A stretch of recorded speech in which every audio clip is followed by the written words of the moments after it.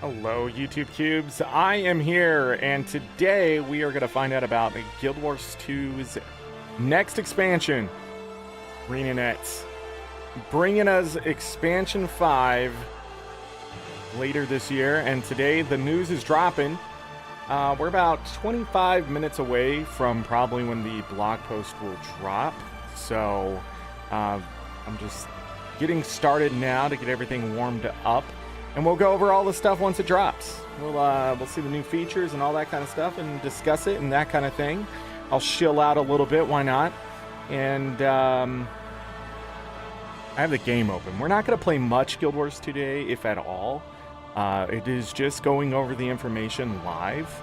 And I'll give my reaction and my opinions and that kind of stuff. Other news. I did not do Tears of the Kingdom 100% yesterday. I took the day off. I was tired. I was gonna do the Soto show, the last one yesterday, but I decided nah. We'll do it tomorrow. More Guild Wars 2 tomorrow, and then we'll be back in Tears of the Kingdom 100% Thursday and Friday for sure. I don't know if I'll be doing it on Saturday. May have to go and do real life things. I know. Touch grass? What are you doing, Zorric? I don't know. You know, you just live life and you drink caffeine. Waiting for the day. Hey, Galco, what's going on?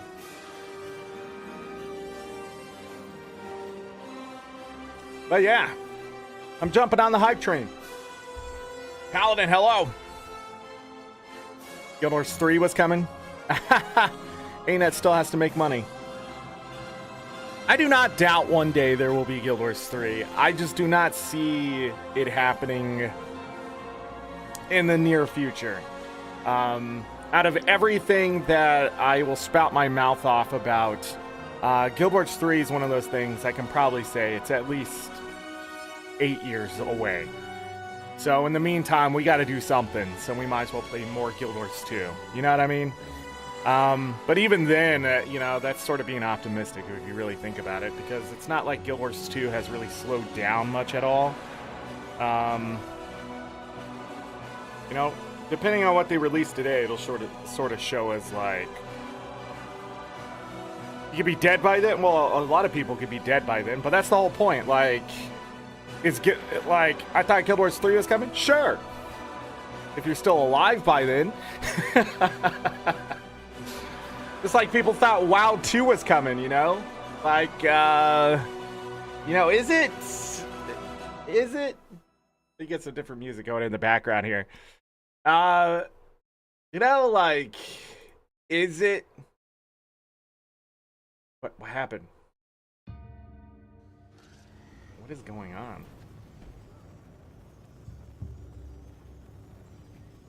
Okay. Now what happened to my music? Now YouTube's gonna yell at me. You have no sound. Not true. Hold on. I'm not trying to play the game. I'm just trying to get to Arborstone, which has some of the best background music in the world. Because it plays like the old school stuff and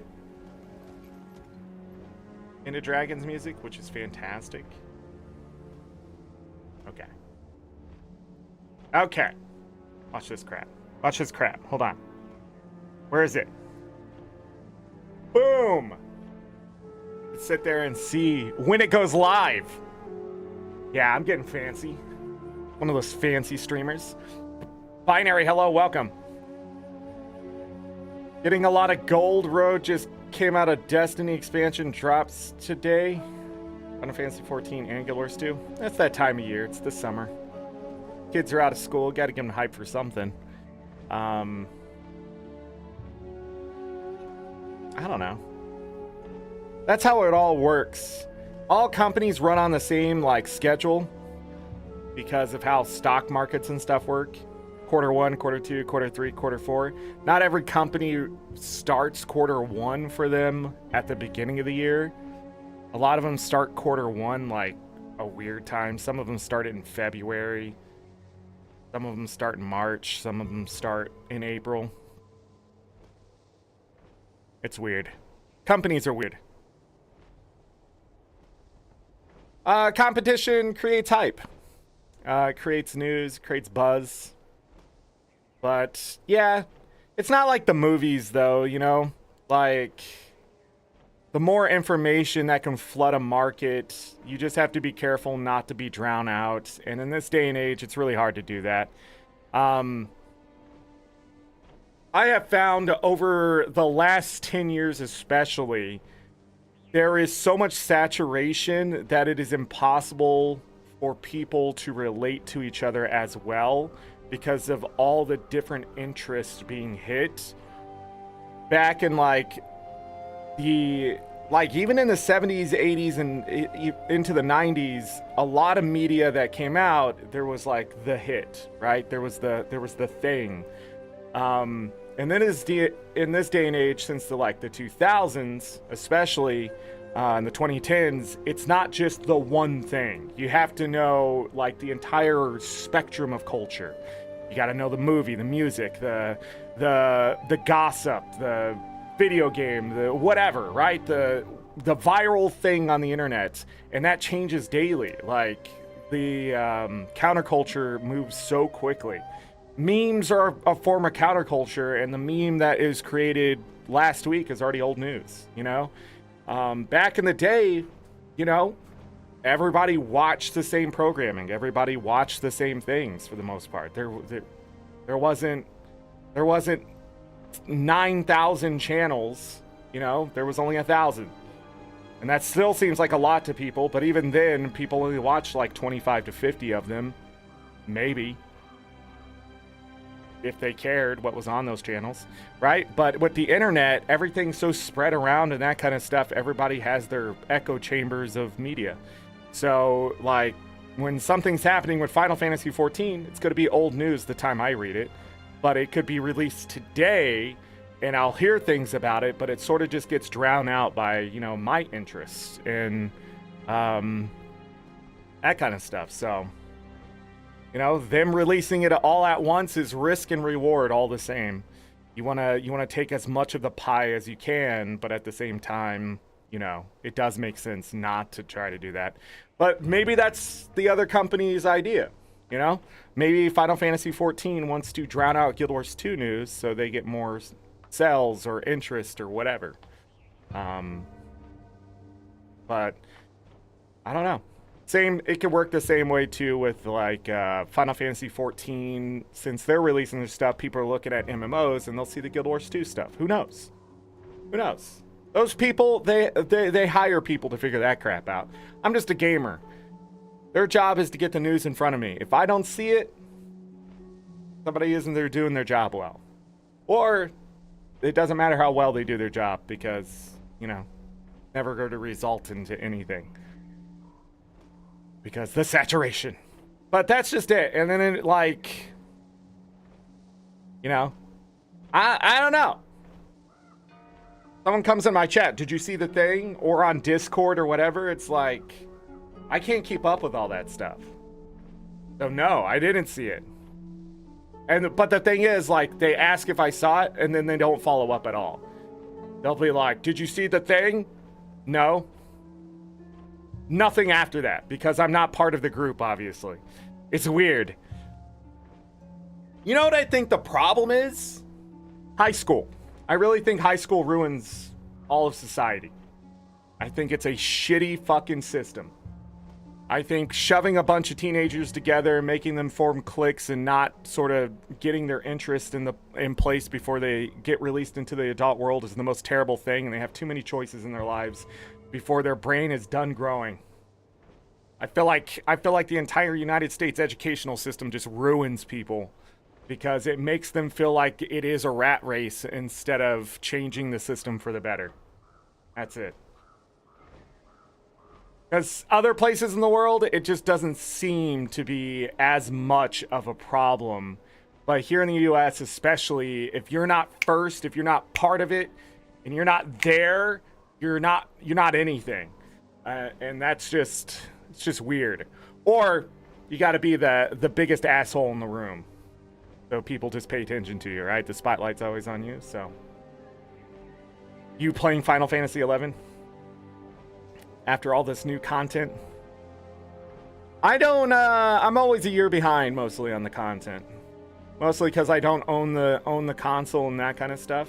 I pride myself on it a bit. I just don't see that I need to buy a $500. You know, it really feels like one of those Patreon things, like when you sub to someone to get the stuff before everyone else, and or whatever, their own website now, I guess, is the thing. You go sub to them or whatever subscription costs, and you can get their media sooner or whatever. I feel like that's all consoles are. You know, the exclusive deals do drive certain kind of sales and hype and things like that. I think the one thing that I've learned about exclusive games towards consoles, or even like Epic Store getting a game while Steam does not and stuff now, what ends up happening is it's better to not be with the exclusive group. When they finally release it to everyone, it is better to be with the everyone, because there's refinement to that game that those exclusive people have to go through.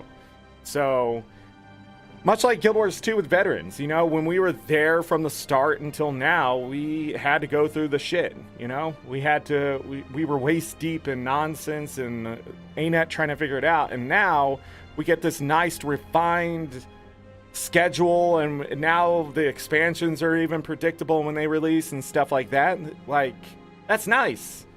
We didn't have it, but it's nice. So, you know, the people who are coming in later get a better experience in general. And so I've learned, like, I'm not going to buy into the exclusivity, because I would rather be the person playing the refined product or enjoying the refined media, or not being part of whatever drama is first initiated with whatever, you know? So, I don't know. Wait for the Game of the Year edition? I mean, yeah.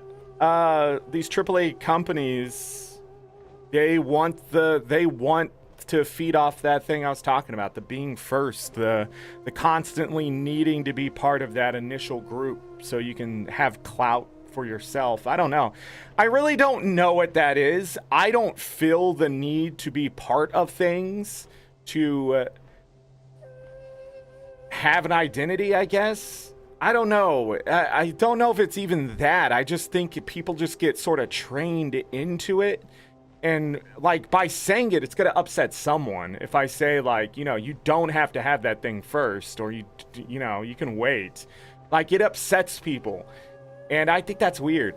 I'm sorry. I think it's weird. It's just... I'm not sorry. I say I'm sorry. I'm more sorry that you feel that way. Like, you feel pressured and... you know, like, your anxiety is going up because you're not there. When it's like, you're not missing out as much as you think you are. It's not like your firstborn child type of thing. You know, like, when it's your birthday, celebrate it type of thing. But, like, if you can't celebrate, if you don't want to celebrate it on a Thursday, you can still celebrate your birthday on a Saturday. Like... like, you're not missing, you don't have to miss out. You can join it. It's like those Star Wars fans, man. It's insane to see some of the reactions. And you can always tell where it's like a diehard 1970s Star Wars fan type crap. Like, they were born into that movie era and they went into the 80s, right? And, like, it was so much better. The first three releases of Star Wars was the best Star Wars, blah, blah, blah. Really? Really, those were the best. Where they had to go back and edit and put in things and that kind of stuff. That was the best? Or are you talking about the refined ones that we watch now? Those are the best because, you know, that's just the way those movies hit. But, like, I don't know. Episode 1 through 3 that came after, you know, 4 through 6. I gotta say, I still think they're entertaining. I don't know what people's problem is. Oh, but I do know what their problem is. They think, like, you know, that's the bar, right? When something's really, really good, that's the bar. But nobody can reach that bar. Nobody's going to reach it. I talk about it all the time. That's why all the games that come out now are like 8 out of 10. We can never reach that bar again because somebody had to come push the ceiling higher. And then, like... then like no matter what they do after that, it's just not going to hit the same. So you have to accept the new thing for what it is. I mean, I don't know. That's what scares me about Guild Wars 2. Is they're giving us all the things we've been asking for. Like they literally said, we're giving you something you've been asking for 5 years. And it's like, well, how's the community going to take it now that they get it? You know, because like, again, when mounts were coming out, I was adamant that we didn't need mounts in the game. I was like, I'll quit. I don't want mounts. And then mount system came out and it's like incredible. So like, how am I after I continually say things like ArenaNet isn't going to do this anymore. ArenaNet isn't going to do that. And then ArenaNet turns around and they do it, but it's not just like, here's a core MMO system that you've seen 1,000 times and we're going to copy paste. No, they're like, we've seen that system, but it can be better. So here you go. And then like people still shit on them. And I'm like, you're not even playing the game. There's no way you're playing the game. Because if you were playing the game, you would see it's not like the mount system is not that anymore. It's this. And this is the standard. The ceiling got pushed up by ArenaNet. Like companies have to do that because you saw in Elden Ring, right? Mounts just appear underneath you. Like, if I play a game and if I have to run to my mount to get on it, to go do something, it's a hassle now. I've been spoiled by ArenaNet. Like, that's where we're at. You know where Nintendo fell to Tears of the Kingdom? Not having my horse teleport to me. That's where they failed. Not having my machine just be summonable. That's where they fell. Because the ceiling had been pushed up and all these developers just I don't believe it. And just saw a system that once was and just brought it in. We want to play Legos, Nintendo. We want to play Legos, but you just don't know how Legos work, okay? Just don't know how they work. It's fine. I get it. Not complex enough. But sometimes simplicity is complexity. Just is. It's complex enough for it to just be fun. When you try to go over the top with this crap and you try to add in too much, we'll talk about Soto's stuff tomorrow, but seeing that they actually recognized that they were trying to do too much is fantastic. Because that is such an industry problem.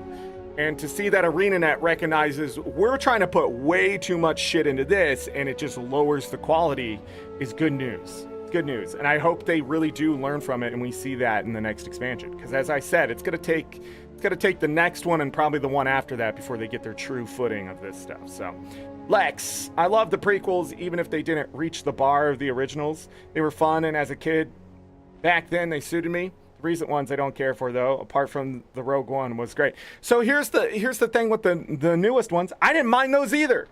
I don't know. I just thought they were just silly, fun Star Wars story.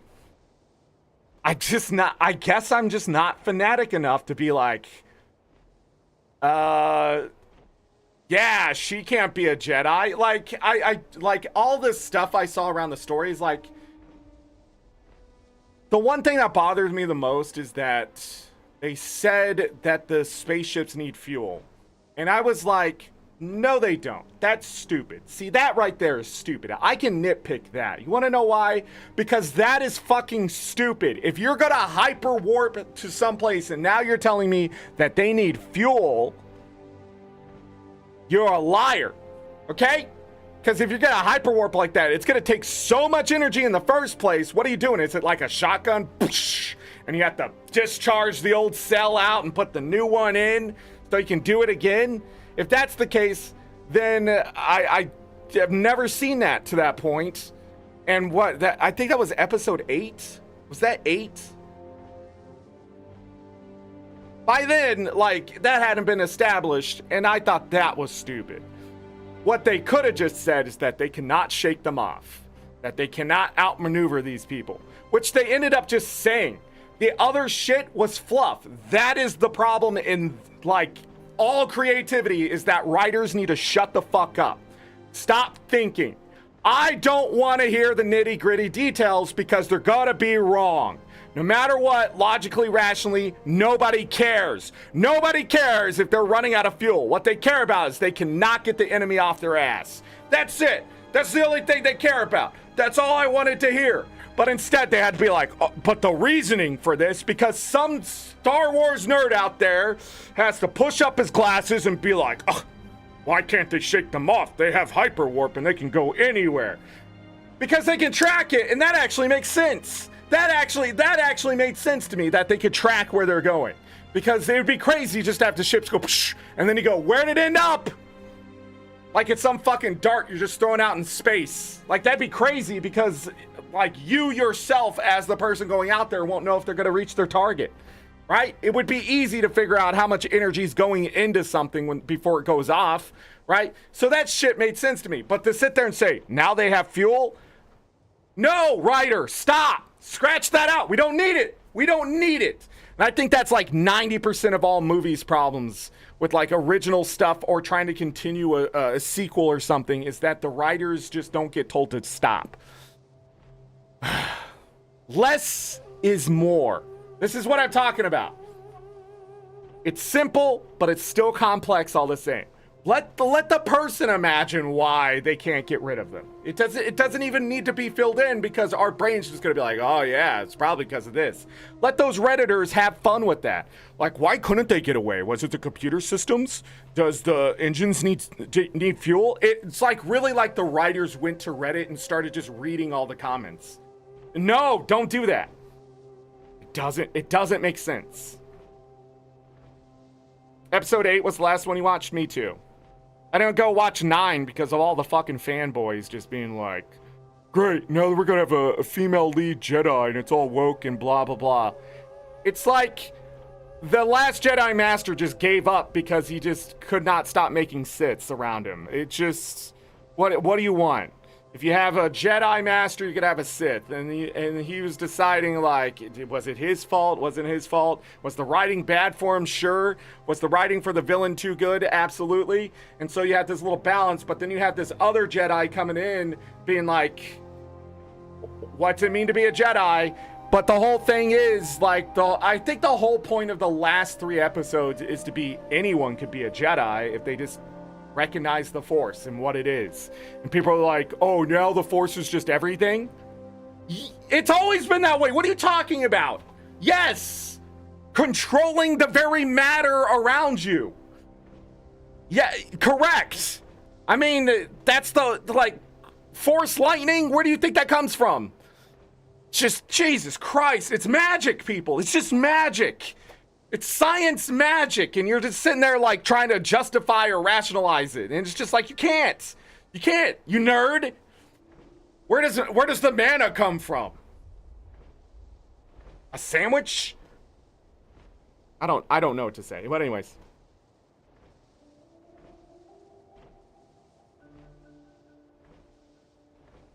I think they did ruin Luke. I have to agree that Luke Skywalker deserved better. But I think it also is because, I don't know, I feel like something in the industry really affected those movies too. Did I see the new trailer? No, it has not been released yet. You're talking about Guild Wars 2. If you're talking about Star Wars stuff, I have no idea. I really don't follow it. I'm not a Star Wars person, so. 9 was the best of the 3 new ones? Damn it, Lex. Now I'm gonna have to watch it. Yeah, but 9 didn't end up anywhere I could watch it, and I'm not gonna go to the movies anymore. Like, everybody's like, yeah, nobody wants to support the things, go see a matinee. Yeah, but when a matinee is still $9, and I'm already paid $20 to Netflix, it might end up there, so I'm just gonna pay the $20 a month to Netflix and hope. Because I really don't want to pay $20 to Netflix, but my wife does, so I might as well just wait. And here's the other thing. If it's that important, I will just eventually get it somehow. It'll come across my lap. But who has time anymore to watch every single thing that comes out? Like, it takes me months to get through a television series on Netflix. I mean, some people are like, I'm going to binge this over the weekend. I just don't have that kind of time. I got video games to play, you know? I had what was when they were trying to explain the Force with symbiotics.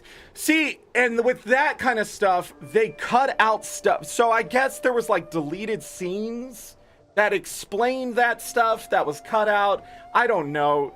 Like recently, I heard somebody talking about that. They're like, they edit things out that are actually really important, but they won't edit out stupid shit like, oh yeah, the engines have fuel. These space engines have fuel. Or my favorite one was, I guess in the Mandalorian or whatever, is the game or the guns have ammo, or the guns jam or something like that. Your space gun jams?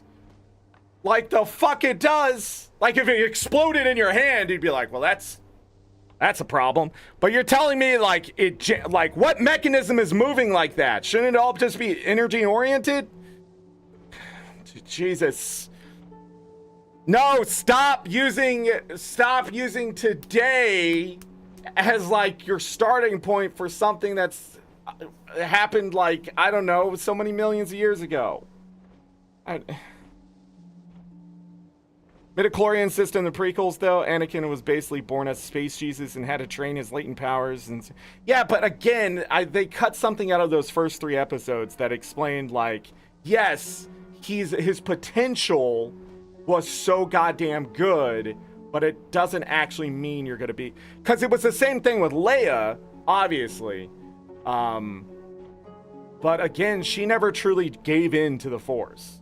She had Force powers. We know this. She was able to communicate with Luke through the Force, right? We know those things, yet she never became a Jedi. You know? Was she a Jedi? She probably to a point, but like, that's just the thing. Anyone can become a Jedi.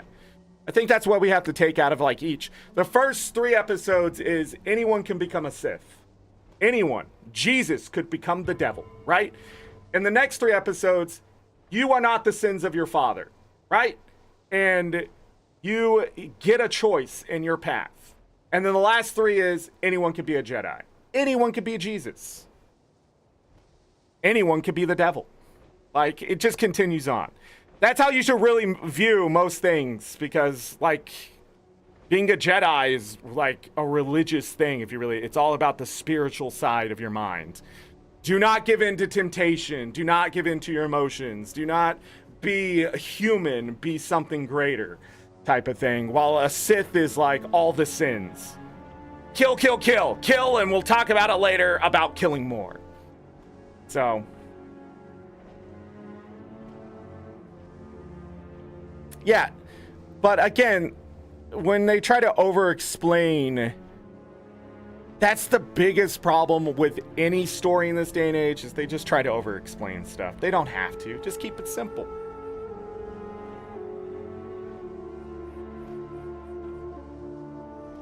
Yeah, I don't know. I haven't seen the 3rd movie. I don't know. I do not know.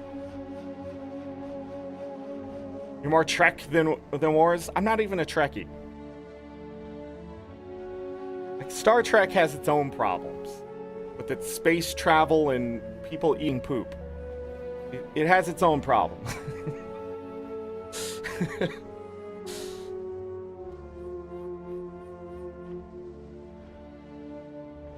Yeah, correct. But as with all things, power creep will continue, because like it's same thing with like the Iron Man movies. I didn't dislike the Iron Man movies. I don't want people to think those are bad movies or anything, but there's problems, and the problem is you can only get so strong, yet you know, like the technology just sort of just took off, like 300 years in the future level of technology.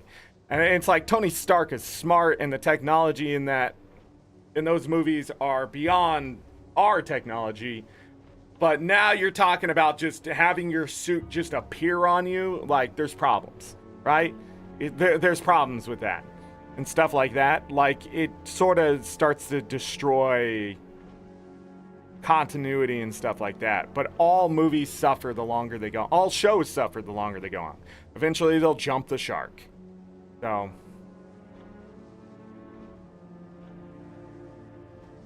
it's all fan fiction anyway. Just make your own headcanon and ignore the stuff. And that's just it. People just... we live in that day and age. They have to hate and dislike things actively. It uses up a lot of energy and it's not productive. But they can't help themselves because we live in an era of anxiety. Surviving is easy compared to 100 years ago, right? 150 years ago. Surviving today is very easy. So your brain does not understand that not everything's a threat anymore.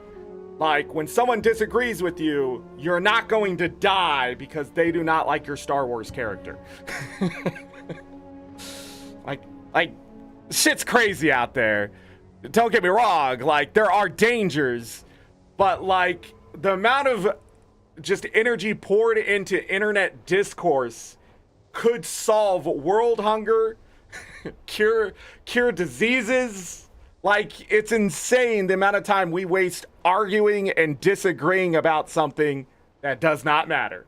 Like, at the end of the day, if some great power were to come and just delete it, we wouldn't miss it. Like, it wouldn't be something we would rediscover.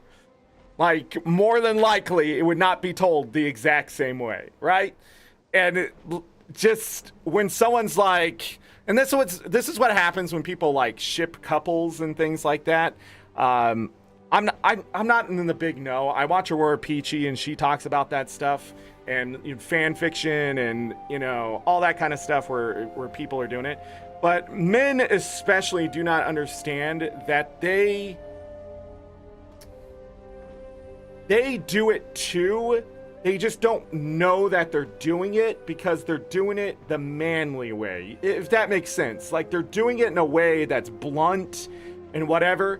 So if, like, I went on a Star Wars forum, since we're talking about Star Wars, like, and I said Luke Skywalker's death, I don't think he's truly dead because, and then wrote out an entire thing, that's fan fiction, right? That's me trying to rationalize something that happened non-canonly, and I'm trying to share my perspective on this thing that I think about and find enjoyable to think about. And some people are going to come and tell me just how stupid I am, right? But at the end of the day, you can just be like, that's interesting, but I don't agree with it, but it's interesting. I'm glad it's there, right? Like, I don't know, but it's fan fiction and you're trying to ship something. I don't know. You're telling me in Lord of the Rings, okay? You're trying to tell me that Samwise and Frodo did not have something going on. You're telling me that, right? You are telling me that. But just because it makes you uncomfortable that Samwise and Frodo maybe had to cuddle at the cold of night, I'm just saying that their relationship is a little weird. Book or otherwise. Okay? I'm just saying we don't know the full Hobbit's nature. That's all I'm saying. So if somebody out there wrote an entire fan fiction about Frodo and Samwise just sort of bumping into each other in the middle of the night, like, I would just be like, okay. But some people are out there going to have to actively hate that person for writing it. And it's just like, but it's not true. It's not canon. It wasn't in the movie. It wasn't in the... It sort of wasn't in the book. But that's all I'm saying. Toxic fan bases are a whole nother thing. Toxic fan bases get into that, like, whatchamacallit? Hey, where's my stuff, ArenaNet? The shit. God.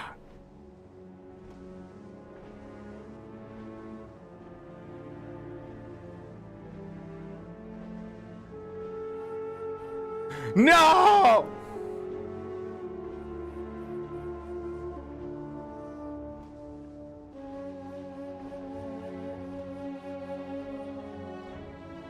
Give me a moment here. Give me a moment here. Things be broke, yo. Alright. Let's go over this then. The game has updated.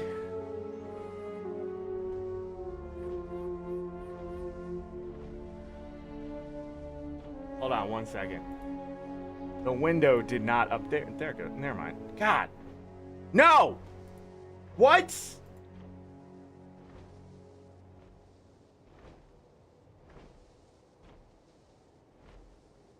We good? The game did update today. June 4th, 2024. Hold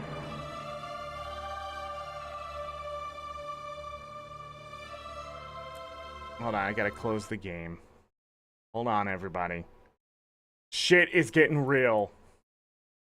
The stuff ain't working. Pre-purchase Guild Wars 2 Janthir Wilds. That is the name right there.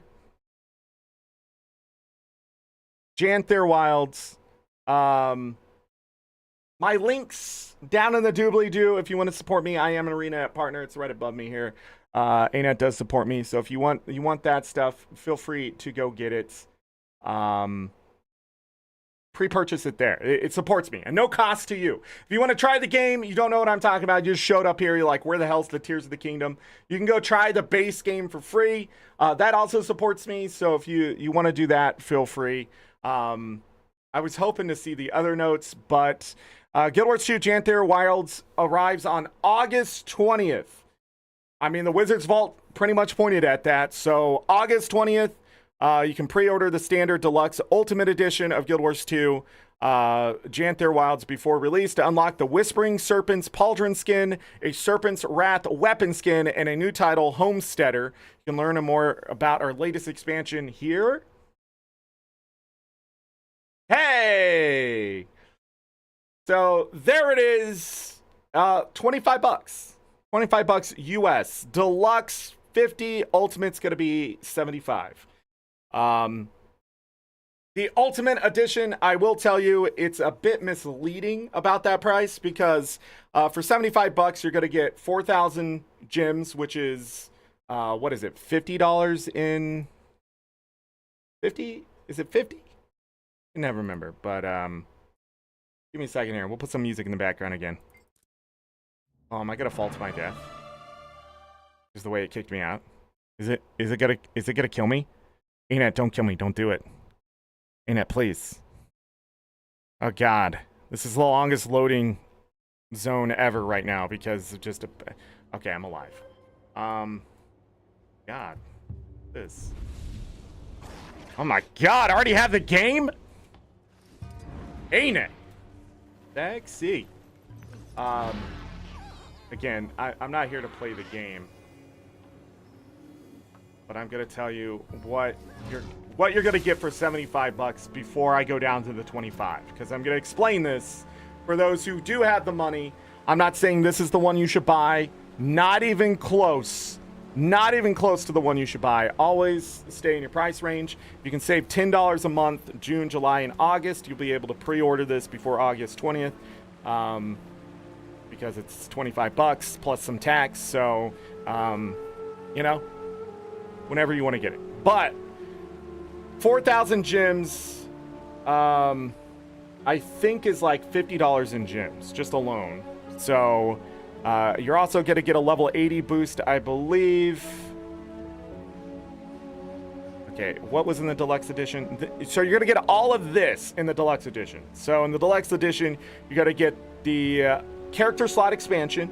You're going to get an identity repair kit. You're going to get a Wayfinder's versatile table homestead decoration, which is something we're going to talk about here soon, and an Eldritch Horror Infinite Gathering Tool. So you're getting gathering tools, whatever the hell,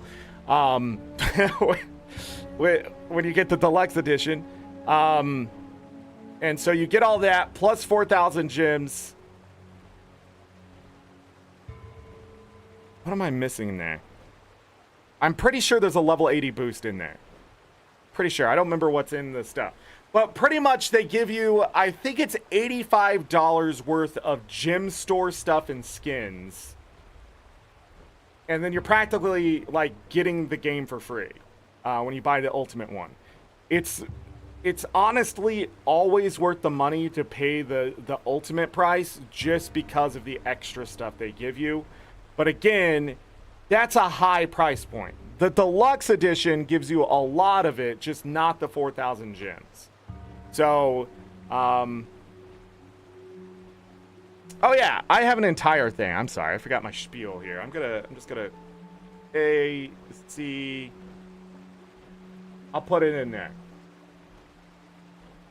I'll put it in there. Well, I want to link all this stuff actually. So we need to get the game update notes. No, I'm just gonna put this in here for now. I'll just put that in there.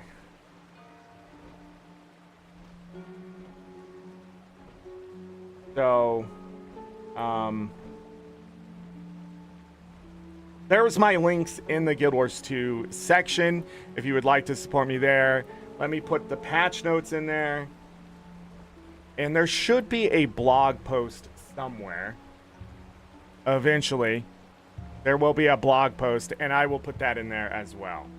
So, yeah. All that's in there. Now you can find it. And I'll probably put it in announcements or something. And then I'm going to grab this. Ooh. Hey, I'm live over there? That's crazy. That's crazy. Do you all want to watch... watch the stuff. Hold on. Hold on. Hold on. You guys ready? You all ready for this? I don't think you're ready for this. Okay, let's watch it.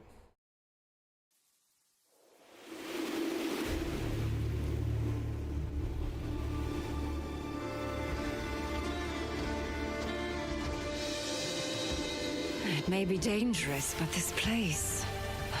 it's stunning. Think there are any white mantle left in the area? I've heard enough rumors. Janthir. A storm looms over that place. That is not a territory I wish to cross. My bear kin have lived in Janthir longer than your cities have stood tall.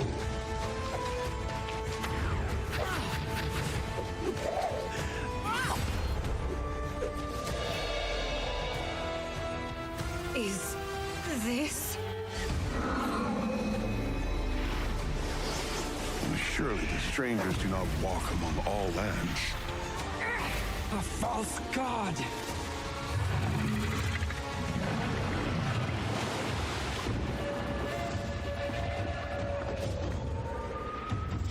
I have no idea why my screen... This place is no longer home to me. But perhaps it can be for you.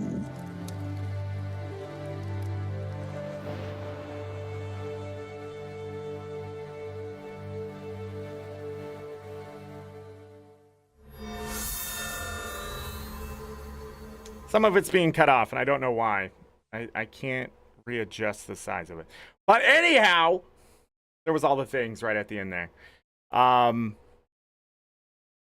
Anyhow, go watch it. Here, oh, I gotta link that. Dun, dun, dun, dun.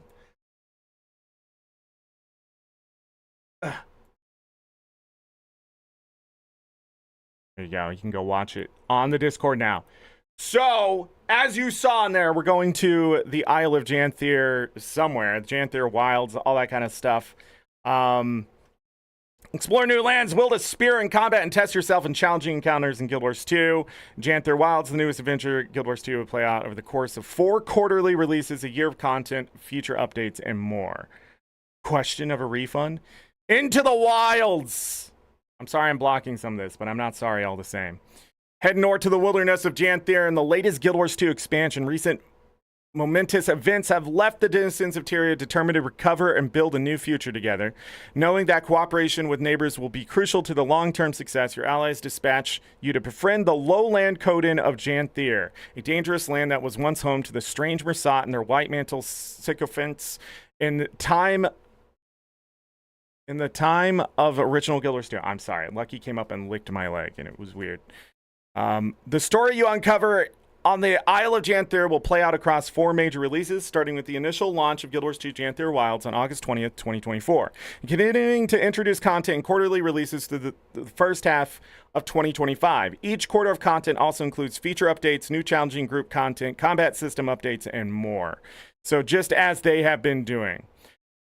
Home Sweet Homestead. Your journeys will lead you to your own homestead, an account-wide personal housing instance for you to develop as you complete its associated mastery. Homesteads present you with an area of land with a permanent structure to cultivate, decorate, and share with your friends. You can also access nodes and unlocks you've acquired for your personal story home instance in your homestead. Before we launch on August 20th, we'll be back to share loads more information and look at homesteads decorating. So we are getting housing, and anyone can have housing as long as you buy the expansion. So unlike other games where you have to fight for housing, in this case, you're going to get it. Obviously, it's going to be through a mastery, so that's interesting. I wonder what that's going to entail. But you can access your nodes and unlocks you acquired for your personal story home instance in your homestead. So anything you've done for your personal story home instance now will be in your homestead once you acquire it.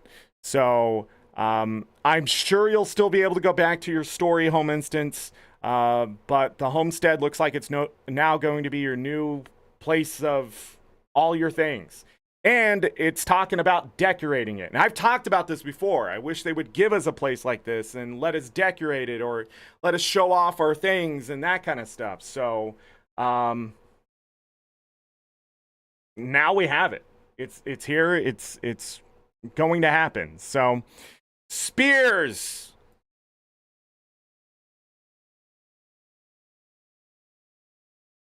Is that on my screen?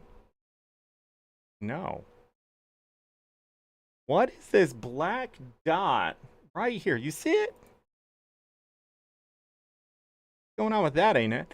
But anyhow, the grizzly bear Coden are going to look interesting, I think, and be an interesting group. Spears, new weapon for all professions. Every profession is getting spears. Every single one. So instead of them giving a different weapon to each one, they're bringing spears in for everyone. A whole new weapon. No, is Elementalist getting great sword? Blah, blah. No, you're getting spears. All right, nice and simple. Learn the secrets of the spear from the lowland Coden. Spears, which were previously only used in underwater combat, will now have all new skills for each profession on land. Some professions wield spears as formidable melee weapons, while others hurl them at range with devastating accuracy. Spears can be used interchangeably in aquatic and terrestrial weapon slots, but you will need to equip multiple spears to use them in both locations. One of the post-launch releases will also introduce a new legendary spear to acquire. Any unlocked spear skins in your wardrobe will work for spears equipped on land. So if you have unlocked skins for your spears underwater, they will work on land. And I'm sure they'll have new skins for spears and stuff like that, including a new legendary spear. So it looks like our legendary is going to be a spear, and whatever else may come. So, yes. Portal Stone and make my personal home Portal Stone useless? I don't think so, but remind me to go get information about that, because I too have a home Portal Stone, and I'm curious on how that's going to work as well. So they've been pushing that a lot too, I've noticed. So hopefully people don't lose money because of that. That would be dumb, I think. And ANET's been pretty good about not just leaving us out to dry. Sorry, I'm getting the music back up because yeah.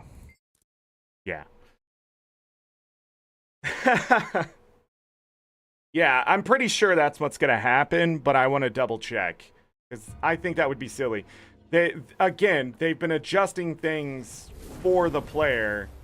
So, yeah. And I'm not going to break down that trailer, by the way. Some people are going to do that and go step by step. I did hear something in there that was really interesting. With those new-looking enemies that we're facing. False gods. Those were the Titans. So I'm really interested to see if those are Titan-related from Guild Wars 1. But anyhow, Wild War Claws. Look at this. Look at the kitty cat. Aww. Looks like the mount focus this time is going to be the War Claw.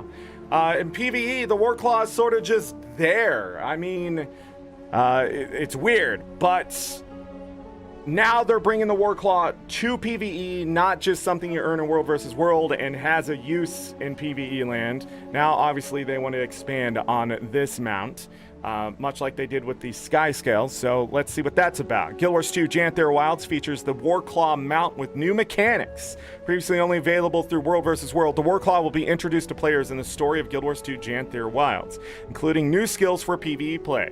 At the same time, we'll be revisiting the War Claw's World vs. World skills to provide a refreshed experience that builds on what we've learned about mounts since first implementing the War Claw. So World vs. World, it looks like they're going to be updated as well with how the mount works, and I'm interested to see what that's about. But the War Claw is going to obviously have a mastery line, and we're going to see what those masteries will entail. I don't know if anything from World vs. World will carry over or how much of the PvE stuff will carry over to World vs. World. We'll find out. I'm sure there will be information released. If not, we will figure it out in game.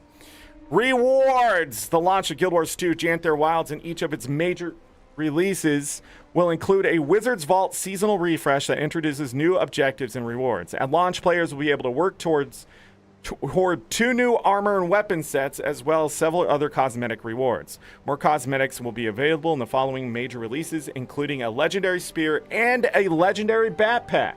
So we're getting 2 legendary things to work towards. A spear and a backpack.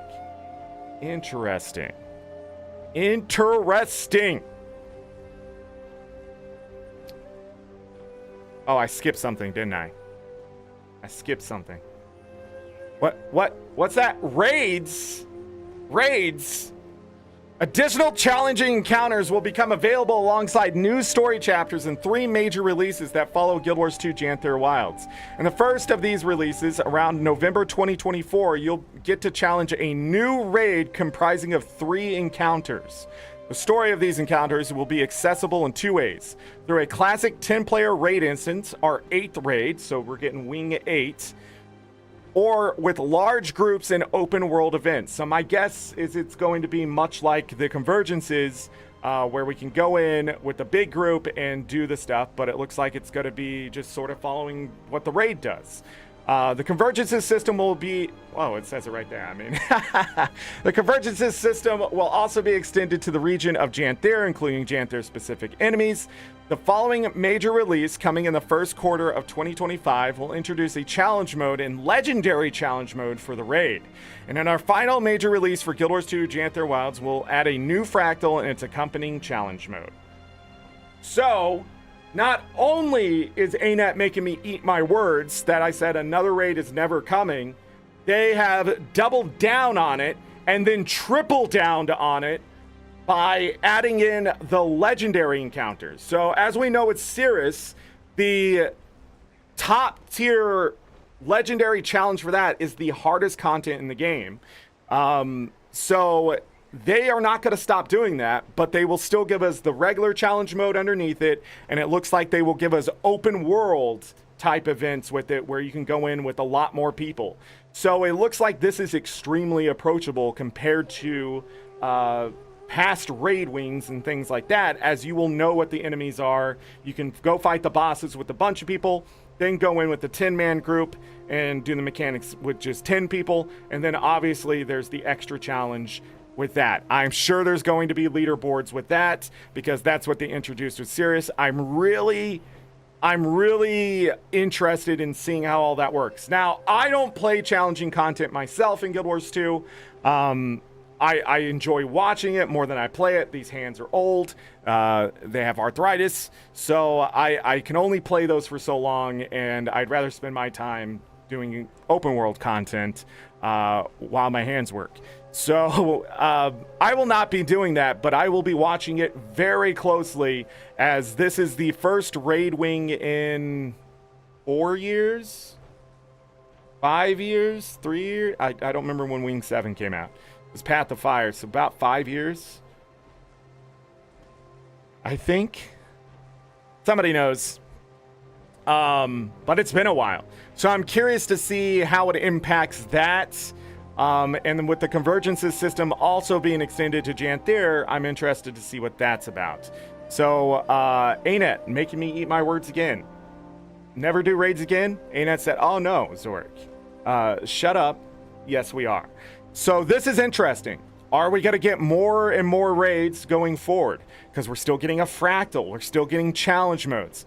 ArenaNet is definitely making some interesting moves here when it comes to the high-end content of the game, the end-game content of the game, while also obviously trying to make it more approachable. I'm curious to see how all this plays out.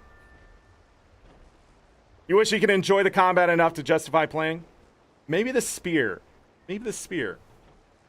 So, with that said, we are getting home, instant, homestead, housing, whatever you want to call it. They're going to call it homestead.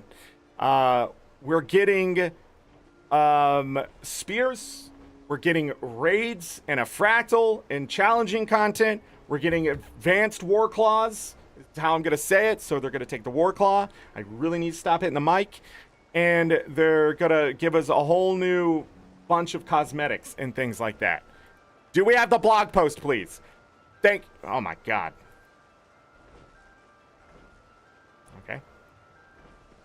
Okay. ArenaNet!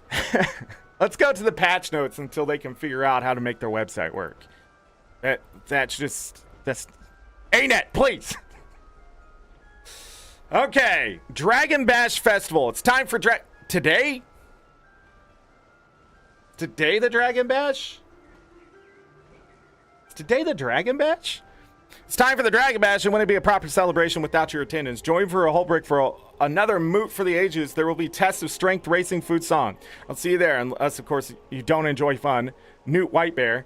I completely forgot about the Dragonbash. How am I supposed to cover all this content, ArenaNet? Oh, man, it's just trying to play Tears of the Kingdom 100%. Anyhow, join the celebration. Dragon Arena, the Hologram Stampede, Pinata Bashing, Dragon Bash. I guess we are playing Guild Wars 2 today. MOA Race, the festival meta achievement is there. The annual Dragon Bash feats and the holographic dragon. I still don't know how to say this word right here. Kooses? I don't know why we have to use this word anymore. You know what? You know what I'm tired of? Them not just naming shit for what it is. Like, if it's a fucking chest piece, just call it a chest piece. You know? I'm sort of getting tired of the fancy words out there and just in general. And it might be just like I'm just being a boomer about it at this point. But something else the other day where they just used a fancy word and I was just like, just fucking call it ketchup. Like,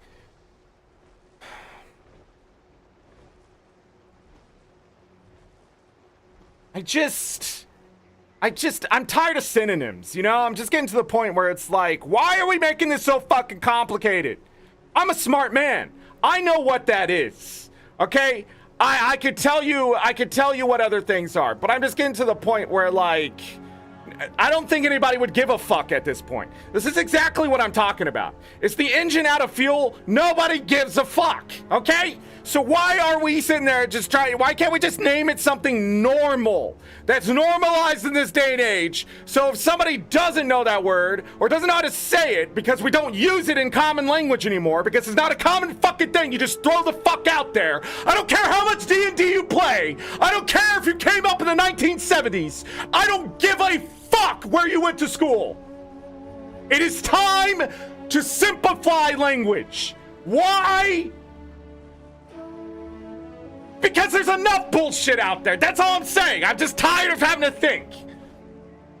I would rather think about problems that I had to solve instead of having to think about why they used a word that nobody in their right fucking mind, who even went to college and had a billion fucking brain cells firing off at once, would fucking just come up with that goddamn word. I don't care where you read it. I don't care if you heard a professor say it. I don't care if you think your IQ is 180 or 200 or whatever, or you're in Mensa or whatever you think you fucking are, but you're not, because the smartest goddamn fucking people in the world simplify language because they realize if I sit there and call every fucking dog its scientific name, nobody's gonna listen to me.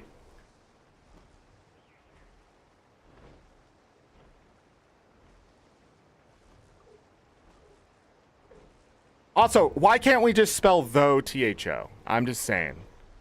Does though have to be T-H-O-U-G-H anymore? Does it have to be? Like through, can it just be T-H-R-U? Through. It's pronounced just like through, but I guess that'll complicate it there. But I'm just saying, though, like, there's nothing really like though. Because we already have donuts, you know, like D-O-N-U-T. So though would just fit right in with that.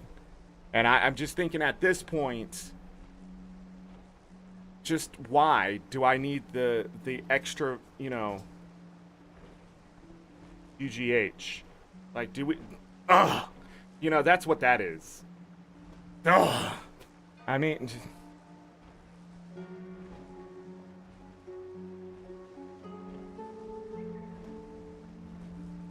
yes, Gert. This is exactly what I'm talking about. Why use more word when less word do same? Fucking hell, man. Anyways, there's a meta achievement. A new Sacred Crystal weapon set crafted by the Crystal Bloom is now available. Your choice of weapon by progressing. Please do not use the Joy Breakers. Joy Breakers? Pretty much what they are. They're Joy Breakers because they might be really expensive right now. So be very careful before you buy anything. So you're not spending like 50 fucking gold on something that will eventually be 3 gold later down the line. I'm just saying, just watch it. Last year I think it evened out and the Jawbreakers got much cheaper by the end of it, so you may just want to wait for that or not. I don't know.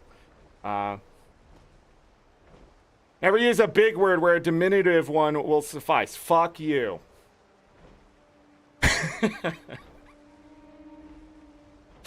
somebody over the It was Sunday. Somebody said something to me and they used, I don't even remember the word, but I remember just feeling rage. Like they were trying to sound smart and trying to like throw something over my head. Like I don't know vocabulary. And I can't even remember the word because I sort of blacked out when I started yelling at them. Like, you're just being a smartass at that point, right? But you're the worst kind of smartass. You're not trying to correct somebody to make sure we're not leaning off into misinformation land. You were just trying to like be like, I'm smarter than you, and like that's not what I'm talking about. I don't feel like people saying smart words is a bad thing in the right circumstance, right? Like, excuse me, situation. Like, but when you're doing it to intentionally get at people, that's how I feel when I'm in the middle of a video game and you're using, like, it's literally a character that scratches his belly and fucking shits out of his ass and you know it, and he's blah, blah, blah, and suddenly he's just using words that some college level fuck would, and that's my problem. What, like, or I'm playing a game that's meant for kids and you're using words that are freaking at least 15 characters long when there's a word that's only 5. Like, and that kid's gonna know what that word is, but not the other one. And I'm always thinking like right at a 6th grade level, because that's pretty much where everybody should be at when it comes to writing, because at least we can communicate at a 6th grade level. But like, these people are like, it's just insane when I'm playing a Mario game, like Paper Mario, and this word just comes out and it's just like, whoever that writer is just an asshole. It's just, you are the problem. You are the fucking, you're just the, you're just one of those people who can be like, I can speak without using the letter E. That is not impressive to me. You know what's impressive?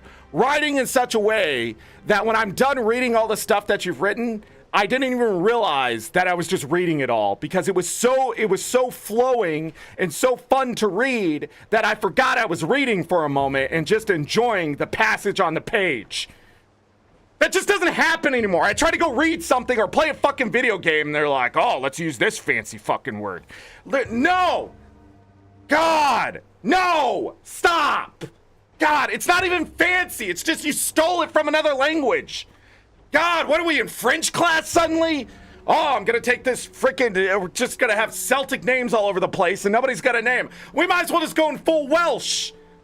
Just throw it down and either people will be like, I know what that means. Like, good for you, man. But why is that city's name 43 characters long? And there's a fucking hyphen. So I don't know what the hell happened. Did the two cities merge together? Did people just forget what it said? I don't know. There's not a fucking vowel in half the thing. Like, what do you want me to do? That's how freaking writers are now. Like, who are you trying to prove? Are you trying to make your editor happy, or are you trying to make a gamer happy? Or are you just trying to like be like, oh, I have the thesaurus. Like, I used to do that too. I used to open the thesaurus and be like, look at this word right here.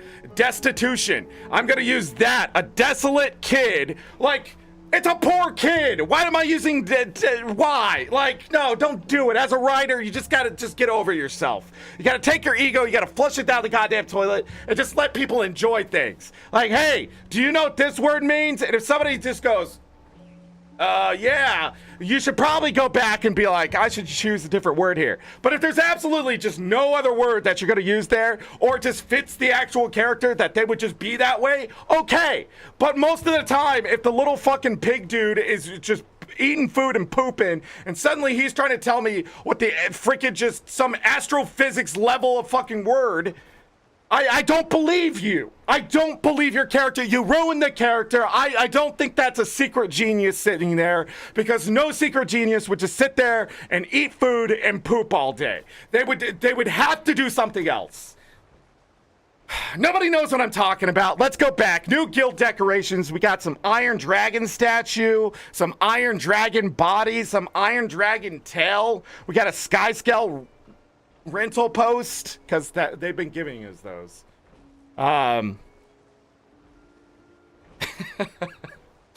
Is that the name of that town? Yeah, it looks right. I'm just saying. I'm just saying. I'm just tired of it. I'm playing a video game. If I wanted to go to college, I would have stayed there. If it was interesting enough, it would have kept my attention before I just had to leave. I would have taken the chances. The Dragon Arena has been updated with the 6th round of the new champion to face, the holographic Salt Spray Dragon. Oh, finally. Okay. The Dragon Arena's survival has been changed. Dragon Arena Private with a selectable difficulty modifier rather than needing to play through each difficulty in order. Yes! The annual Going the Distance achievement now awards extra credit for finishing the full race event, including a number of race laps needed to complete it. Nice! Bram and Myron are now updated with new conversations of the festival for players who have completed the Guild Wars 2 End of Dragon story. Nice! Tidied up small issues to ensure a friendly... Oh, I don't believe you there. Tidied up what small issues? Okay, now I need the big words. What do you mean small issues? What diminutive, situational, circumstantial stuff do you mean by small issues? What freaking problematic... I'm trying to come up with... where's my thesaurus? I threw it away. The party rages for 3 weeks, from June 6th to June 27th. Wait, from June 6th? Is the Dragonbash going now or not?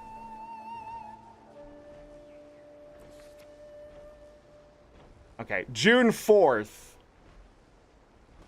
I'll tell you. June 4th to June 25th. Okay. Was this last year's? That must have been last year's.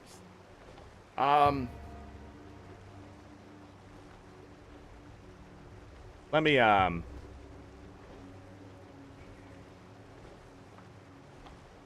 make sure that gets fixed. And it hasn't already been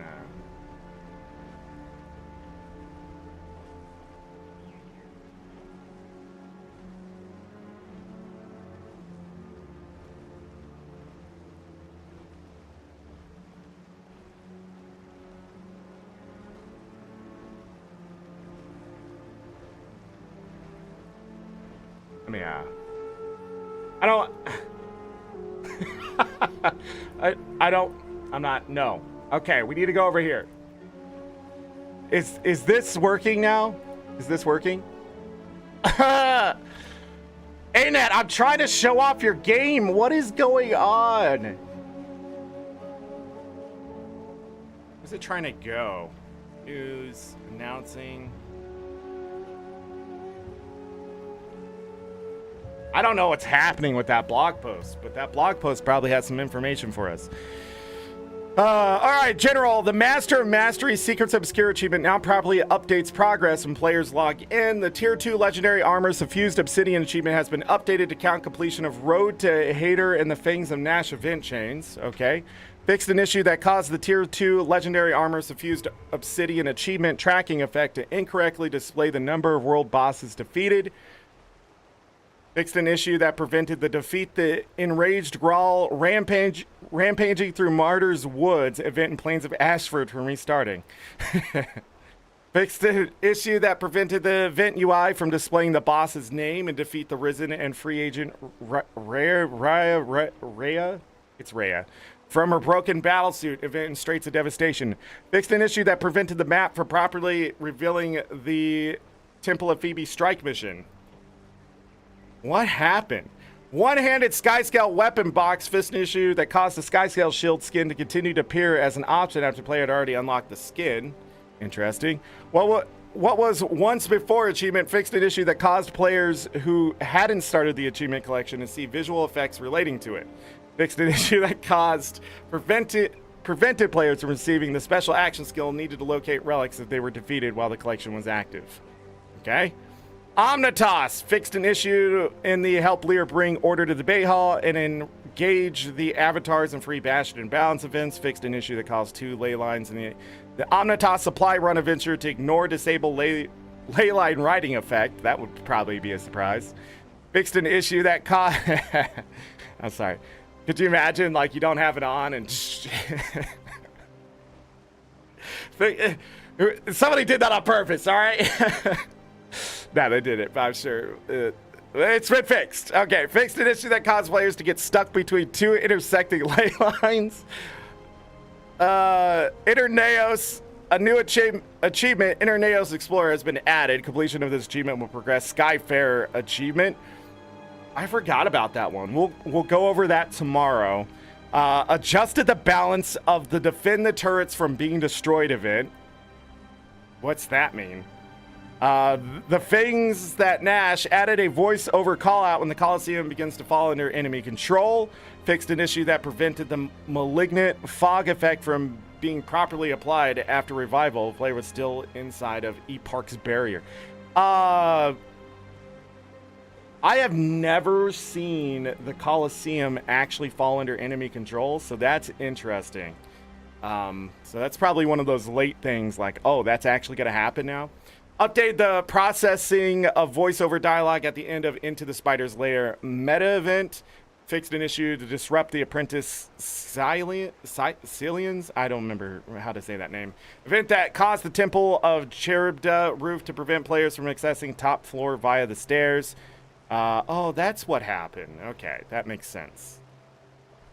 Because I couldn't get in. Okay. Fixed an issue that caused players to be suddenly teleported when navigating outside the Lost Altar. Dragon Stampede is so much more fun than Dragon Fireballs now.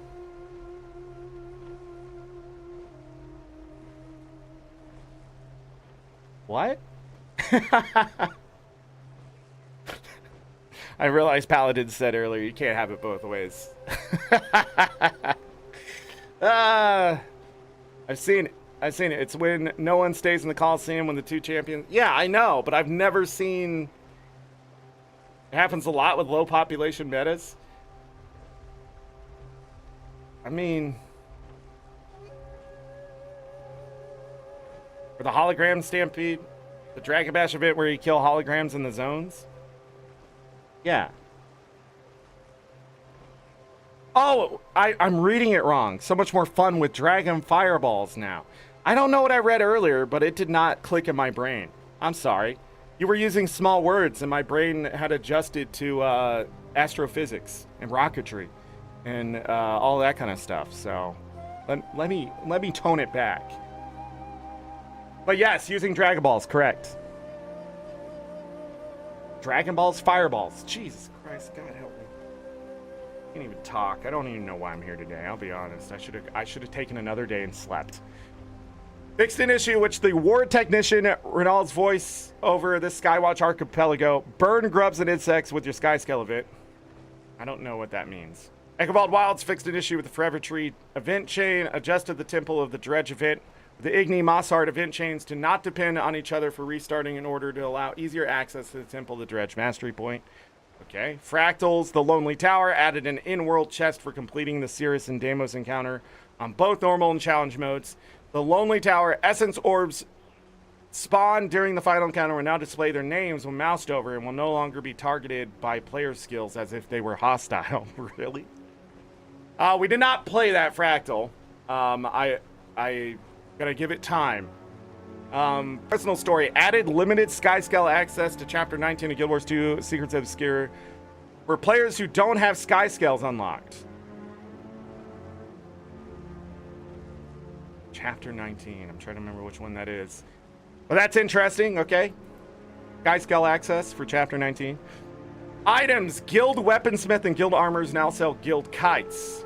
Guilds need to have a Guild Armor 1 or 2 or Guild Weaponsmith 1 or 2 to access this exchange.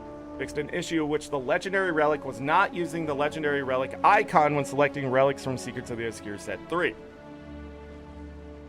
World vs. World. The World Restructuring Beta will be activated as the full-time World vs. World team creation system, beginning with World vs. World resets in each region on Friday, June 14th. Be sure to choose your guild before 11:45 p.m. Pacific Time, UTC-7, on Thursday, June 13th, to be sorted into your desired team. You can do this by using the Set as World vs. World guild option in the guild panel. Again, hold on. Why is some of this... Never mind, it still won't fix. OBS, damn it. Late notes. General updated the instance boundary in Temple of Phoebe strike mission to better fit the arena. Fixed an issue that prevented the sector name from being correctly displayed in the Cosmic Observatory strike mission. Challenge mode convergences. Clear time scoring has been updated to better ensure server stability. Players will see a message displayed in the event window as well as at the top of their screen when clear time logging has begun. When the message disappears from the event window, it is safe to leave the map. Ah, people were leaving early. The Wizard's Tower fixed an issue that caused Gar Leadclaw with the portable Wizard's Tower exchange to offer different selections of randomized items. Interneos updated the markers over Epoch's pools. Eparch's, what's his name? Over pools of emotion during the final encounter of Into the Spider's Lair meta event. Updating the markers over. Oh, okay. I don't know what that means. Maybe it'll actually show you what you get. Fixed an issue that prevented players from hearing any dialogue before the defeat Eparch the Consumed King event. Fractals. Reduced Eparch's health in Lonely Tower Fractal, okay. Fixed an issue that caused him to gain conditions from Malice Empowerment instead of inflicting them when hitting enemies. Fixed an issue that caused Regret Globules to apply Gluttony Attunement. Fixed an issue that allowed players to kill Eparch when he was unable to fight back. Jeez. Updated the exit portal marker in Chapter 19 of the Guild Wars 2 Secrets of Obscure story to clarify its location. Fixed an issue that prevented achievement eligibility effects for Talk of the Tower and Tour of the Tower achievements from being removed after completing them. Chapter 19. fixed an issue that prevented players from completing the In It Together achievement if they finished Chapter 13 in the Guild Wars 2 Secret Obscure story before finding all objectives. Items, one-handed sky scale weapon fit. Okay, we already had that. Okay. There's the patch notes. Is the blog post up?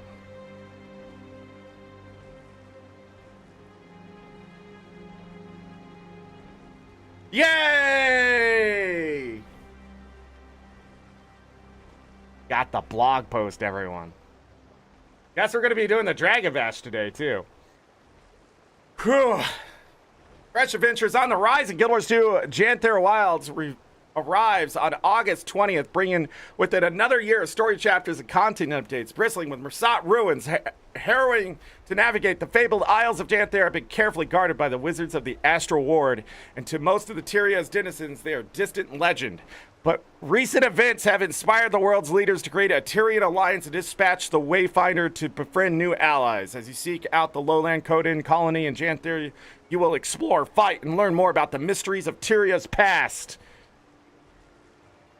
Got a bit of information to provide about some of the key features of Guild Wars 2 Janthir Wilds in this blog. And between now and launch, you can stay tuned for even more details. Beginning August 20th, 2024, pre-purchasing any edition of Guild Wars 2 Janthir Wilds before the expansion launches at approximately 9 a.m. Pacific on August 20th will grant you the Homesteader title, the Whispering Serpent's Pauldron skin, and a box with your choice of one of the Serpent's Wrath weapon skin. Visit the official store page for full details of the items included in the standard in that. We went over that already. A new adventure beckons at the launch of Guild Wars 2 Janthir Wilds. You explore 2 new maps as you seek an alliance with the lowland Conan to call the Isle of Janthir home. Master new ways to fight and explore and unlock a homestead, an account-wide personal housing instance of your own. Over the course of 3 quarterly releases that follow the initial launch, you'll have the opportunity to challenge new content, explore additional story, and a 3rd new map, craft a legendary spear and backpack, and obtain new Wizards Vaults, rewards, cosmetic items, relic effects, and more. Homesteads. We're excited to add our take on account-wide housing with Guild Wars 2 Janthir Wilds. Your journeys will lead you to your own homestead, an account-wide personal instance with a structure and land for you to decorate and cultivate. The homestead's feature is unlocked and developed through an associated mastery line as a place to express yourself, share space with your friends, and access nodes and unlockable resources from your personal story home instance. Before we launch on August 20th, we'll be back to share loads more information and look at homestead decorating. Something tells me that this homestead decorating is going to be extremely important because I'm sure somebody out there is like, oh, the decorating, the guild hall is just absolute trash. I'm sure there is something. They have said that multiple times now. So obviously they want to look at this closer, which usually means they have something more to it. So I am very curious to see what all of this is about.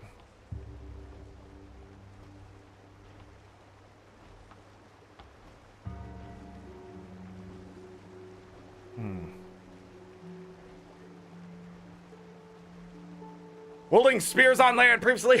Sorry for the silence, I'm just taking it all in. Previously only available for underwater combat, spears will now have an all-new skills for each profession on land. Spears will be can be used interchangeably in the aquatic and terrestrial weapon slots, but you will need to equip multiple spears to use them in both slots. The unlocked spear skins in your wardrobe will work with both versions. And if you made Kamahal, I still don't know how to say that. I have a guildie who says it perfectly. So the legendary spear, you can equip it through the legendary armor in either slot. You're goddamn right. I'm going to have my shark spear. You goddamn right. Raids and encounters. Additional challenging encounters become available alongside new story chapters and 3 major releases that follow Guild Wars 2 Janthir Wilds. And the first of these releases anticipated to be released around November 2024. You'll get to challenge a new raid comprising of 3 encounters. The story of these encounters. So the raid will come in November. All right. So that's good to know. So we're not having raids right away, but they will happen in November. 10-player raid instance or with large groups and open world events. So that will be interesting. Here's some of these coda. Hodan. Look at him. Grizzly bear. The Warclaw and Janthir Wilds, the Warclaw mount will be featured with new mechanics previously only available through World vs. World. The Warclaw will be introduced to players in the story of Guild Wars 2 Janthir Wilds, including new skills for PvE play. At the same time, we'll be revisiting that. So pretty much the same thing they said on the other post. There's that big giant mount right there. I wonder if we're going to have to unlock that skin, or is it going to be unlocked right away? If it's going to be like the collection in Soto, I probably won't get it. Just saying. And I don't even know, like, is Skyscale still going to, like, overtake this? Are we going to have to use the Warclaw? I'm curious. Developing a new PvP mode. That was not in the other stuff.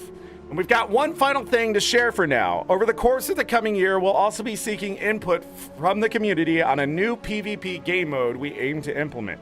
We have a prototype of a map and mechanisms that will be ready to start beta testing later this year, and we'll iterate on and refine that, taking into account your feedback on beta tests. Ooh. Guild Wars 2 is coming to the Epic Games Store. Look at that. Guild Wars 2 and all of its expansions will be coming to the Epic Games Store. We're always excited for new opportunity to introduce Guild Wars 2 to new players. We're looking forward to welcoming in players with the Epic Games accounts later this year.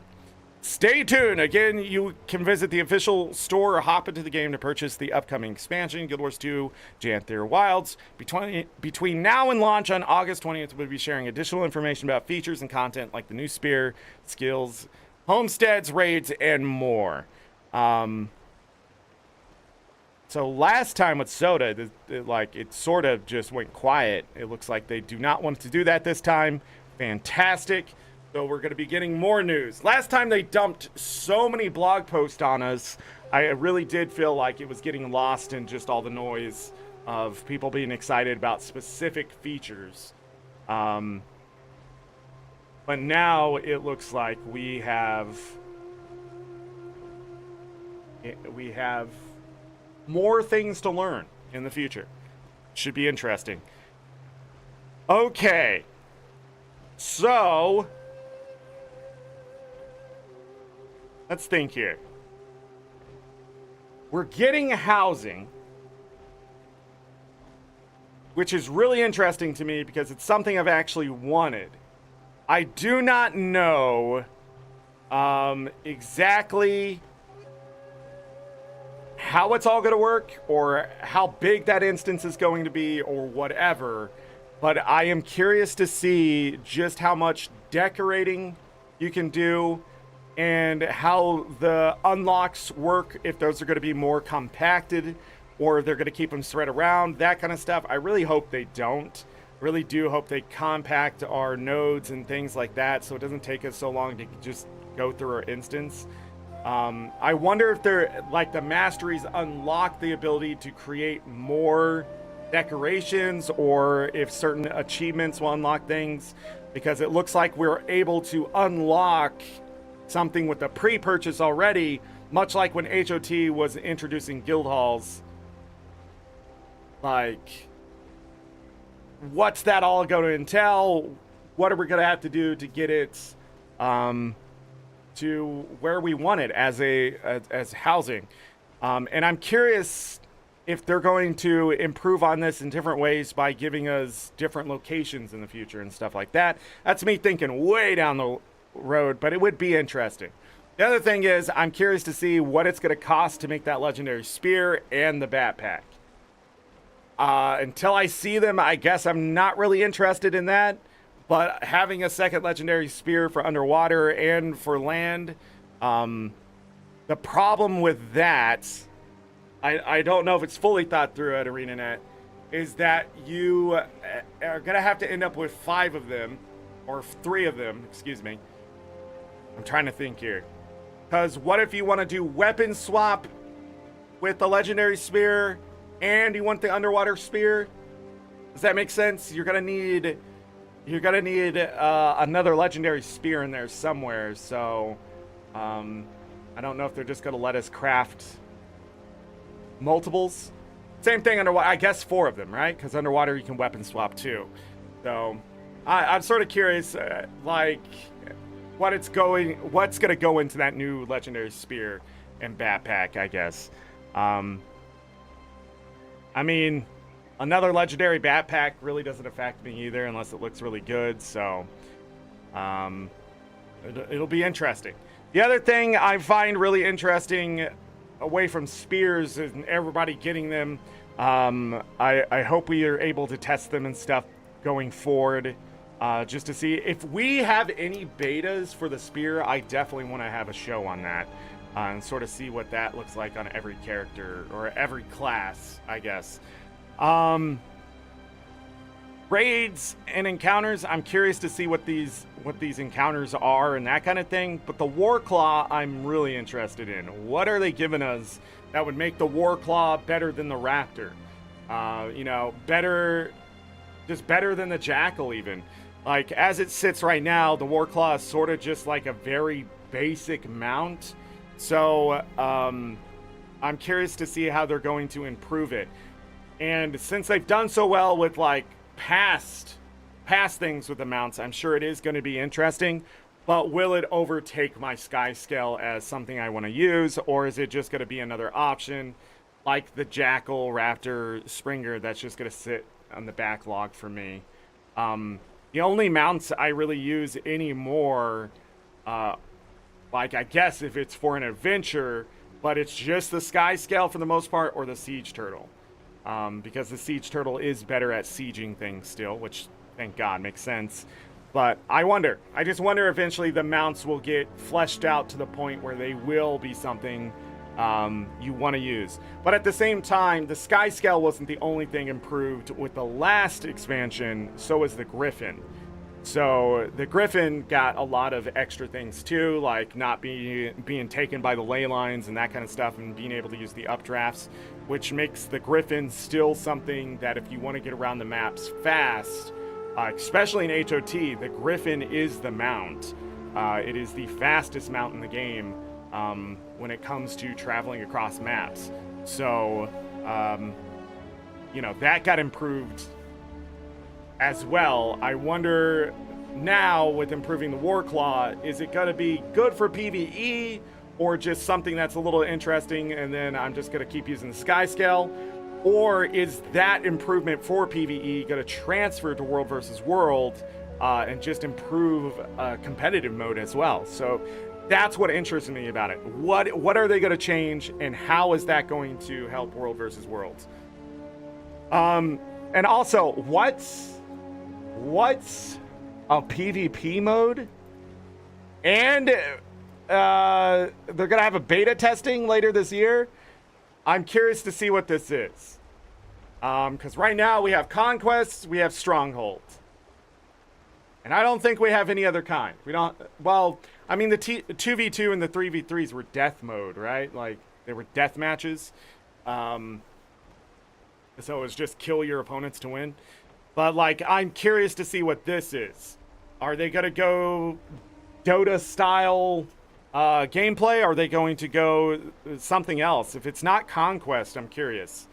And I wonder if that game mode is going to draw the right kind of interest into the PvP community. Because of right now, that is a cesspool of just a place to be, as far as everything I hear from people playing PvP. That still play PvP, which is not a lot. The Epic Game Store, I'm also curious if my gym codes are going to work for that. And yes, we're going to have giveaways for this next expansion and stuff like that. I will have giveaways that will end before the expansion comes out. I have tons of gym codes. But I don't just want to reward the 10 people who sign up. As fun as that is, I would like to somehow get it out into the community a bit. I don't know how I'm going to do it, but it's been something that I've been trying to come up with since last year, and I've been asking around, and it's we don't have enough live chatters. It would just be the same people winning over and over. So, like, that's why it's important for you to come watch the shows.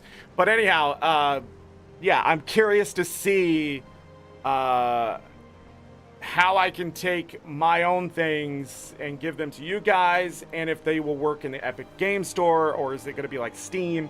Because here's the thing. The reason I don't talk about Steam in Guild Wars 2 is because my stuff don't work. In all honesty, if I'm to be honest, if ArenaNet came and asked me like, hey, why aren't you promoting the Steam store? Because it's more of an advertisement tool for the company more than it is anything that's going to benefit me, because I can't give you free gems. I don't get anything from my referral links, that kind of stuff. The desktop stuff is where I can give you things for free and that kind of stuff. So is Epic Game Store going to be the same way? Then it's just an advertisement tool, and yeah. I don't actually use the Epic Game Store at all. I know they give away free games and stuff like that, but, you know, I just have, it's hard to keep it all together and where I have what, where. I have free games all over the place. In fact, there's some games just sitting on Discord that are listed out where I just have the codes sitting there. Like, I've had free game codes for so long, it's a lot of work to get rid of this stuff. And I just sort of stopped because people weren't interested. It was hard to get rid of it. Same thing, gym codes. It's like, you know, let's pick some winners, and it ends up being the same people all the time. And it's just like, that's great. I love those people. Thank you for supporting me. Here's the gym codes. But it's like, I would like fresh faces and stuff. So, I don't know. We'll have to figure it out. Mainly use GOG because I have a lot of older games you can't find on Steam. Yeah. I have a GOG account. I just don't use it. So, I don't know, but this is interesting. This is yet another reason why I think Guild Wars 3 is much further down the road if they are working on it, because this is drawing more interest to Guild Wars 2, which if Guild Wars 3 was coming out here in like 4 years, would this do them any favors is the question. And maybe, yeah, but I just don't see that. I do think this is to draw more players in from a different place. Even if they don't stick with the Epic Game Store, that they download the desktop client and that kind of thing. I am curious to see what this affects going forward for ArenaNet. And also, I just don't think it's an indicator that the game's coming to a close, much the opposite. Like, a lot of people are like, oh, they're just trying to get it to maintenance mode. Okay, then why are they giving us housing? Like, that's the other thing. Like, that is a lot of work to give us something like that. I mean, like, I can't wait to see ArenaNet when they're done giving us the common MMO features. You know what I mean? Like, when they're done with all that stuff the other games are doing, what do we get then? Are they just going to go into maintenance mode? Or are they actually going to be able to take all of this inspiration, aspiration, whatever they have, and just actually deliver new product, new ideas and stuff that are implemented well?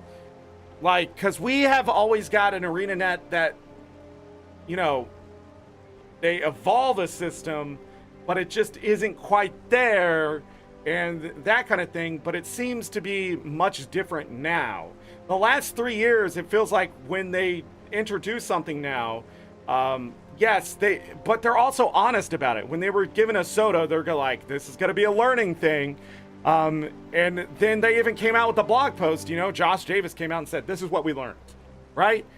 This is different from where ArenaNet was, I mean, 10 years ago, 8 years ago, 6 years ago. The last 3 years, they just keep going, hey, we're going to give you the things you want, but sometimes it's going to be learning because it's going to take time. Like PvP, developing a PvP mode. They're not saying there's a done PvP mode. They're saying they're developing it right now. They're saying, hey, we're working on this and we're going to have a beta later this year to see what you think. So I just don't think that Guild Wars 3 is around the corner if they're developing a whole new game mode in Guild Wars 2 for us to enjoy. I just don't see that being a thing. That's why I think we have 5 good years from now, right now. We're going to have like all the way to expansion 10 at least of Guild Wars 2 before we start hearing anything about if they're making Guild Wars 3. Now, again, ANET can make me eat my words just like Raids, because I guess they listen and they're like, you know what, Zorric, you need to be taught a lesson, and we're tired of your criticism, and while you are correct at times, we believe that you're over the top. And why are you so angry all the time? Let's see how angry you'll be now when we give Wing 8 to all those raiders that you said will never get a raid, and now you can eat it. Well, you know what? I'm going to help you develop a PvP mode, ANET, and I'm going to tell people, if you want PvP to be better, you should join that beta test and give your feedback. Don't worry if you're casual or an elitist or whatever. Don't worry about those terms. We just need to be honest with ArenaNet because they're being honest with us. They are telling us they are still making mistakes. They can't figure things out. There's things going on, but at the same time, they're delivering this stuff. We're getting things we've asked for years, I mean, literally housing has been asked for years, and here it is, right? And I just don't think we would have got this if it was the old ANET. Josh Davis is doing work for us, and I think the other developers are enjoying it. Because, yes, while some of this stuff isn't fleshed out, it's still enjoyable to log into the game right now. I do feel like there's some kind of weird renaissance with games that have been around for like 10 years. And I think it's because developers are just sort of realizing that if the games aren't delivering what the players want, players aren't going to play them. And that's so duh, but I just feel like the game industry, again, has been bashing in their development heads to do it a certain way, and that way is not how it should have been done. And when I talk about Soto tomorrow, so tomorrow we're going to have an episode devoted to Soto. It's the last one. I'm going to go over that blog post, go over that blog post and just sort of talk about all this stuff and play the game and talk about why it's sitting at a 7.5 out of 10 for me. But it's not a bad thing that it's sitting at a 7.5 out of 10, because the things they wrote in the blog post is sort of reinforcing what I'm thinking about that. So they realize it's not where they want it to be. And that's fantastic. If they came out and said, oh, we loved Soto, we think this is in a good place, this is what it is, I would be worried. But instead, Josh Davis came out, he was honest, he said, these are the things that we've noticed, good, bad, terrible, it's hard to find that work balance, creativity balance and stuff. I'm just talking about their job, and I'm not even talking about the developers' lives outside of the game studio. I'm just talking inside the game studio. It's leadership's responsibility to get this stuff to mesh well, and it's to get the right energy in the right place to continue to keep the flow of the thing doing good for whatever process you're doing. And I feel like a lot of times in the game industry right now, those dev studios are in a pressure cooker, and just things get missed and people aren't communicating, and the leadership is under a weird pressure, and they're not making stuff fit very well, and they're just sending unfinished product out. And I feel like ArenaNet does not like that. That's what I get from all of this. Developing a new PvP mode, this speaks volumes, because we have not seen this in a long time. But this also feels different. Hey, we're making something. We want you to come see what we're making and tell us what you think. So, like right there, prototype of a map and mechanics. It's new. It's a prototype. We get to see the thing before it becomes the thing we hopefully want. And that's still not like old ANET, because in old ANET we had betas, we gave them feedback, and then they would ask us some very weird, stupid questions that should have been answered from those things after the fact. So it's like it's like they weren't learning, or they weren't giving us the right content to test, if you know what I mean. Or they just weren't reading the feedback or ignoring it or something. Because I remember Edge of the Mist and that kind of stuff, and the stuff with that. We had this entire feedback thing, and then it just didn't change certain stuff that obviously the community didn't like. And eventually it felt like they would release things in a state and it would just sit that way because it was like, wow, the community doesn't like that, then whatever. Like, that's how it felt. But now it feels like we released a thing, community doesn't like that, we need to figure out how to make sure not to have this again and try to fix this. Because they'll go back and they'll change things in some weird places, like when they changed the functionality of World versus World, so we have restructuring coming, but they changed chilling fog and stuff like that. It really does feel like ArenaNet cares very differently from where they were, again, 6, 7, 8, 9, 10 years ago. It really does feel like it's a game not only that they want to play, but they want to make sure that the players can continue to enjoy and play. I don't know if content year after year is still going to work, but I don't know. I have this weird excitement to... I don't really care if I enjoy it or not. I just want to see what they're making because it just feels different.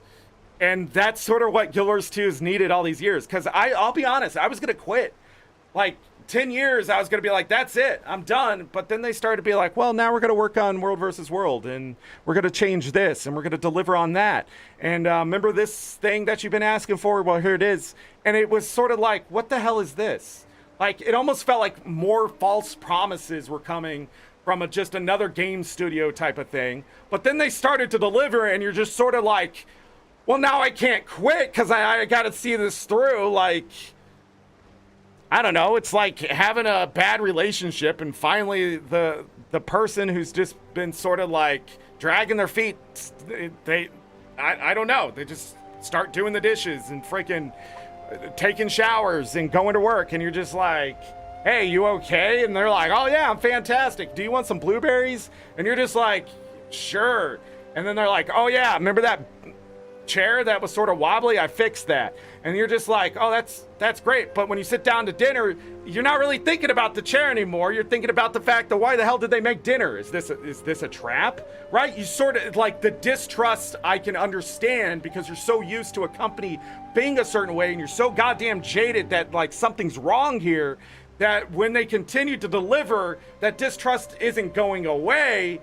But it's almost creating a paranoia. Like, are they going to deliver on this? And and now it's like curiosity more than anything else that drives me forward. It's not the fact that the content is the best content I've ever played in Guild Wars 2. Some of it is pretty good. I mean, like, I happily go back to the new maps and have fun every time I go in them right now.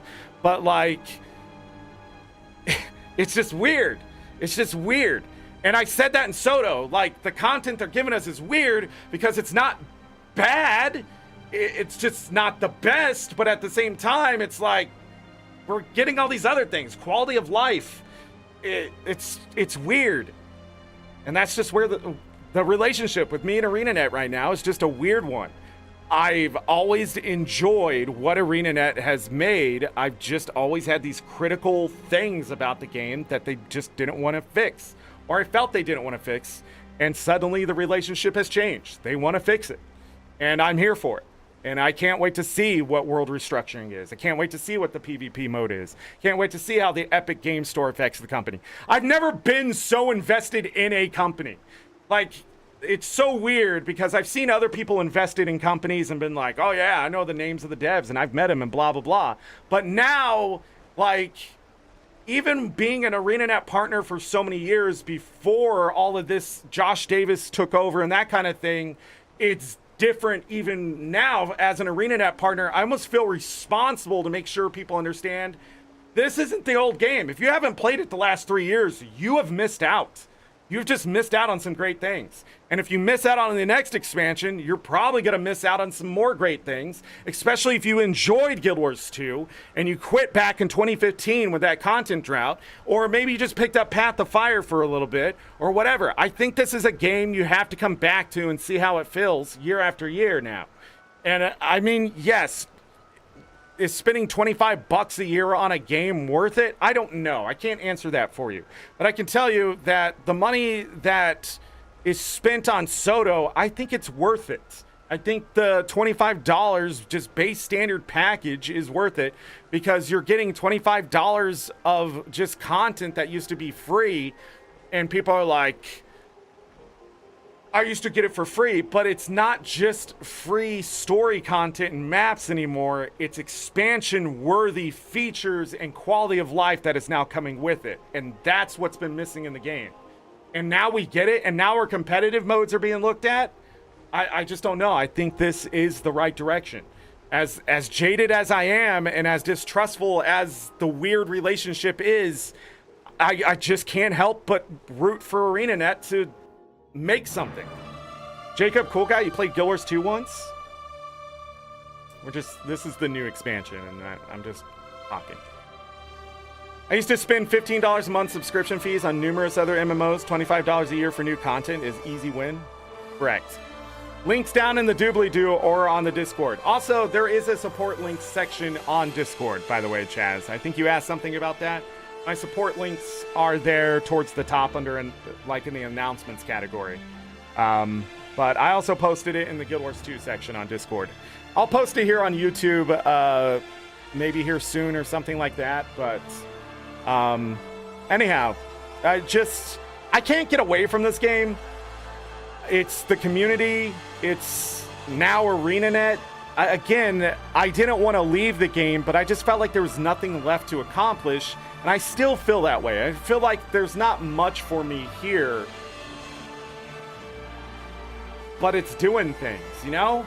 It's doing things that I'm willing to pay for. And that says a lot. And I'm really curious to see what the community thinks when I'm done today and I go and read Reddit and oh god, and go see what other content creators are doing and how they're talking about it and that kind of thing. I'm really curious to see what the community thinks now that a lot of them have been asking for it and delivered. Because what did ArenaNet deliver with Soto? It was some of the free quality of life stuff, like the inspect feature, the what am I trying to think of? There was new things that they gave us. Oh, PvE legendary armor. I just remember people complaining about it, and it's just like, you don't have to make it. You don't have to play that content if you don't want to. And a lot of them are like, I already have raid armor. Why do these people get a free pat? No, it's grindy. I mean, it's a lot of work to get the PvE open world armor. I mean, it's just a different way to do it, and it looks different, and arguably, like, you could go one way or the other, whether you like the armor or not, right? But at the same time, it's weird for people to just actively go out of their way to hate the game for giving players more things and more options. It's weird. But at the same time, like, you can't help but go and read it because it's like, what is wrong with this person? Earlier, there was a Reddit post that I read about how ANET's going to screw up the housing system and stuff like that. But, like, again, every common MMO feature that they release is 10 times better than what was first thought up for it. I mean, the mountain system is a perfect example of it. Just, I don't know. I don't know. Do convergences and tell me you'd rather not do raid armor? I don't know if I'll ever do raid armor. I just don't like raiding. And it's not because I'm not able to do it, because I have beat raids and things like that. It's just that, I don't know, I find just open world stuff more fun for me.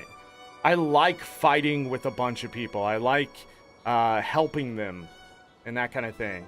Picking them up off the ground and rallying them by, killing the NPCs and stuff like that.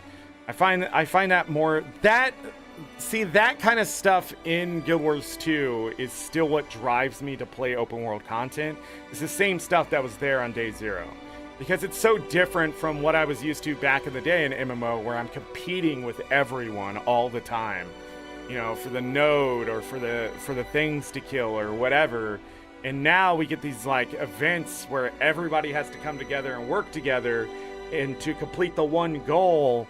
And there's mechanics and stuff with the metas and stuff in Soto that, you know, again, we'll visit tomorrow, but like, it's interesting to me, and it's more interesting to me than I don't know if other MMOs have that kind of stuff, but just like going in with 9 other people to beat one boss, just, I don't know. It's probably why I don't like Fractals as much either, because you're just going in with like 4 other people and you're just ended up beating a boss. It's just like a mini raid, right? And it's just, I don't know, it just doesn't feel like I'm contributing as much to the community that way. Although, you know, raids and fractals, you know, highly rewarding. So, but that's all.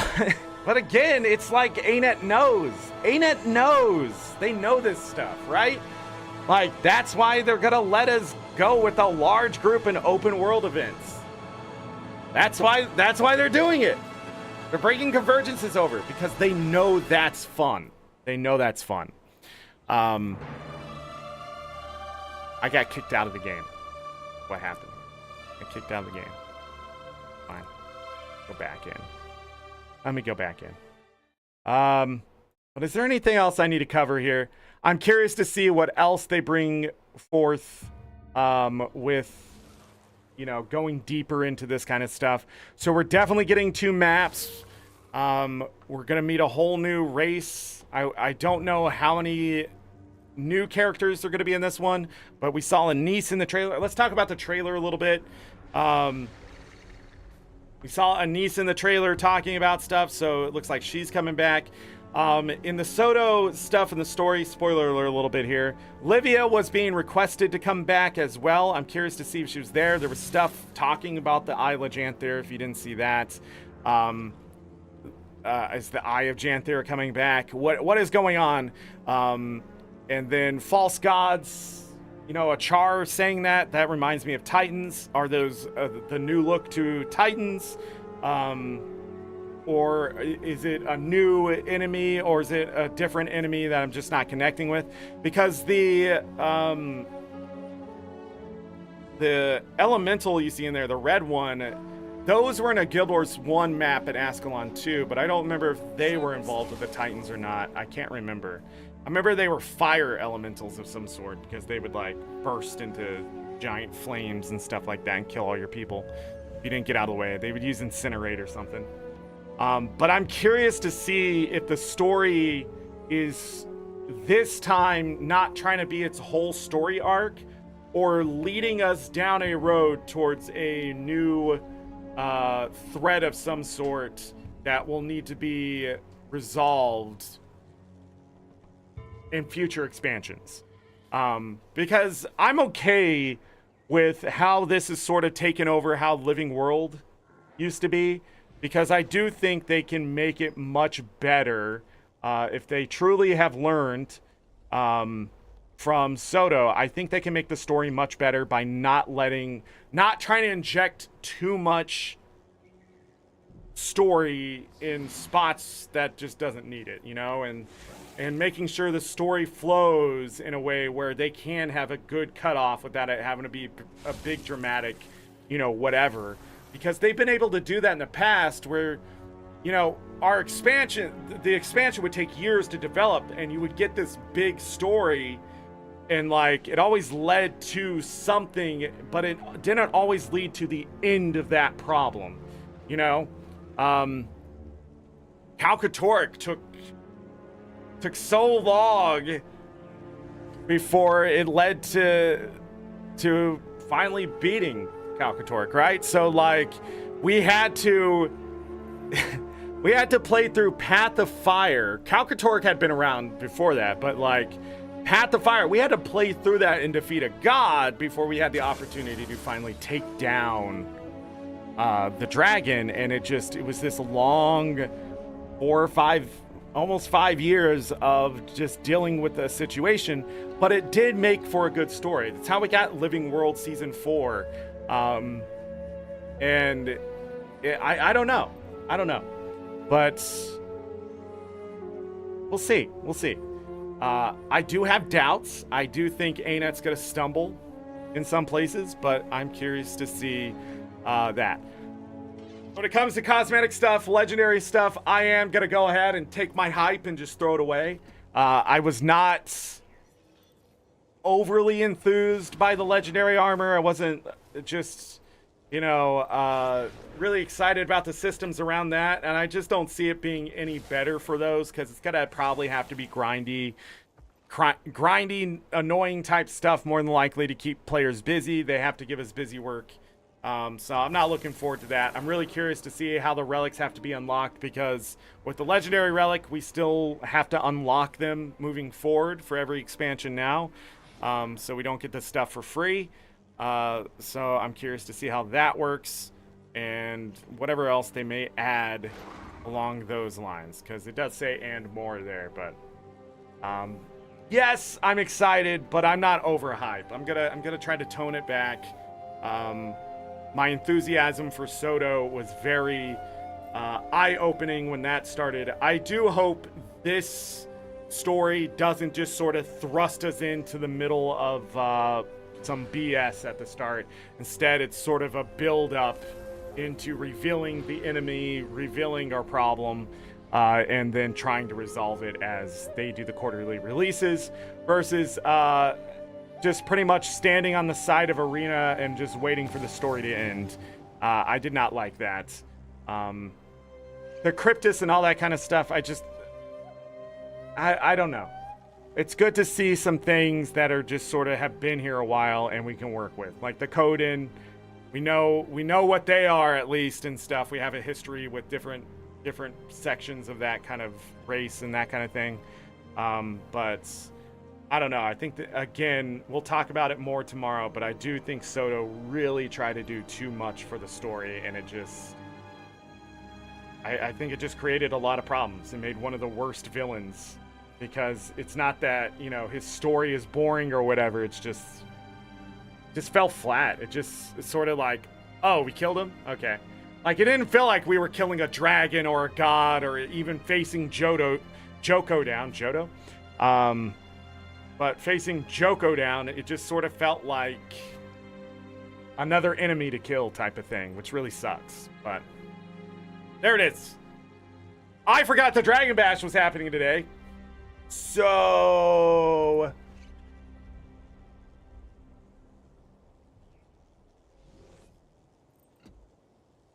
yeah.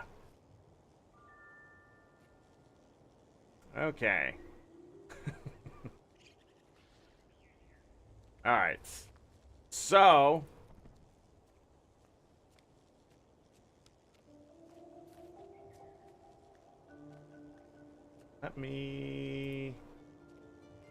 let's play some Guild Wars 2, I guess. Standing in the game. I'm gonna quickly look to see if there's any update notes. And go back to Guild Wars 2 and see if there's any other blog stuff. There is a Caprine? I don't know how to say that word. With Janthir Warclaw Mountain Pack. Black Lion chest update, Regal Waves. We'll have to look at that. And anything else? 20% off some cosmetics. Interesting. So we'll have to look at the gym store. We'll have to do that stuff today. Was not planning on that, but here we go.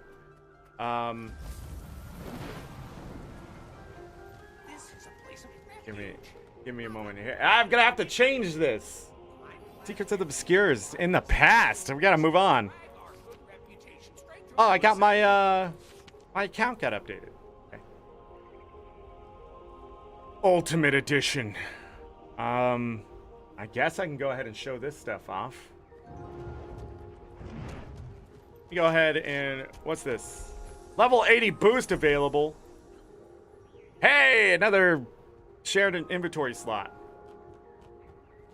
Gonna have to figure out how to use that. I'm sure I have a low-level character. So I got the Whispering Serpent's Pauldron skin and the Serpent's Wrath weapon skin that you get with the Ultimate Edition. I think you got that with the Deluxe too. And they went ahead and sent the harvesting tools. So let me grab all of that and take a look. So is that gonna stack? See, the thorns of the game, I'm already thinking about them. It does not stack. No. No, ArenaNet. Where's my other ones? Where's the other ones? I have to have them somewhere. I'm rich, you know. I don't think I used them. They up here somewhere? Anyways, identity repair kit. I have no idea what to do with that.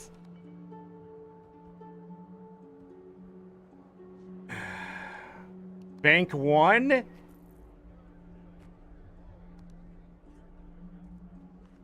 I don't see him. Oh, search tab. Identity.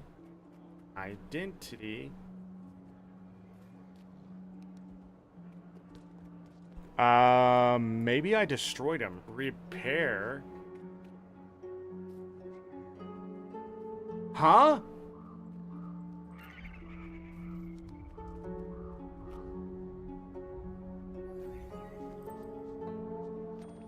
Oh, I opened them. That's what I did. Well, silly me. You're right, Chaz. I opened it to get the Total Makeover Kit and name change contract. Oh.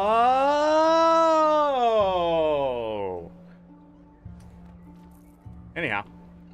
Wayfinder's versatile table. Use this item to unlock a table decoration that can change tabletops upon interaction, as well as an homestead crafting recipe for additional copies. Can only be used after Guild Wars 2 Janthir Wilds officially releases. Well, poo! It is my honor to meet you. We'll put that there. Eldritch Horror Harvesting Tool.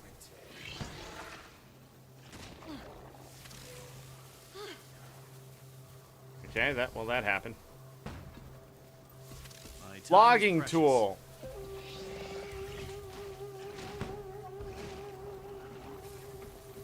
May Lissa aid you. Mining tool.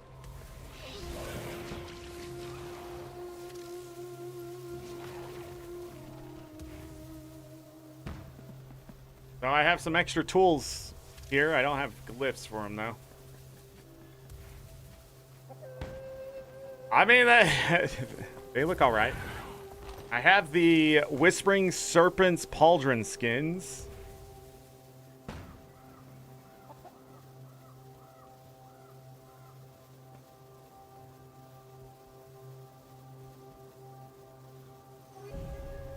Okay. I have no idea how my character ended up looking like this.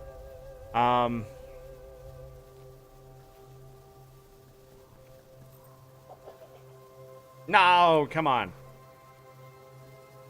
Doesn't matter because you have legendary on. All right, Serpent's Wrath weapon skin choice box. Let's see what these look like. Weapon only. They look very basic. So that makes sense though, because these are going to be the ones that I think you end up unlocking them all, right? Short bow.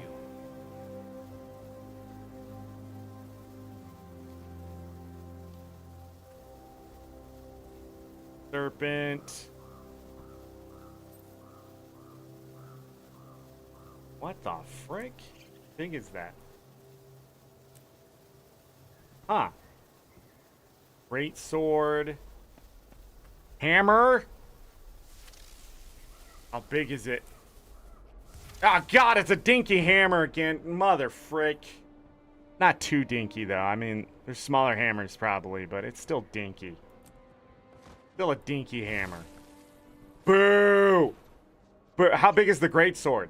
How big is the greatsword? That's dumb. Then why is the greatsword always... I might as well just use a greatsword, blunt side down, just be smacking things with a blade. Do more bash damage than all this crap. So it's not just snakes, I have noticed. It is also the octopi. And it has like a... I don't know. It has like one of those water wisp type looks, but it's sort of a brain. So I'm curious if that's sort of looking at something here. See? Serpent's Wrath pistol skin, but it's an octopus. An octopus. Rifle? Again. It has like, I don't know. It has like a brain look to it.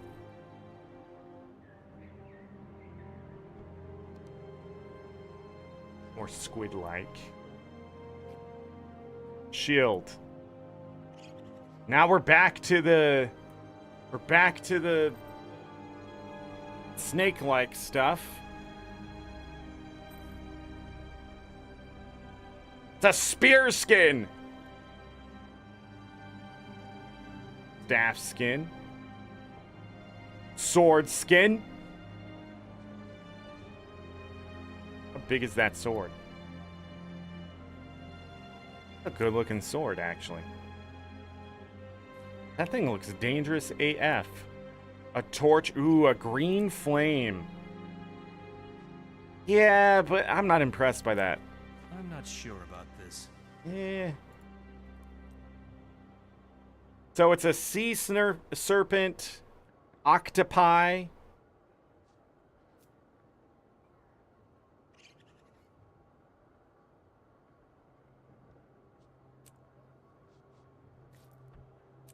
Interesting.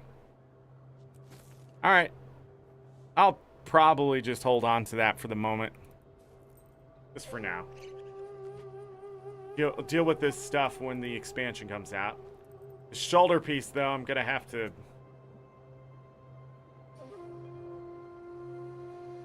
delete the hard way.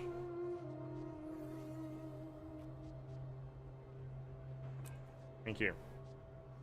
Thank you.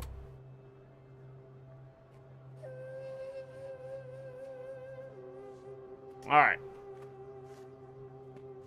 Black Lion Chest. That was the next one we need to look at. Black Lion Chest preview. We have a Dragon Coffer.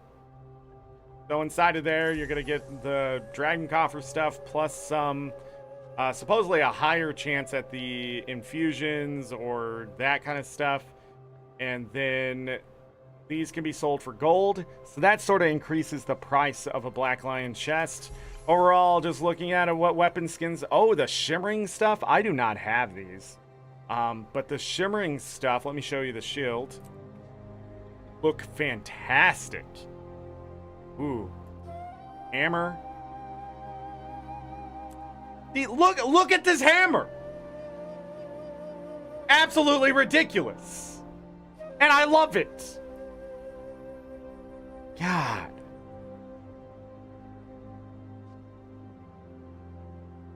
Why? But anyways, yeah, these look... There, we can finally get the effect. They have like this star effect. But yeah, they look great. Torch. And what's the other one? The Snow Garden is the rare ones? That's weird. Look at that hammer. Look at that hammer.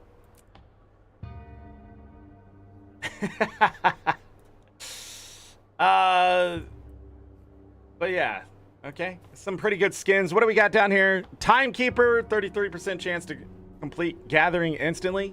Meh. Glyph of Reaping, though, that's pretty good. Snow Truffle, meh. Ancient Wood, that's pretty okay. Omnum Berry, meh. Lotus, very meh. Overall, the nodes aren't that great. Skins are great. They still have the chair. The commentator chair. That's still in there. And now they have this flowing scaled cape.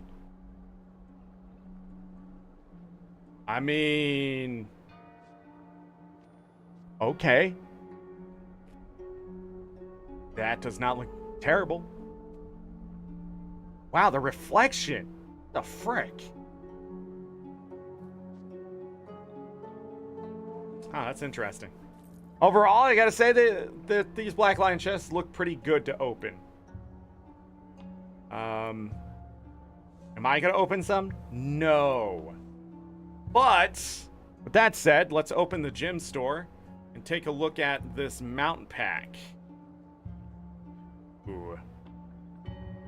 Has a goat look to it, a ram, more than likely. Beast looking thing. Is that what Caprine is? The Caprine? Can't remember. I know this word, okay? Shut up. God, everybody with their language. Caprin? Caprin? Relating and resembling goats. Yeah, okay. Great. Caprin arthritis. Maybe that's where I've heard it.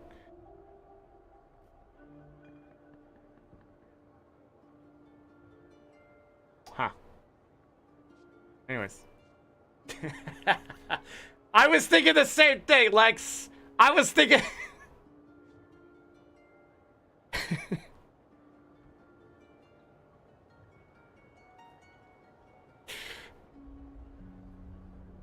When I said the first time, I'm like... I was like, I'm not making the joke. But you did it! Okay. I always like these electric ones. I think they look pretty cool. This one, though, I don't know. So there we go. We got goats. We got goats. Why couldn't they just call them goats? You see what I'm saying? Like, what? Why we gotta call them the other things? A raven leggings and a raven vest. Can't really show it off. I have shoulders and stuff on, but that's also there. It looks like build template expansions are 40% off. 20% off the Runecrafter Salvage-O-Matic, Silver-Fed Salvage-O-Matic. The Zai Taffy Gobbler pack. This will probably have the new stuff for Zai Taffy, where you open the menu and consume it, versus other things. Copper-Fed Salvage-O-Matic, 20% off equipment. Template expansion, Permanent Snowman Finisher, Lava Lounge Pass, and Mistlock Sanctuary Passkey, all 20% off. Raven Gloves, Helmet. Oh, there it is. Hold on. Do they already have boots? There we go. There it is. The full set. Looks like some mount skins are 20% off as well. Don't tempt me, ArenaNet, with your 1,280 gems. I already got my gems. Well, this is a skin. Is it worth 20 bucks, though? Do it. Don't do it, Zorric. Don't you freaking do it. You don't need any more of this stuff. You need to save those gems for important things.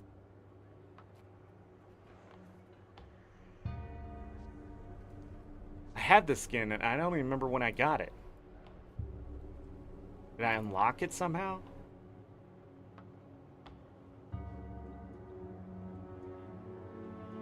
What they did to my skimmer. I have that skin.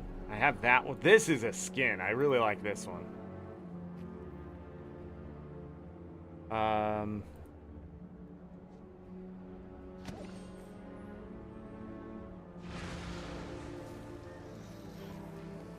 Alright. Is that it? That looks like that's it. Okay, great job, everyone. Buy your expansion. Use my links.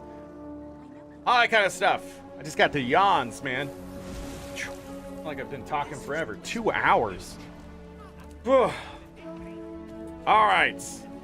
What is there to talk about? Okay. So, for my,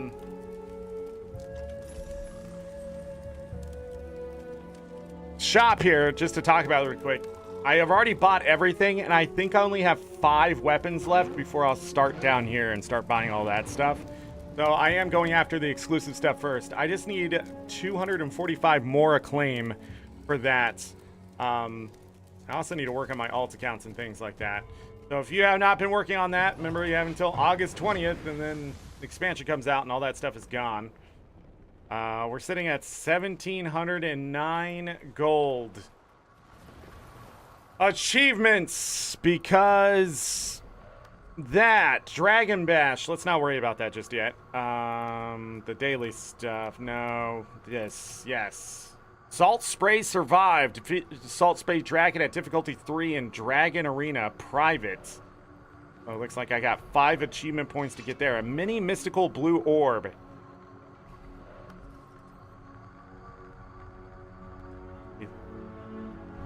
That's it? Is that all it does? Okay. Hey, now, what the hell? I guess that's there. The annual color sky, so lifelike. We got some pants. Yeah, why did they call it pants? The frick? My God. Actually, these don't look bad.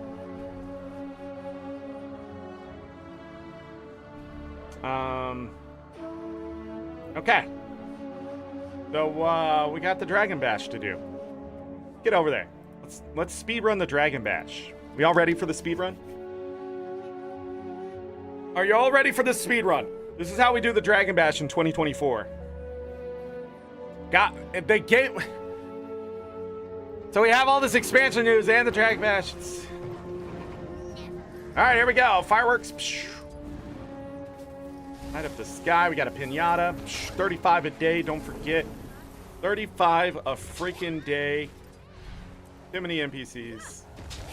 Boom. Gotta go down here. Speed run. Boom. Boom.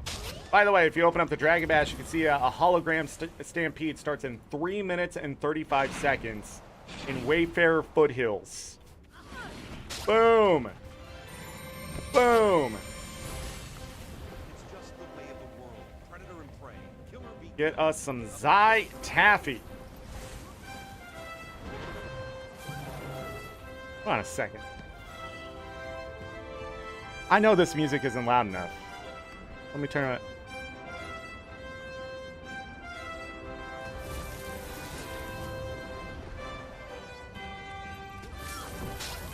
What we want to do is hit as many pinatas before we leave, because we're more likely going to get a different instance, which will allow us to hit more pinatas to get all 150 pinatas destroyed.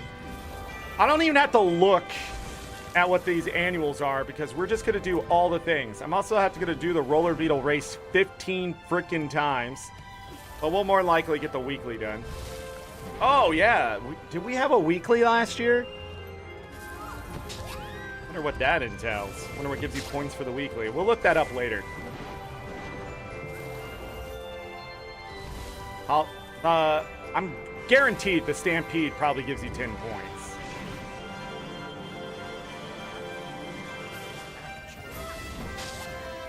A metal version of this music? You know, I bet somebody out there has done a metal version of this music. Oh, we need to find Bram.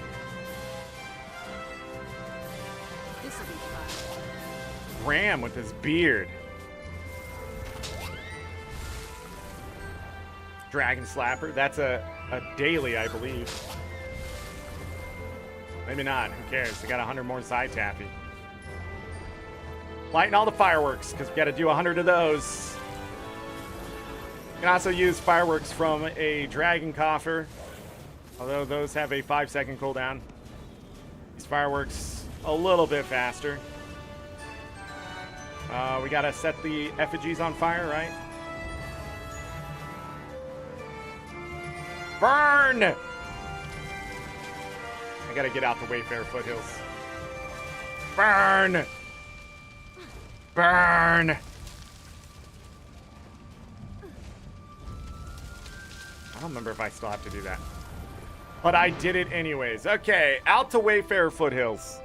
We're gonna go right here because it's gonna start towards the middle of the map.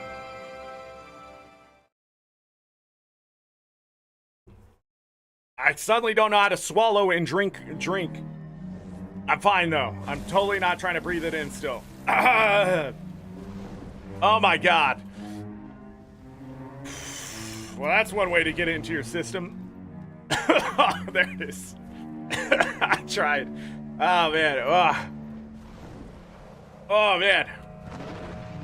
I don't even know what happened there. Like when it went like in the back, up in my sinuses a little bit. Whoa. It's like I was trying to breathe it in but cough it out at the same time. I'm not even joking. It was weird.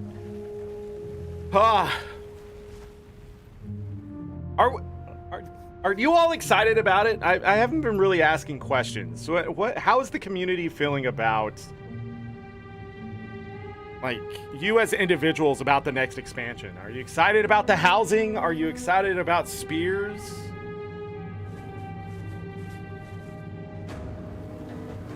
Go. Get ready for the hologram stampede. Ready? Go. Dang it.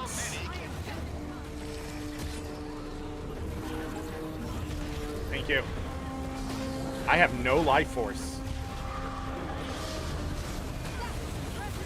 Oh man, dailies are going to be really easy with this event going on because there's veterans at each one of these.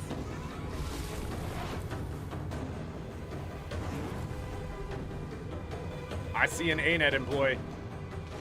Round 2.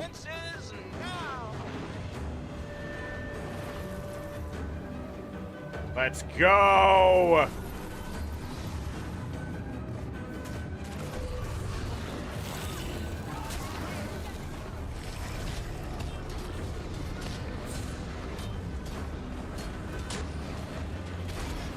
So the holograms can drop side taffy.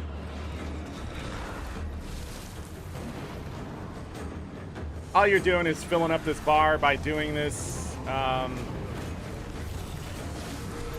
yeah, we have to kill 300 holograms, I think.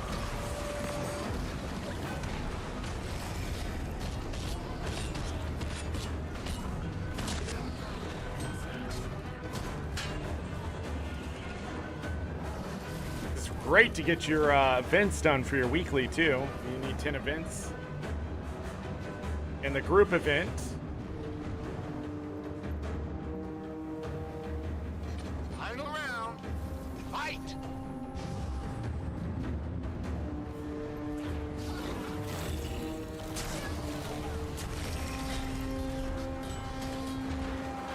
Where are you going, me?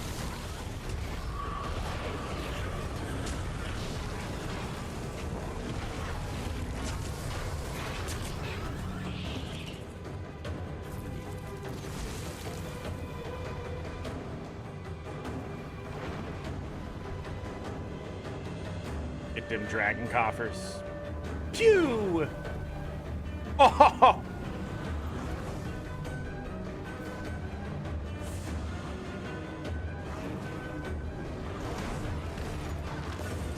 Ow!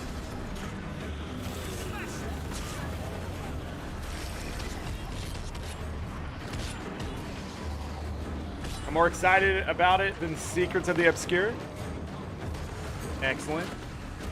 I'm a Galka the Demons were like a filler episode for a story for me as we wait for the next major arc. Definitely felt that way myself, yeah. Full-blown story. Also, I'll be running my spear equipped to Ellie on Friday nights once it's released. There you go. I'm really curious to see what those weapon skills are for each class. Hey. Get all the bonus stuff. Look at that.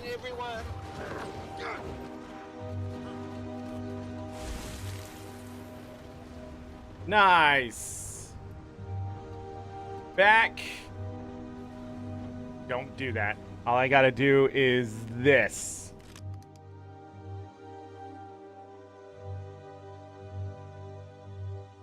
Yeah, so yeah, I think I mentioned that. It felt like an anime filler for the story, which is Very disappointing. But again, it's because I think they were just trying to do too much.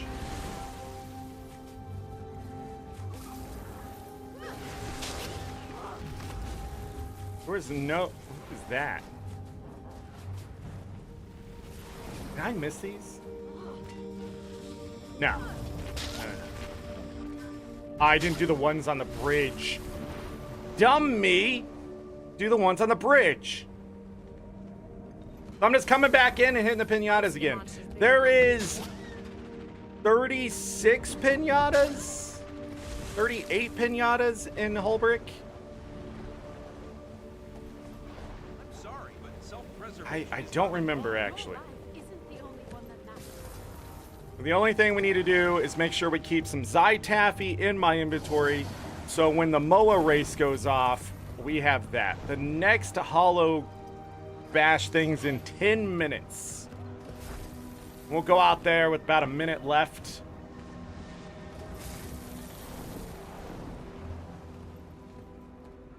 But to me, it makes sense. The spear was a practical weapon for ages in our own history. It makes sense in a fantasy-like setting with the class capable of using. Yeah, I think the spear, I've always wanted the spear, and it was supposed to be a weapon at release that just never got released. If I remember right, fishing and the spear were two things that were missing at the release.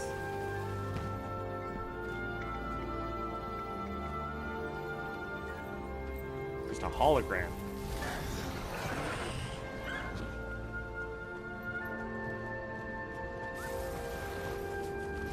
Don't use the adventure's jump mid-air as it times out. You will die. What?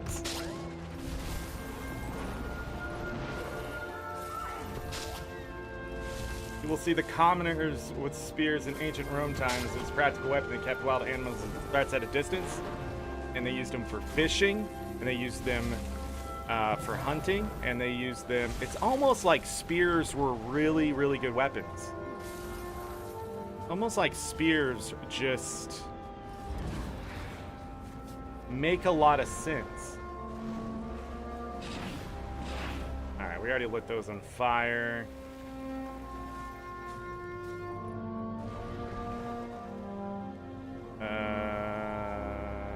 Why do I have to come in here? I don't. I'm supposed to go to this waypoint, I think. I'll know when I step out here. Elder dragons will be the end of us. They want nothing more than to enslave us to do their bidding. Subject us to their twisted wills. When we've lived out our usefulness. Pinata's in the middle. Tossed aside like trash. Pointless wars. In death, we will rap upon the door of the underworld. That NPC is Even loud, there, man. we will find Dude needs to no shut the frick up. Hey, we can go bet. Dang it, and I wanted to show the weekly rewards. Let's go bet. Then we can show the weekly rewards.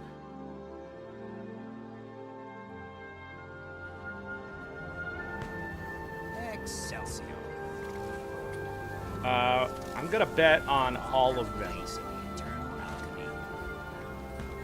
That's right, can't lose if I'm winning.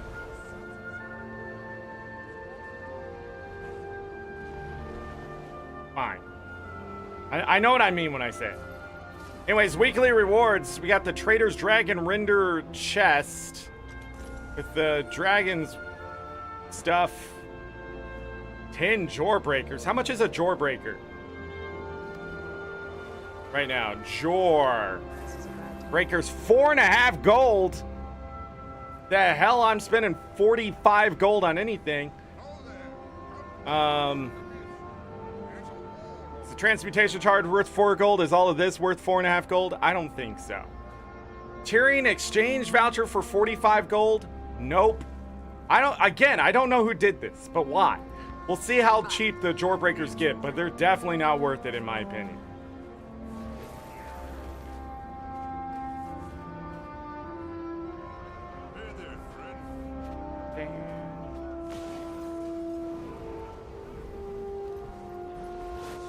Who uses that many Z's? Oh man, we're getting botted again? Do you guys remember that during Stardew Valley? Were you here? Bonfire, what?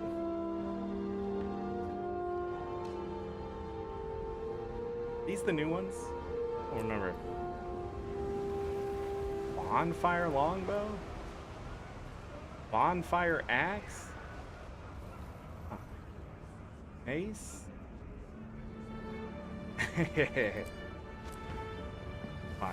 Watch.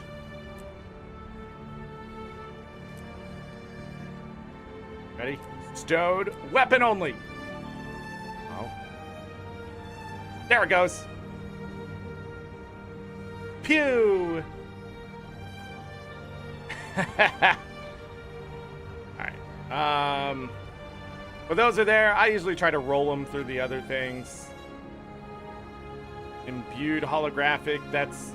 You have to have all the other holographic weapons. These are just shinier. I do think they look nice. They have that look. But they are the precursor weapons, just with holographic effects, and these are upgraded version. I think Dawn would show this off the best. So, I don't know, the weapons look pretty cool. Always a pleasure. Haven't bought them though, because door breakers have been expensive. So,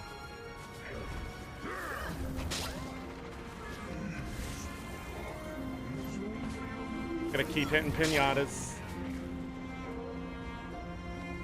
Eventually the game...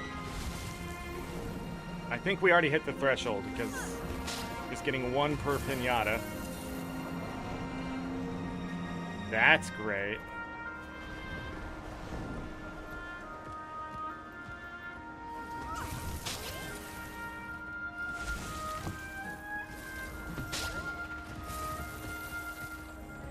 Hey, we got it. Cheer on the racing MOAs.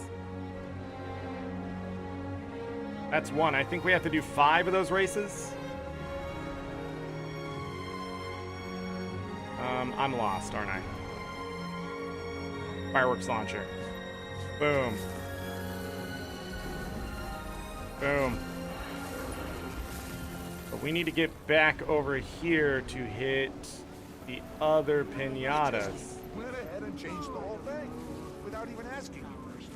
Boom. Thank you in the speech. Or give me credit. Biggest insult.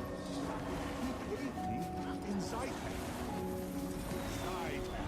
Next hologram stampede is in 3 minutes, a little less than 3 minutes. I know he's And this is a speed run. I'm Barmotor Spartans. Who? Barmotor Spartans. World-renowned scholar. That is the race that we're not going to do, but it now counts towards stuff at least, right? That's what they said. The best scholar. So that's nice. Let's see if I can get these last pinatas. I'm 23. I think I got them all.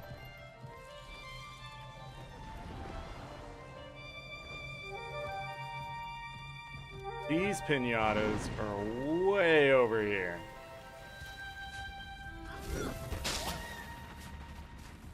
Probably turn my other foods on. Magic find, why not? How many coffers we up to? 11? That's it? We could use some honey to make Prize I'll coffer? talk to the next I think that's what I'm going to be holding on to. Alright. Over a stack of Zytaffy. I think those were the last two. I'll have to follow this road up, but we need to go to Dredgehaunt Cliffs. And I cannot remember where it starts.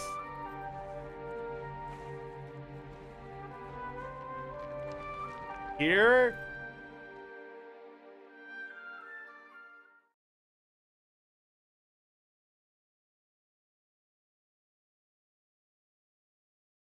Snowflakes, because the snow diamonds. Looks like this is the spot. I think it'll show you too.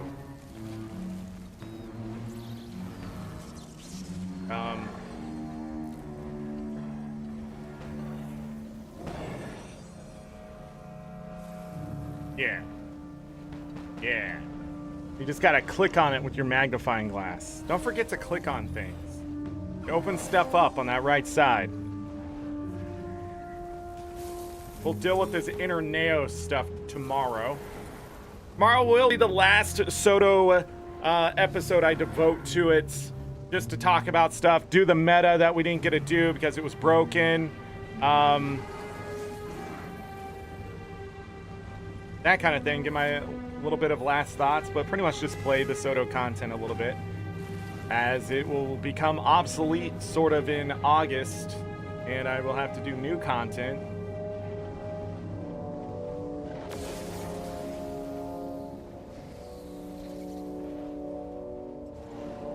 Attention, Dragonbashers. The annual hologram stampede begins now. Begins now. Get ready to bash.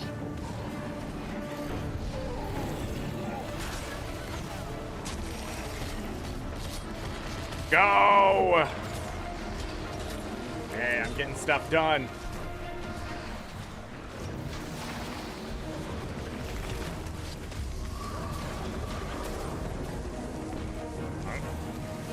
The fight commences now.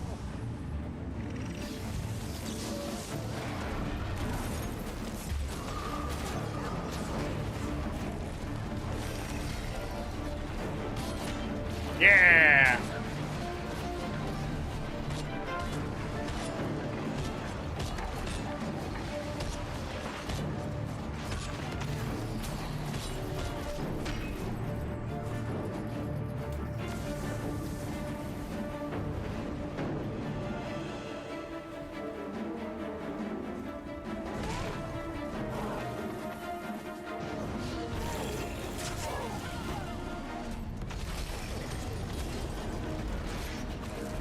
God.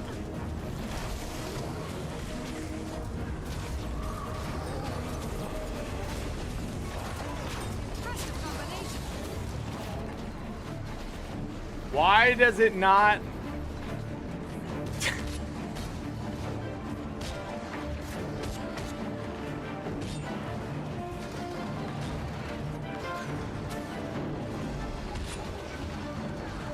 It's scaled up so high.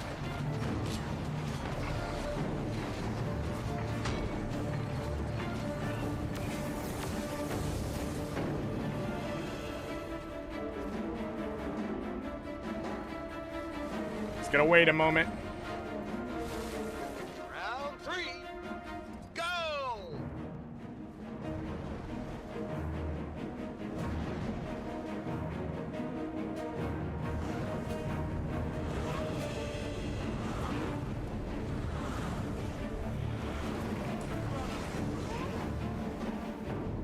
Where are the other ones? Why aren't they showing up on my mini-map?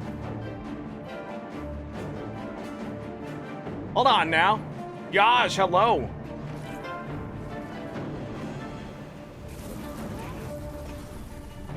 Hope you are doing well.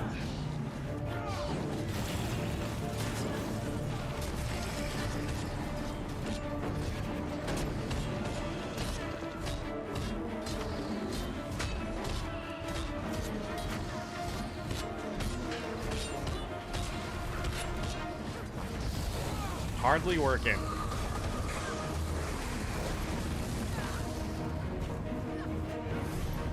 Dodge.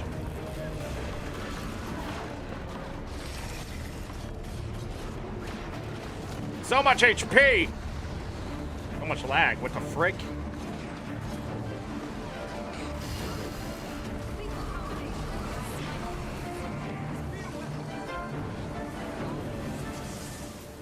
Grab me some rutabagas.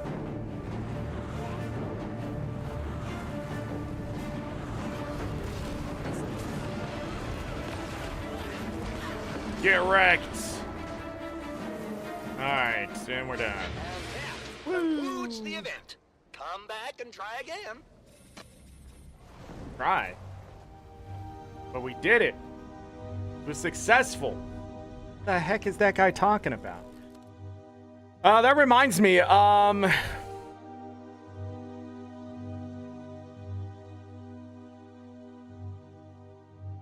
need to post this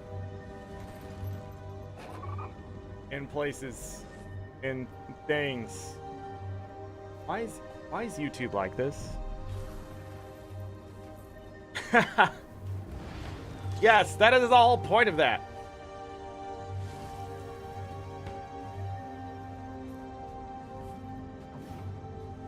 The frick?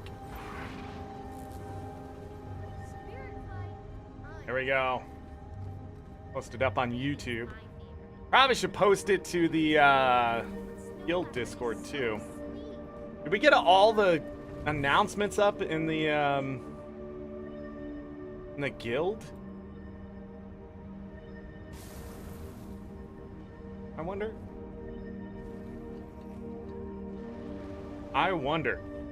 Here, I'll just put it in general chat.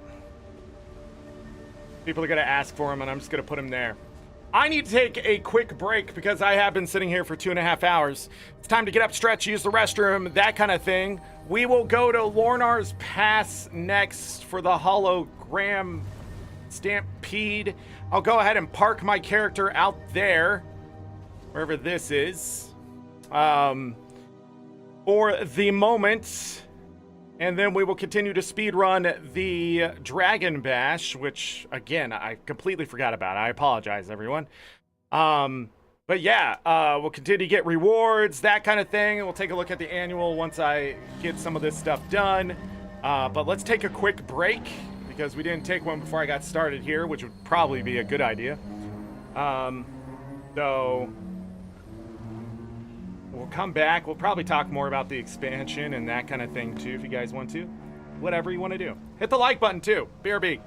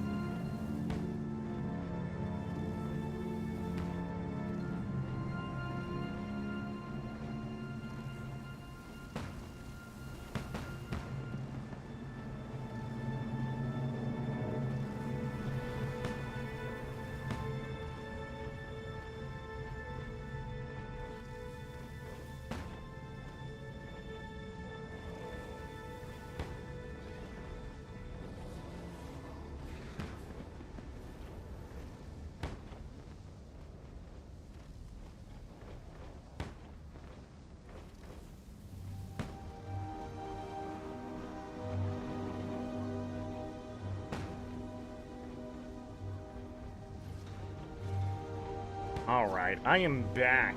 Dodge, if you're still here, what do you think of Wing 8 raids? Wing... God.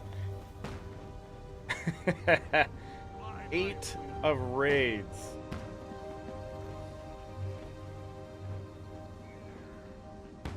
Wow, I'm good at things.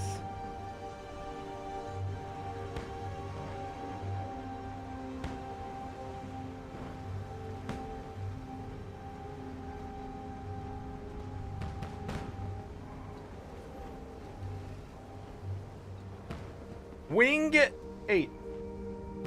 Hopefully they are good. Instant stuff lately has been scuffed. Ooh, that's true.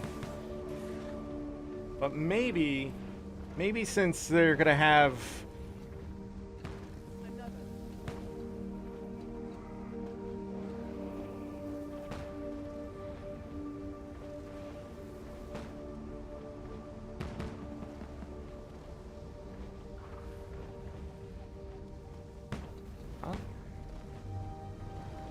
okay.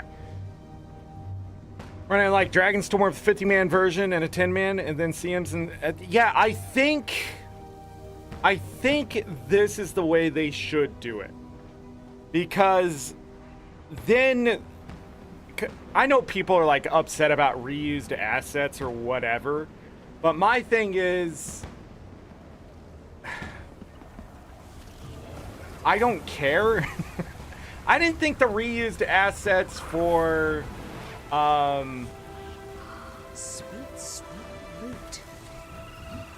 the reused assets in Soto were that bad, you know, like I don't know. And I think this way it's maybe if you feel like it's reused content, sure, but I think it's easier for them to adjust stuff because they're doing the same content, but now they can adjust from a 50-man down to a 10. Then for the challenge mode, like they have numbers they can work with, and it'll show them, I think, like when something does feel rough in the harder the content gets, it'll be more apparent by seeing the multiple sets of difficulty versus when they just sort of release like the fractal. Yes, there's 4 sets of difficulty, but not really all at the same time. It just doesn't feel like it's 4 different sets of difficulty. So like, is it the mechanics that are making it worse? Is it the amount of health? You just sort of have to go back on player feedback, but when you have data that backs it up, you can see what you can adjust faster, I feel. Like, you need to go back and do 50-person versions for the other raids? Man, that should just be the next expansion, where they go back to old content and they just polish it and introduce stuff like that. And I thought they would already be doing that. In all honesty, it would be really cool if we got some like strike missions based off some story bosses. We got some like, I don't know, just, I feel like there's content to be had and they're just, for some reason, not doing it. But at the same time, I understand because they have to maintain it too. I don't know. I just did it again. What is happening? I just want to finish my energy drink without drowning myself. Ah.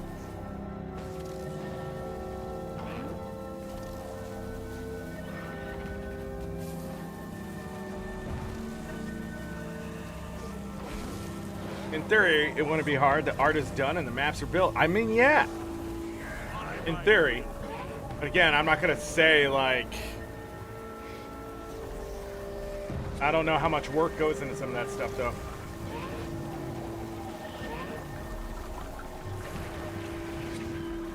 Adjusting the numbers, man. I wonder how tough that is though, like, because some people are like, can't they just turn it up by like 50%? You can't turn everything up by 50%, you know? Because an attack that's already doing like 5k, if you turn that up 50%, it's doing 7.5, and that may just wipe the entire group. The other attacks are hitting so hard, that extra 50%. So, I know there's like math to it, but I don't know. I don't know. I still think it's big opportunity. Gonna be watching it close.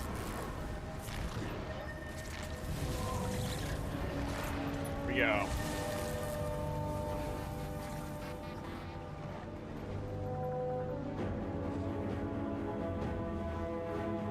Prepare yourselves for round one of the hologram stampede. And go! Activate the holo device. I gotta say, these fireballs, yes.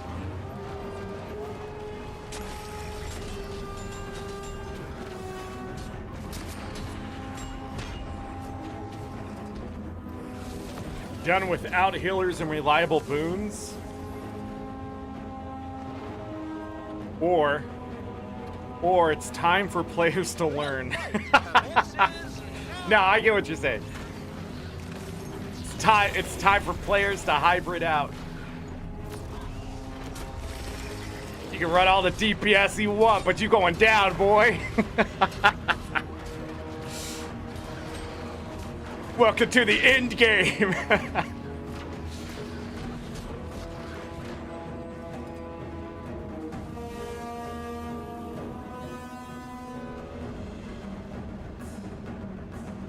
One of my favorite maps because it's actually a money maker.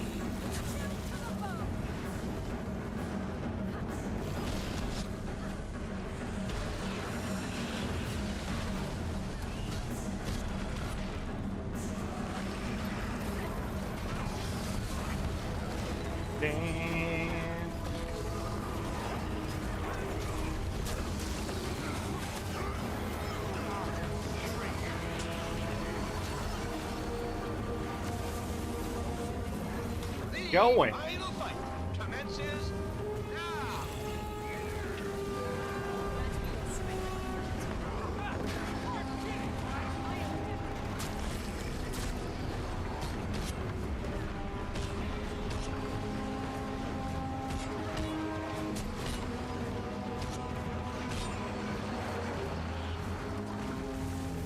They're already doing the 10-person version of raids. They need to show up and kill the bosses as a group without interacting with all the other players' tiers.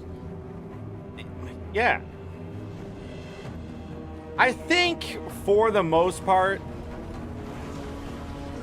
at this point, ArenaNet knows what they have to do. It's the question is the older content slash... Is the older content slash the newer players interested in those things, in like those mechanics?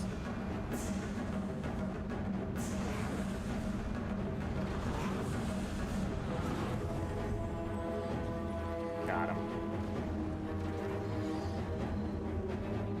Why are these not showing up on my mini map?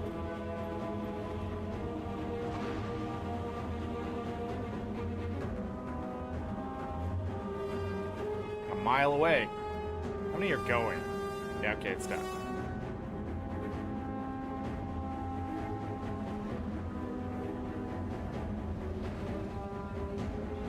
He was paying for it, yeah.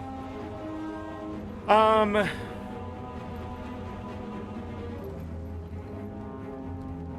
don't know. In-game content, I think for Guild Wars 2 is not easy anymore because of the lack. Not really the lack. I don't know how to say it. I feel like in-game content for Guild Wars 2 is like in a weird place. You're damned if you do and damned if you don't, because you have this big casual player base, and a lot of them are interested in the rewards or interested in doing the content. It just seems like something always keeps them away, and the community always blames the devs or themselves, but I feel like it's a design thing that sort of needs to be fixed. So it lays on the devs to make a better design, but the community to sort of accept the design.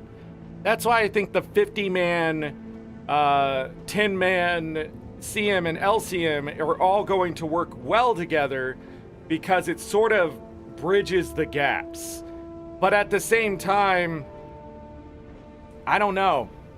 I don't know if it's enough. I don't know if it's enough to get a casual player to want to learn how to 10-man, then want to step up their meta game to the CM and then beyond. I don't know. And then you have to ask, is making that kind of content really getting you the player base you want, type of thing? I'm just sort of spitballing some of that stuff out there, because I feel like we've had the conversation for so long since Heart of Thorns about what raids are and why people don't play raids and that kind of thing. And ArenaNet continues to try to push the envelope / get people to do the content. So they made strike missions. You know, we had fractals, they did raids, they made strike missions, now they're going back to raids. Like, is that what they want to be doing, type of thing?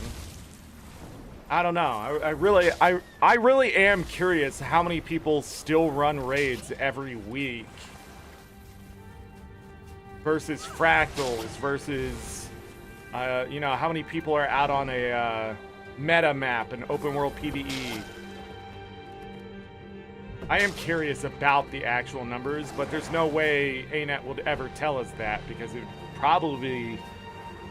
would be divisive kind of information. Because it would be either like, see, a lot more people are doing raids than we thought, or see, nobody does raids, so why are they making the content, right? And they don't want that kind of discourse.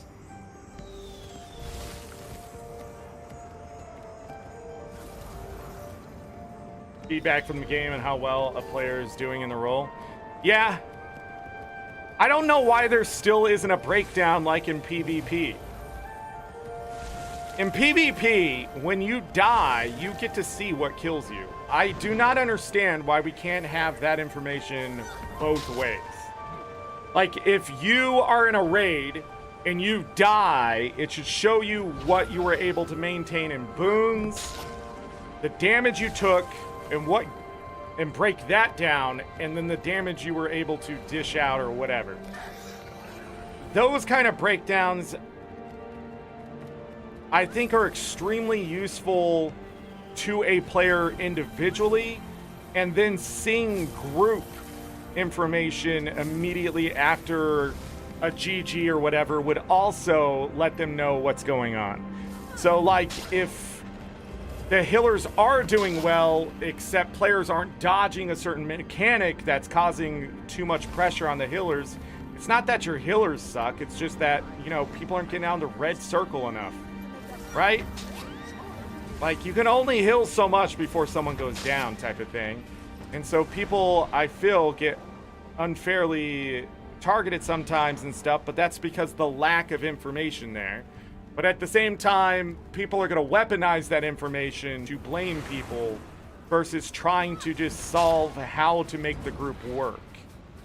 Like, it's one thing to be like, all right, we don't have enough DPS, we have plenty of support, so we need to figure out who's lacking in DPS. But if you were playing and someone said, hey, you have to hit this amount of number, like, because after a while we'd start to see those numbers, right? We would know you need to do this much damage as an individual, about-ish, right? Estimated to make up or whatever, you know? I don't know. I'm again, just throwing it out there. I don't raid enough to put in better context, but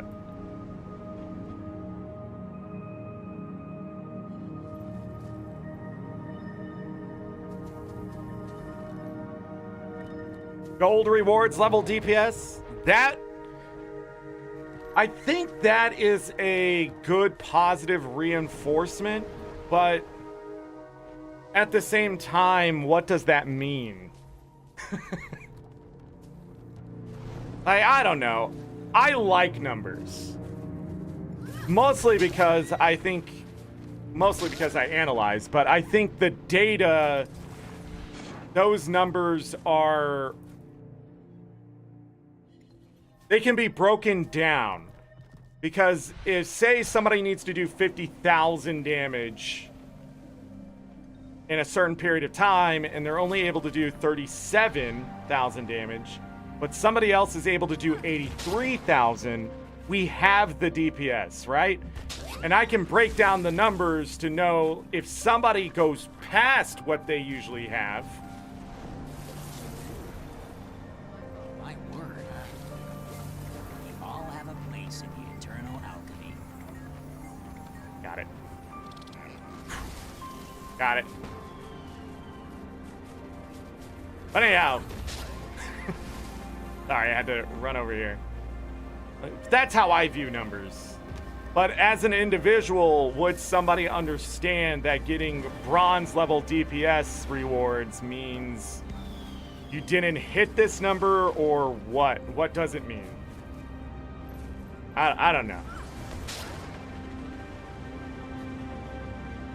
On raids, you did your share of the damage.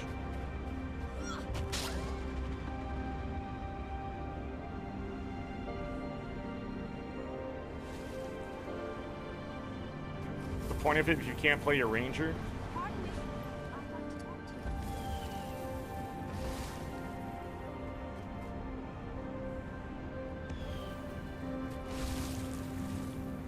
Yeah, but my problem with sticking to one class when it comes to the end game content is probably the reason why I don't raid as much. It's because running the builds that require better DPS within that 5%, right, aren't as fun as the build I've been using in PvE. I got on the same map? That sucks. It's just the way of the I've run out of pinatas. Kill or be killed. Nothing personal.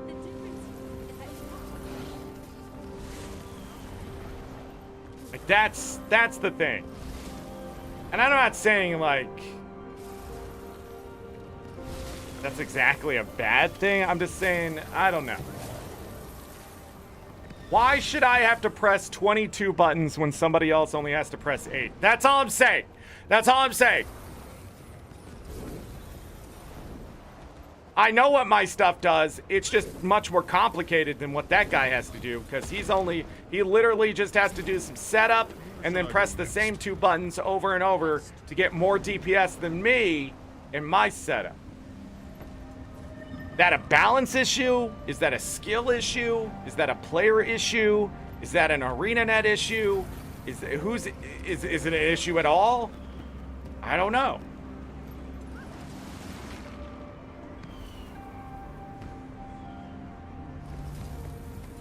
Why press more button when less button do same? Exactly. It's why I think Elementalist sometimes is the hardest class to balance, because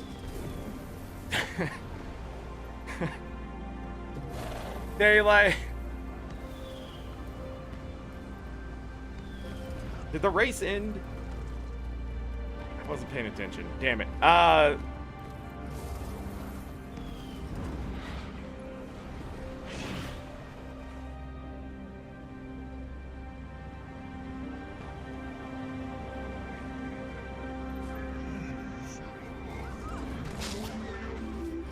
I don't know. I'm just asking questions because I do think, and it's not just a Guild Wars 2 thing. This happens in all MMOs. I was just listening to Mighty Teapot talk about this earlier. Like, raids aren't hard. They're just hard to accept, if that makes sense. It's really hard to change somebody from what they're comfortable with and convince them that it's doing them any sort of good. Because with like the problem with the rewards of raids a lot of times is it's not apparent what you're working for. But when you had the legendary armor start to fall in place, it makes you want to keep doing raids. You know? I don't know if that race finished or what. Again, I don't know if I'm making sense.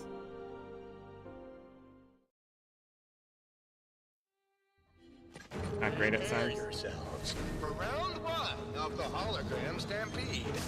And go! Activate the holo device and defeat your opponents.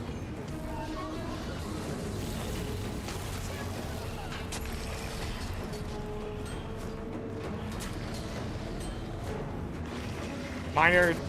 Okay. So recently, I was told just how close Final Fantasy XIV's classes are when it comes to specific things like DPS. And pretty much, some of the classes are just a mirror. Like, just because the button's in a different spot, it sort of just does the same thing if you press it. And so, like on one class, it may be press these buttons in this order, and on another class, it's just changed the order, but they do the exact same thing. And so, again,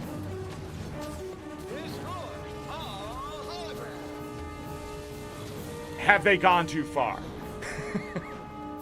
Like, is there such thing as too balanced? But I just, at the end of the day, is that what happens? There's just a heat death to the game, where like, if there isn't a meta in a sense of like, some classes are just gonna do worse at some things,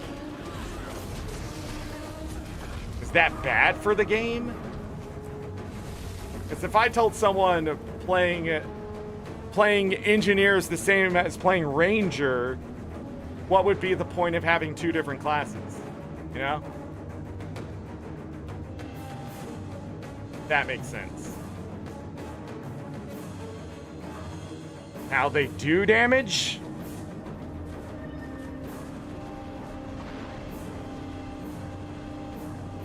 Final round. Fight! Yeah. Final Fantasy XIV, I don't know. I think that's just in a weird place. But at the same time, like, the amount of complaining I've always heard was, oh, they're introducing a new class. Nobody knows how to play the class. Like, but then I hear that and I'm just like, the classes must play similar enough. How do people not know how to play them? And then Yaj, yeah, maybe it is like how they do damage. But I don't know. I think it's in people's heads. I think they're just, they want it to be different, and so therefore it is. And is it the same way in Guild Wars 2? Like,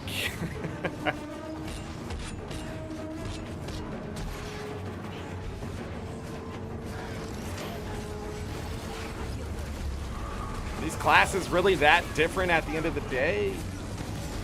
I don't know.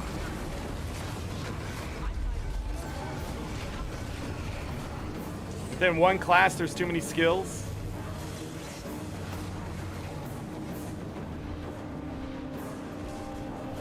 Yeah, maybe. I don't know. I don't play the game. The person who told me that's been playing Final Fantasy XIV since like day 0.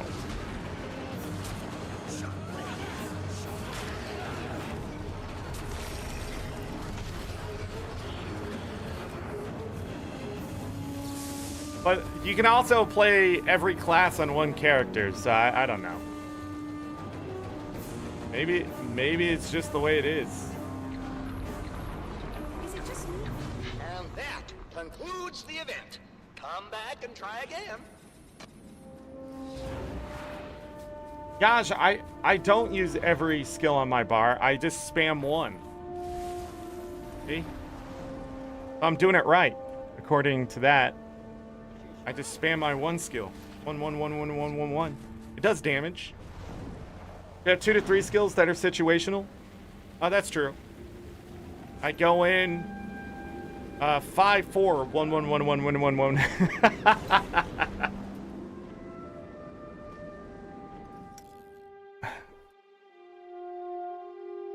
A thief main, pistol, pistol. Dagger, dagger. I love my Deadeye. Use that F1.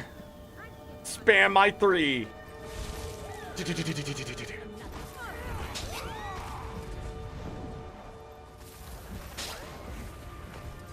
2 on staff. My biggest problem on when I'm using staff is I spam 4 or 5 too much, and there's like no cooldown to the skills.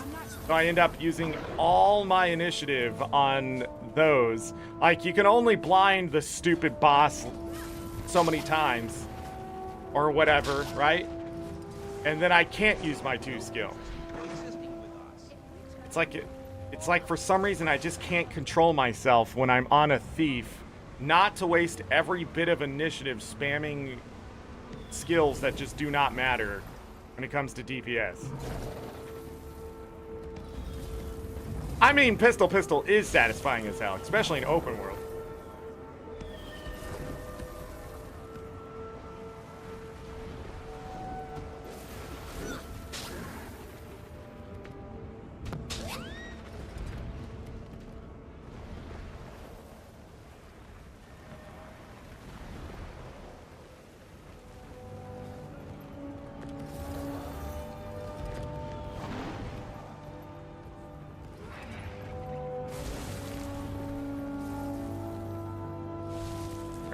Swinging back to Wayfarer Foothills? Stupid NPC, why are you standing there?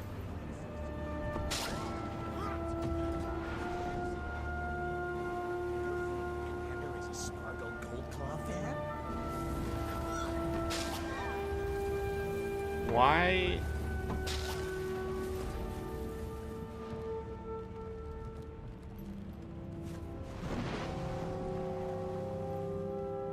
I don't know.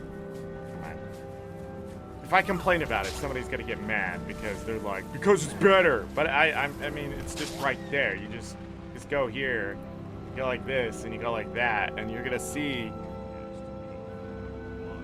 all the stuff. I mean, literally, there's one right at the top. I don't know, like, what are you doing? You don't have to leave the game to find a group. What? Ah! I know the system sucks, but it doesn't suck that much. I mean, still usable.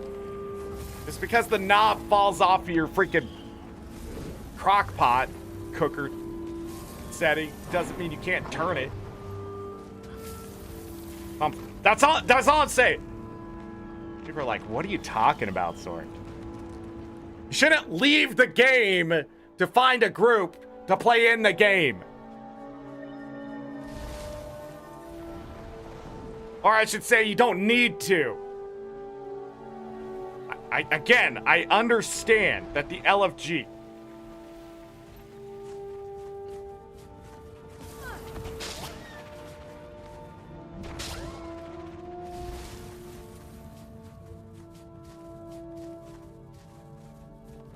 Definitely have to leave the game to find groups for raids. Don't start with me, Yaj. Don't start with me.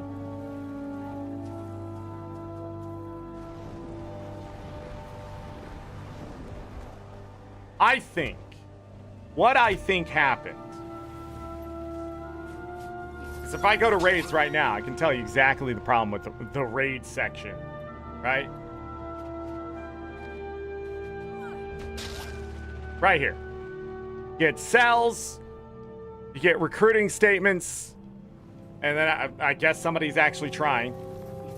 And then the training, the same thing. But you know what I think is really wrong with raids and why people don't make groups in the game?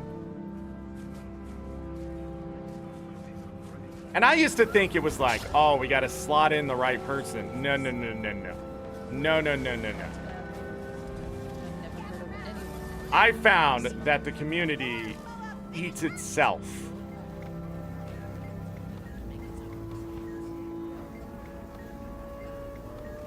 Back in the day, everybody who wanted to do raids, they would find each other in an open raid. Back in the day.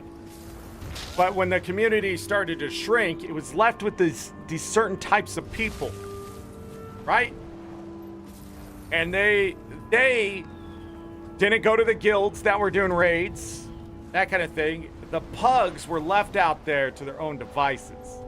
And the LFG became sort of a gamble. If I go and I ask for something specific, other people are going to show up and be like, yo, I can DPS. But that person would be like, I don't need you, and kick them before they got whatever healer they needed, right? I think the LFG tool sucks. I think it's terrible. It doesn't do enough, okay? I will never disagree with that. What I will say is that the community helped aid in its suckiness. That the community absolutely just bit off their own hands, chewed up the freaking whatever that was on those hands, and then blamed the bones and said, oh, look, the hands don't work now. Yeah, because you did everything in your power to make it as just worse as it could possibly be. Again, just because the knob falls off the television doesn't mean we can't change the channel. That's all I'm saying. That's all I'm saying. So instead of selling raids, all right, maybe, just maybe, you should have been training people. But instead, all you did was find 9 really good people and then go, does anybody want to buy this thing that we could just do as a community? That's what happened. That's what happened. And that just sort of made people fall off. And then you had the toxic casuals coming in. They tag up, they go, I need this. And they have no idea what the fuck they're talking about. They just saw one other guy do it. And they're coming in, they're like, are you in a lack killer? And then they're just spamming fucking just any kind of a breed. They have like scuba diver in their shit.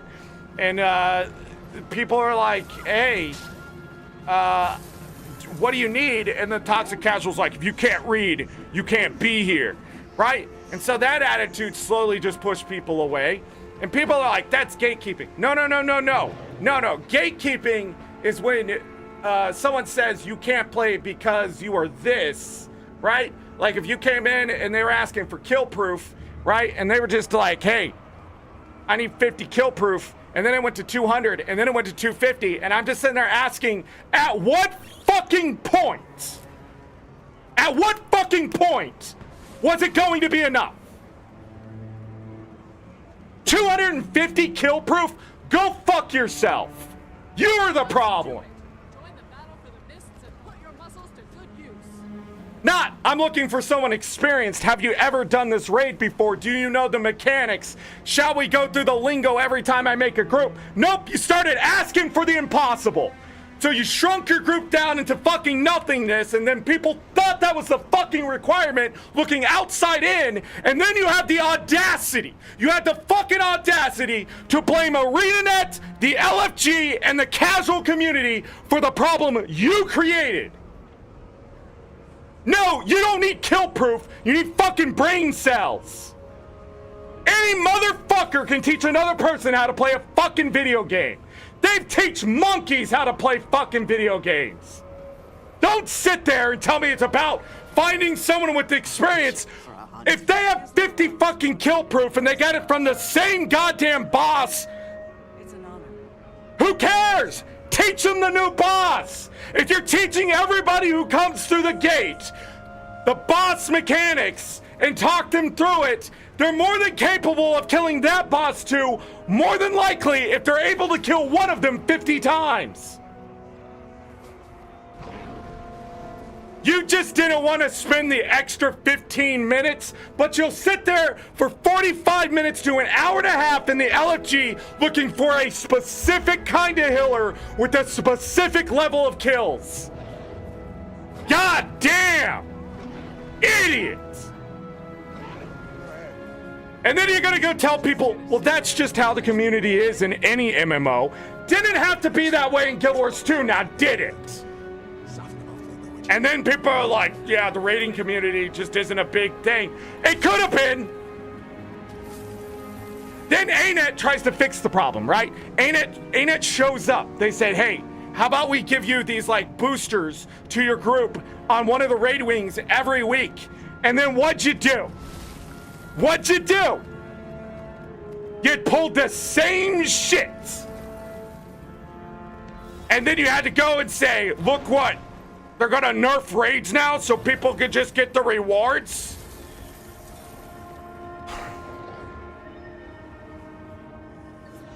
No.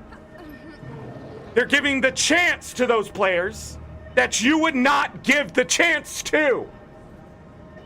Because some people out there want to put the work in to build a community instead of saying, here's the fucking requirement and fuck these mechanics and we're not doing this thing in the raid, and start just minusing out as much as possible to start putting filters on what your community should be. So you took it all the way from 150,000 players down to 20,000 active players in a very short amount of time and just left it there to die. I don't know what to tell you. Ping 100 brain cells.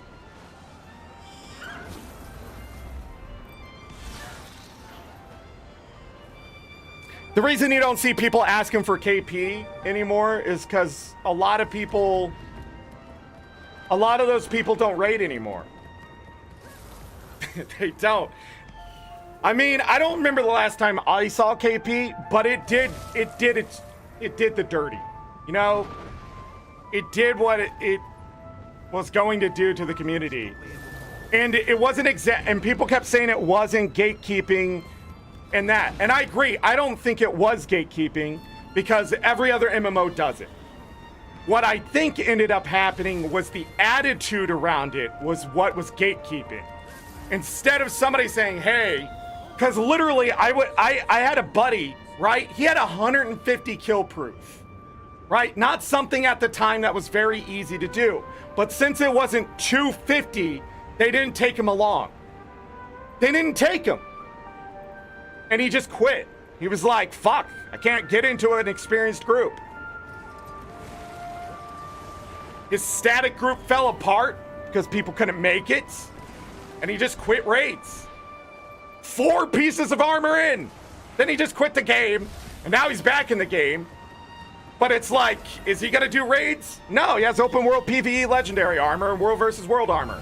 He's not going to waste his time with that content because that's what he thinks it is now. And that sucks. That really sucks that content has been ruined for him because those people, like, really 150 wasn't good enough at the time?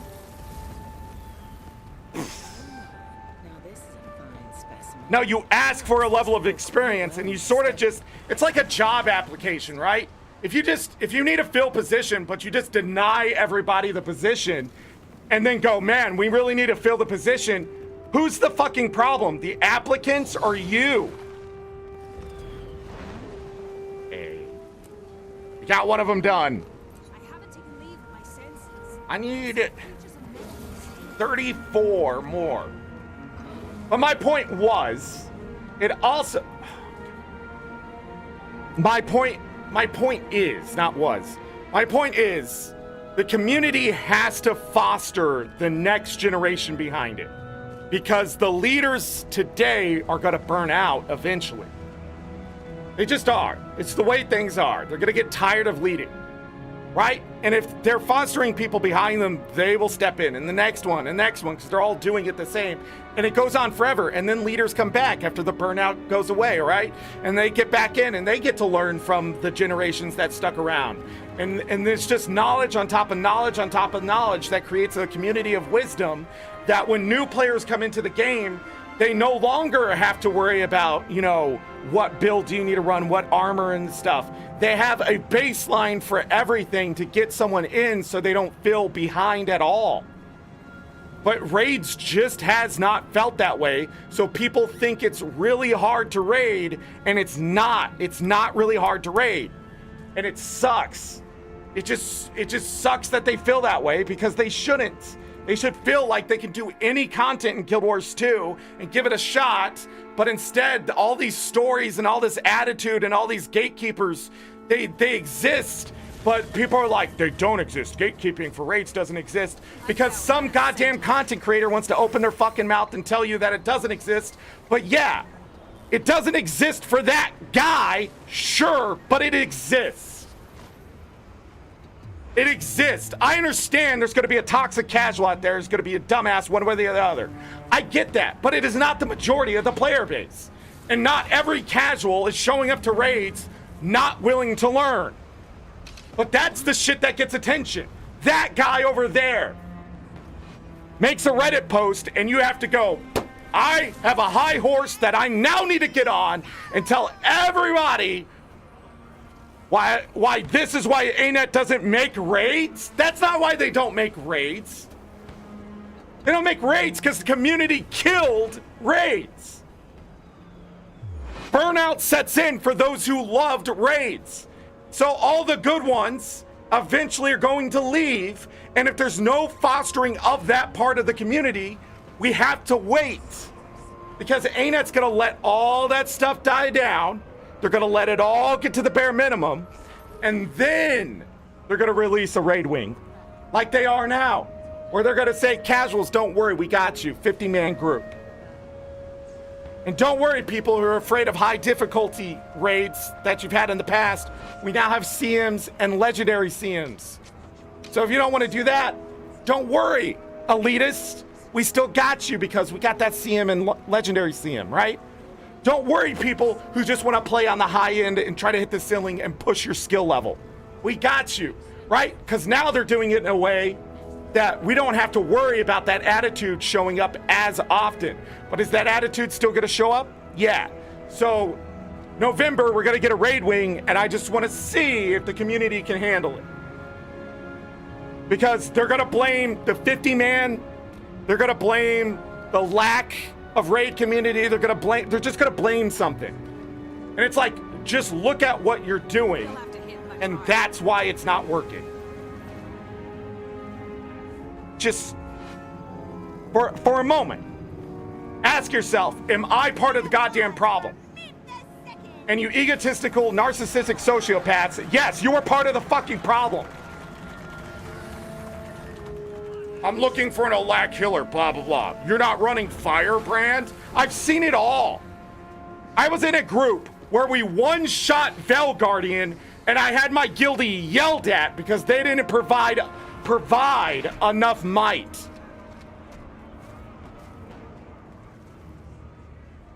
One shot, first try.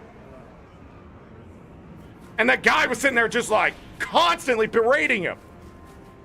Like, fuck you, you piece of shit. Why are you playing video games? This ain't a job. And he did his job, and he did it enough. 'Cause we won. Who gives a shit how we got here?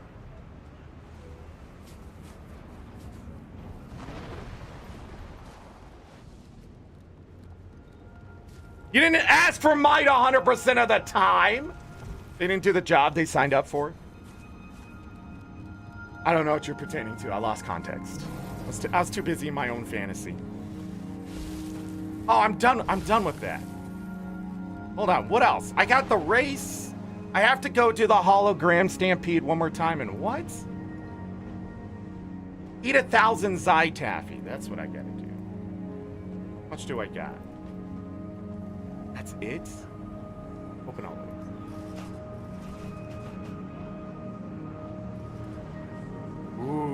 Plum dye? Wow. I make 5 gold today. 5 silver, excuse me.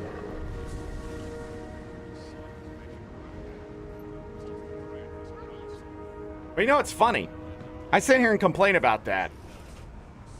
But I live for it.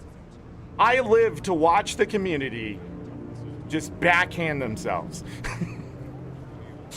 Because I've seen people fostering the community and they've done so well.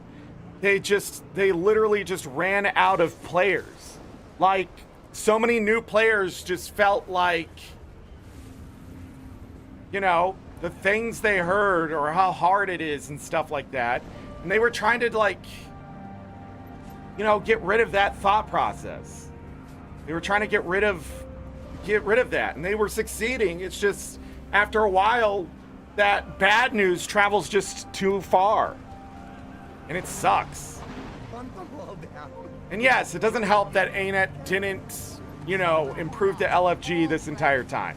I'm not saying ArenaNet is absolved because the community decided to backhand itself. I'm just saying that it just compounded a problem that we as a community, we were solving. Like, Yaj is right. Leaving Guild Wars 2 to find a raid group will find you a good raid group.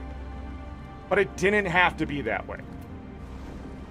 Like, not only could you find a good raid group and guild in-game, you could have fostered it to make it easier to get the information you needed without leaving the game until you were done playing, and then you go to that Discord and you go get extra information. But now it's not that way. It's to the Discord first, learn the stuff, come back to the game.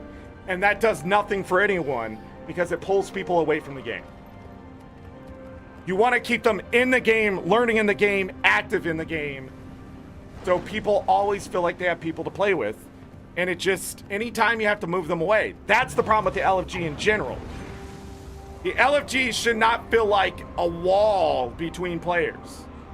And if ArenaNet finally fixed that, I think maybe fostering of certain communities can come back. But until then, I just don't think it's possible because people want something to blame when they self-sabotage their own goals.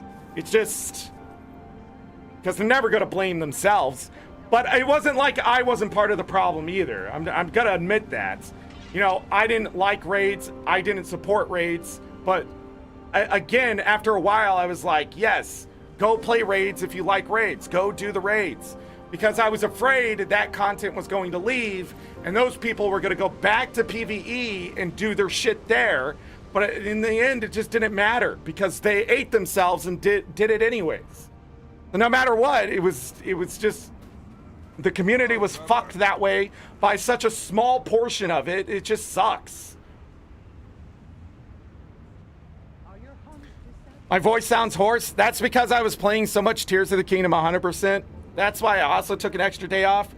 So I've been losing my voice a little bit. And it's really going right now. But it doesn't matter if I drink water. It's just my vocal cords are just tired. I've been talking so much. There's meetings and stuff that I've been going to. And it's just, I just need to rest them. And of course I've been yelling today. So that doesn't help. But yeah. You sign up for a ping, a notification. Yeah, Discord allows you to schedule. If the LFG allowed people to slot in and that kind of thing. Oh, I'm gonna miss this. Oh shit, I don't have Zytaffy now. That's what I needed out of that bank. Right?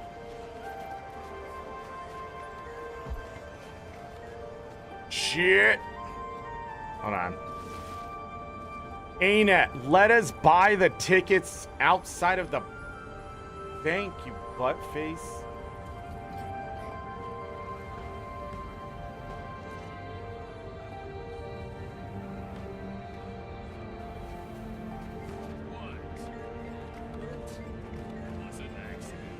Alright, that's the last race I have to do until dailies. I need to consume Consume. Consume. Right? Another personal victory. Totally not worth the annual, really, but, you know, here we are. No! Our deposit doesn't matter. And then what do I need? So one of those. And then we gotta go do the arena. Oh, we got the adventure and going the distance. That's what I can do now. For the arena.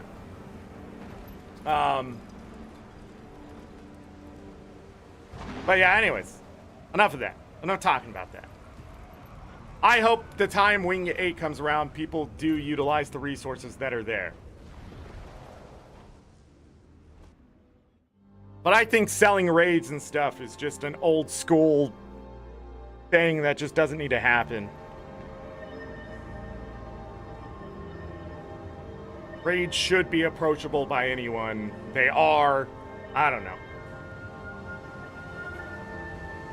Look. I got a full one, but I came into my room and I still have mine from last night just sitting here. Because, I was like, oh, yeah, I'll just have one with my supper. And then I forgot I got it. Like, I had a drink out of it and forgot. All right, let's do this. See how much of this race I remember. Going the distance. We're going for speed. Let's go!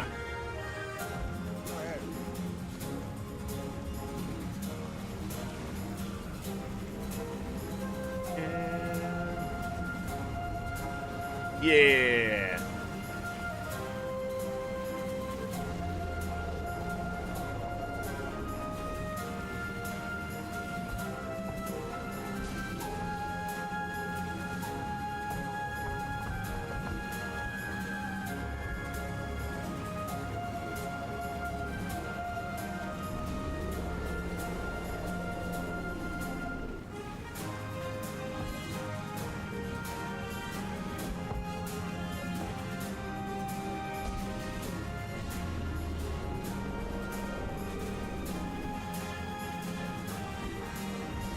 Oh.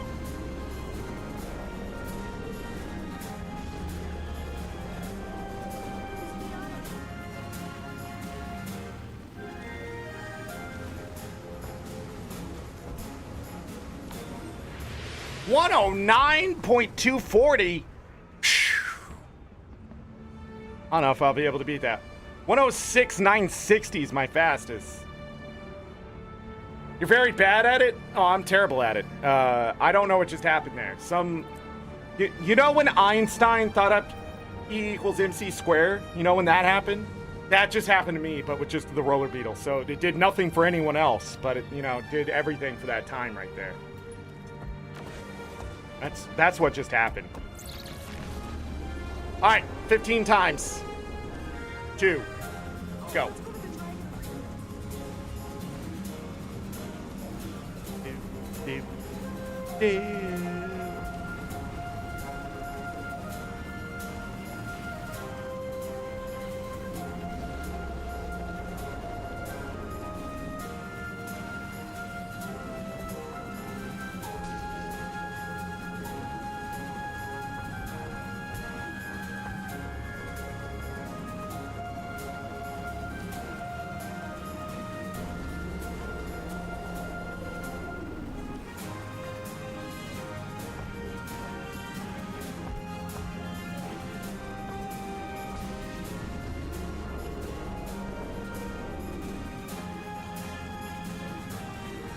Oh, I didn't get it. It's over. It's over. Ah! That's just a horrible placement for that, that energy receptacle there.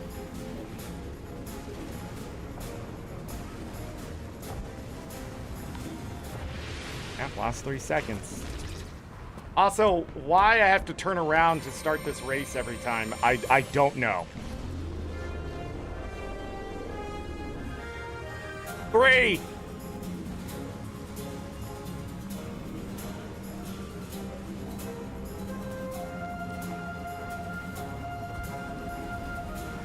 By the way, this is an easy way to earn a lot of rewards.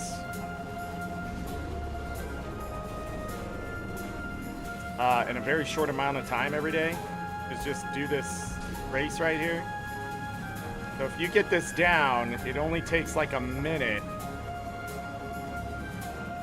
30 seconds or less to get a bunch of dragon coffers. Thigh taffy doesn't matter. It's worth it because it's so short.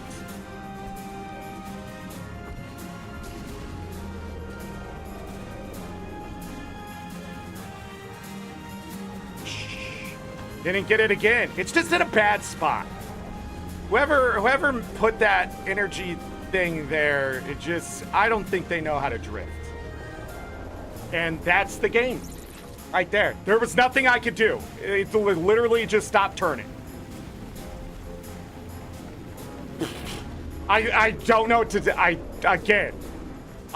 did the exact same thing I did the last 2 times, but you're gonna notice the server's just gonna start leaving me behind. It can't keep up because there's other players that it has to keep up with. So like, usually my first race on a new map is the best. Then every race after that, it gets less and less responsive. So you have to like start outwitting the lag. It's just crazy.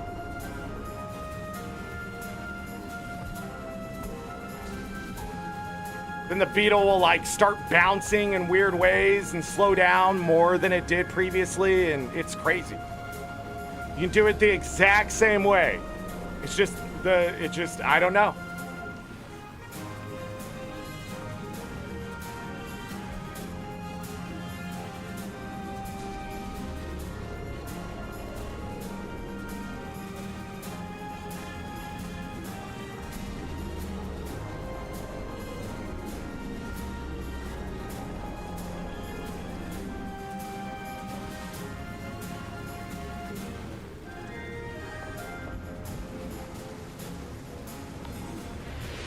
I was a 108.4 and I ran into like 12 things. I don't get it.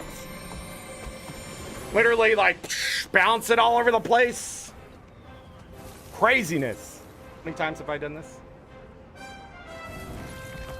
I don't know why you have to do this 15 times. It's a little crazy.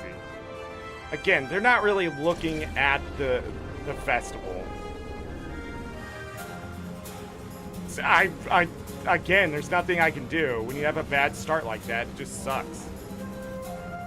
My beetle is in the ground, technically, right now. That's where the server thinks I am. So I'm gonna go much slower. I don't know where that person's going, but...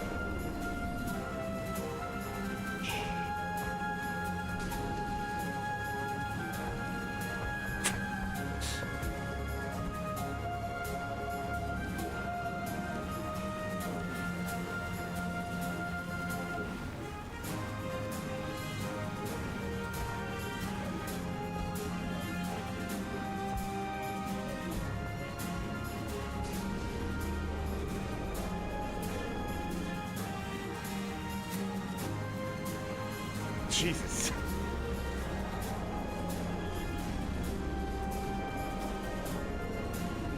Not bouncing.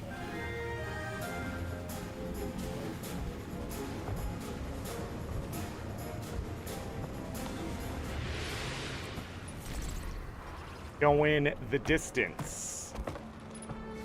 Here's where it gets annoying.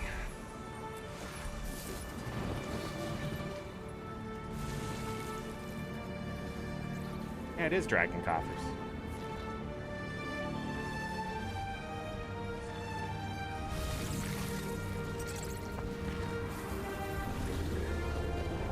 Because it's gonna ask me every time, do you want to sign up for the race?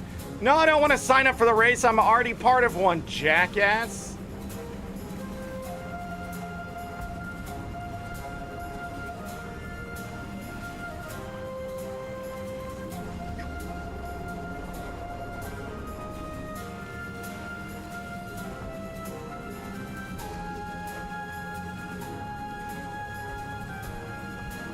Server's being fast and loose.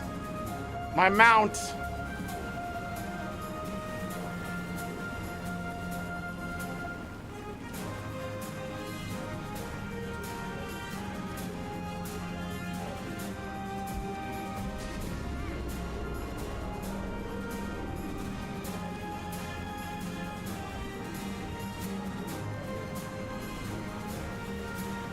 shitty goddamn, just absolutely just shit. It's just shit. There's nothing you can do. It's just shit. Terrible level design.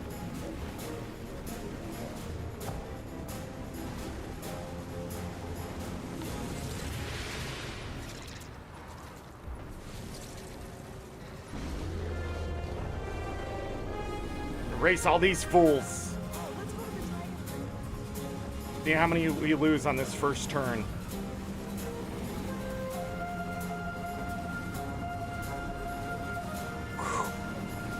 Good chunk. Good majority.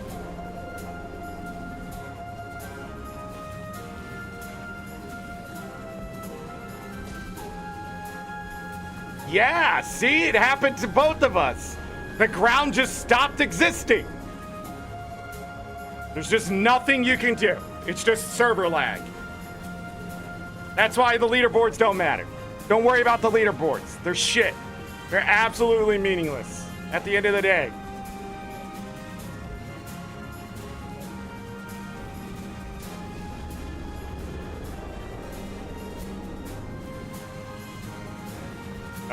I forgot to drift. I forgot to drift. Hold on. I grabbed that like a mile away.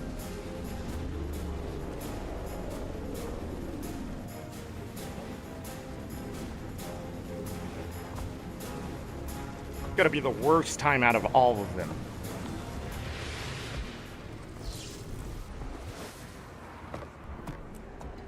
Go.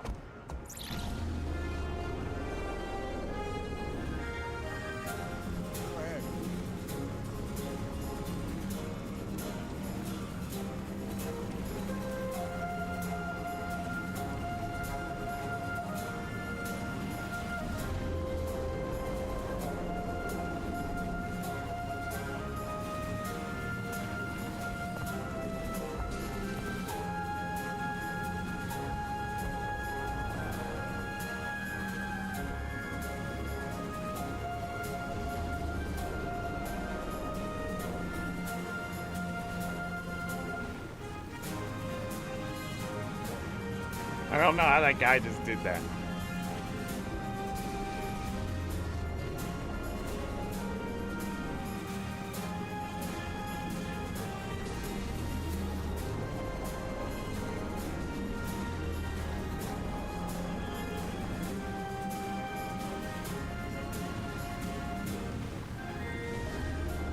Person's name is Angry Inch. That was the exact same time I got earlier? How's that even possible?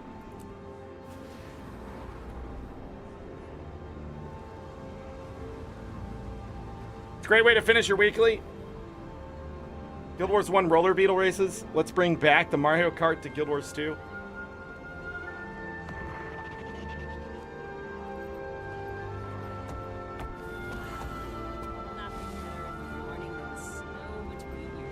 What did I get a Jawbreaker for?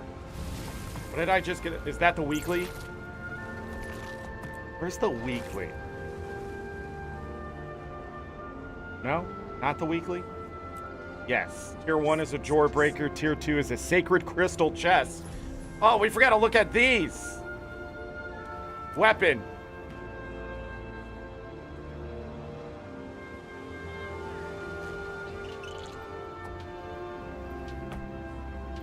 That's a torch?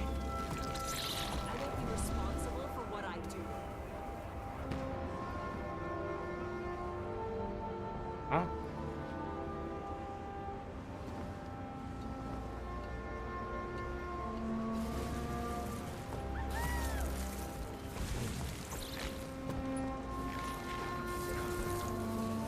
How big is the hammer?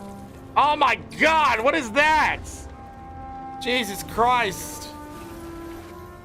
Somebody needs to get to the art department of ArenaNet and teach them how to make a fantasy hammer. I'm swinging a fucking stick here, man. A stick here with a little ball of metal at the top. Jesus Christ. Fucking get, like... Why? Oh my God, but look at the greatsword. I bet that motherfucker's huge. Get the hell out of here. just based off the hammer, these weapons suck. I like sort of the design, but it just, I don't know, something about them feels like they're supposed to be animated, but they're not. I don't know. They look weird. They're reminding me of the secret stones from Tears of the Kingdom. With the little things on them. Because, you know, that's fresh in my head, but... Yeah. Alright, how many more? Croquet mallet? Exactly. Alright, let's go.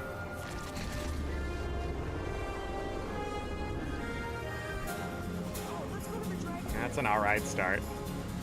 Be worse, I guess.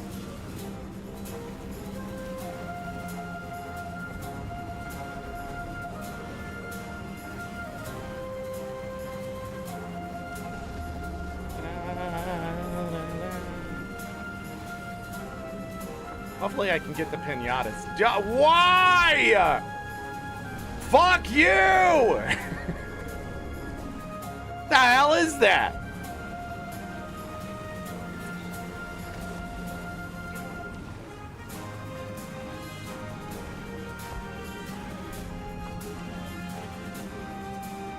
I don't know why we don't have to do this one on foot.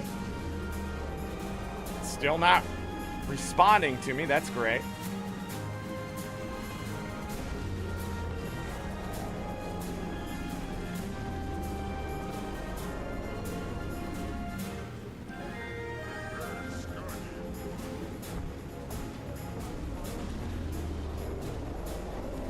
Just bouncing around like I can't fucking turn and shit.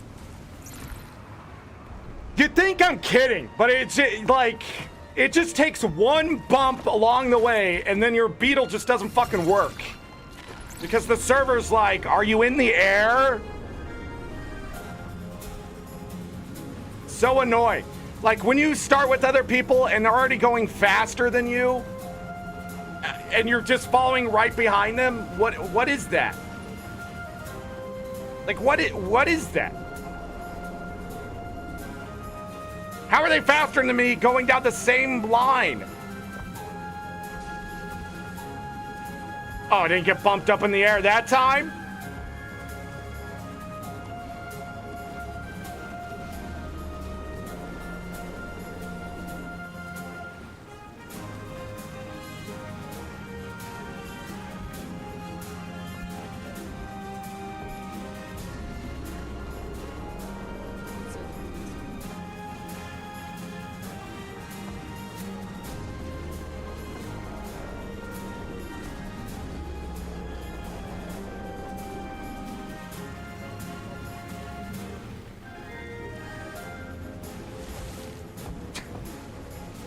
Bounce. I was at 109,720.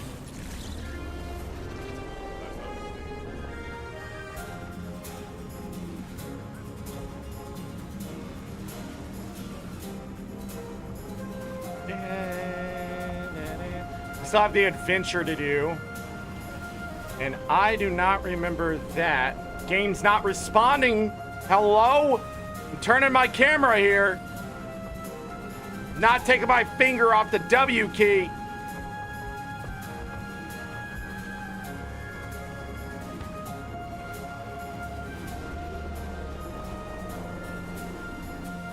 She walked out of here.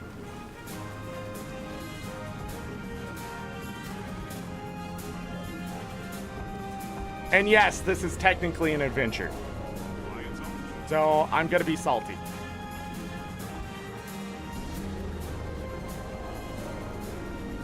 I'm intentionally doing that turn as hard as possible, that drift, because it's better that I slow down from over drifting than it is by missing the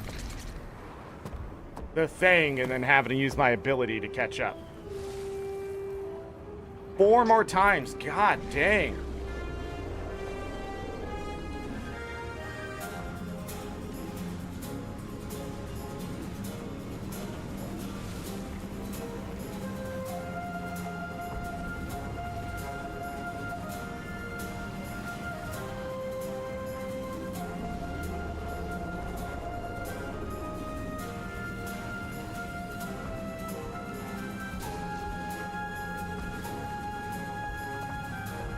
Was it calculated to be last year? It's like, if you're able to get it in like a minute something, 23 minutes of your life gone for 15 laps.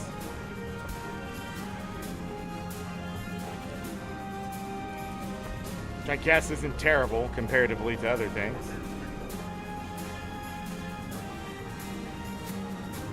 How did I not get it there? Jesus Christ, fix your game, ArenaNet. Absolute horse shit. Other times I'm not even near it and it just goes, yep, you got it that time. Fucking hell, what kind of a hitbox is that? Should be the entire fucking area.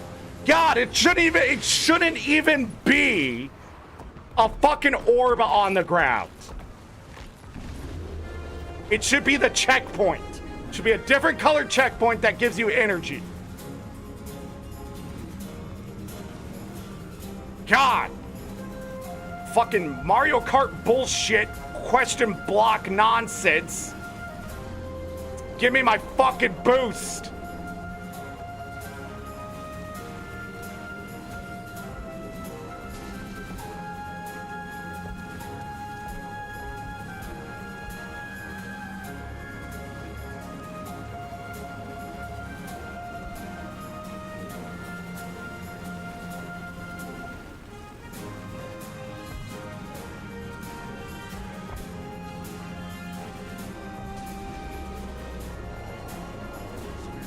That second torch not solid?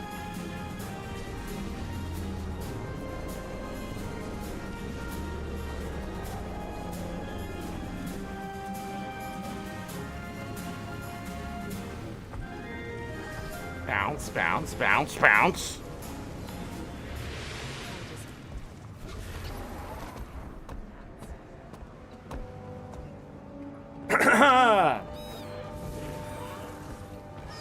More. God, man, this never ends.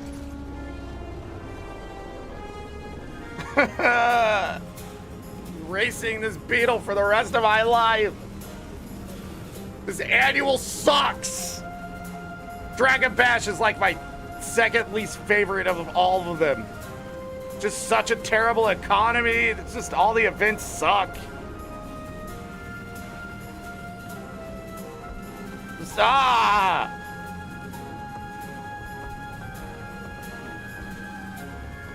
And if you're wondering, the Lunar New Year is my least favorite. Lunar New Year.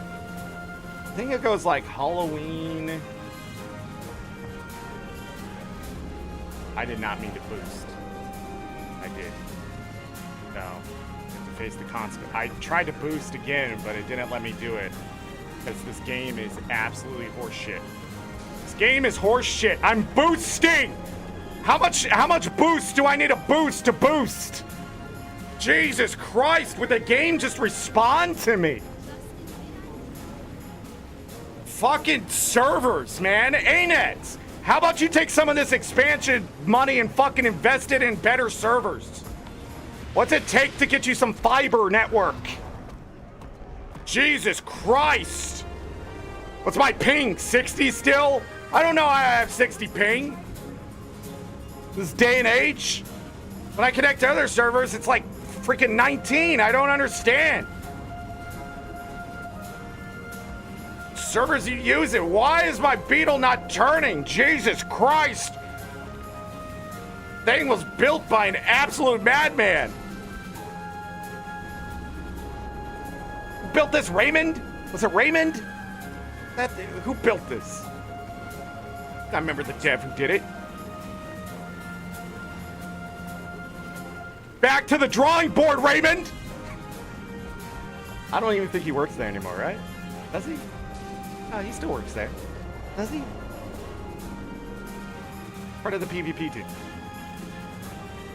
Fuck me. Just fuck it. We'll start over. We'll run it again. I don't know what happened there. Just suddenly the drifting stopped. I could go forward. It wouldn't... Like, I could do the same... I swear I could run a script, right? Just macro this shit. And like the race would just fuck up on its own. Like, it doesn't matter how perfect it was. Like, it just the game itself just falls apart. You'd have to go by distance to even macro this. It's like such anti-bot that affects the human.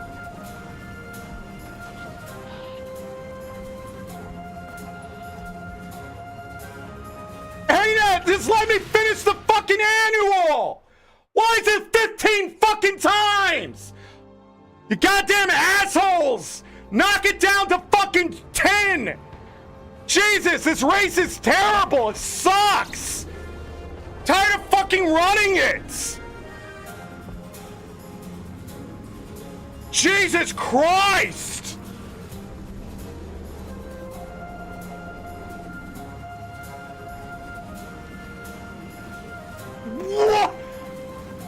What is happening? I'm fucking losing my mind here! I'm pressing buttons! There's nothing! This is crazy! Why am I in the air? What the fuck?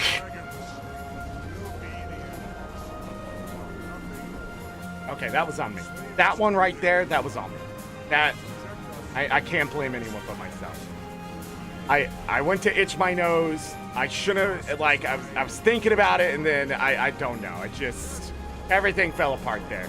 It just, fuck. Oh, I got that energy orb there. I got that one, everyone. Fuck.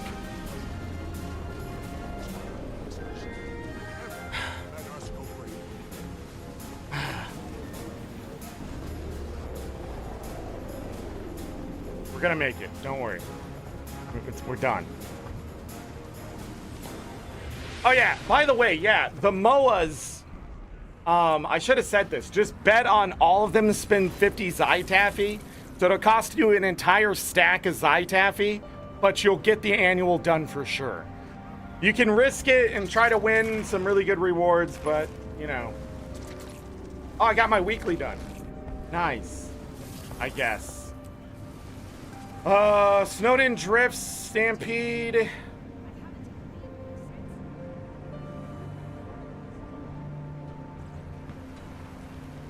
Two minutes. What do I need? Yeah, I need one. And I need a different map. And then we need to go beat the arena. So we need to beat the Pinata, one more herd, and then go beat up the arena stuff. Got it. Got it. This is the worst speed run of all time.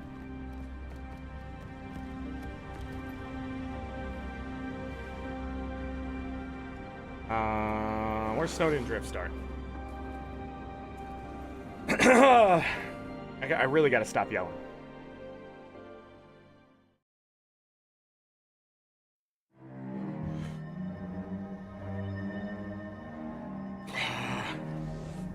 I like how every single time I got gold in that event, I'm sitting there complaining. It's like, God, this thing sucks. I'll never win, but I'm winning every time. Like, people just don't understand the flow of something. It just bothers me. It just bothers me. What the hell's completed here?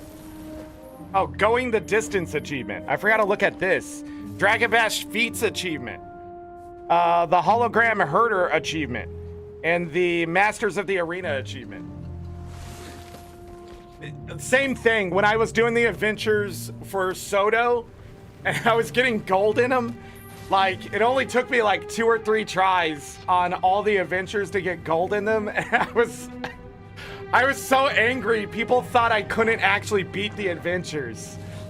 And then it's like, no, I got gold. I got the achievements.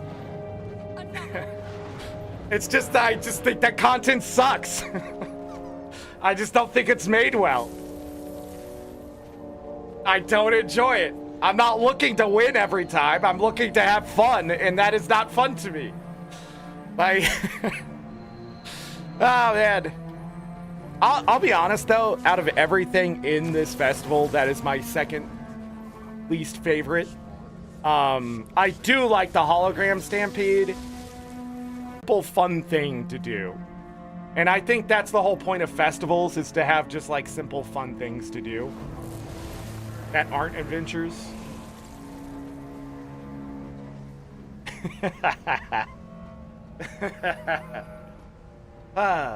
What do you mean? Error. YouTube. The event begins now. Turn on the device and get to fighting. Wow, is there enough people here?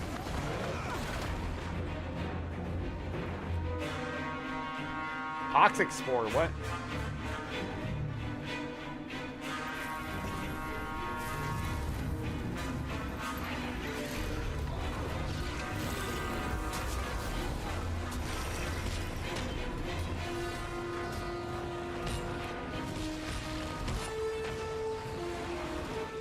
Got it. Round 2. Destroy all holograms.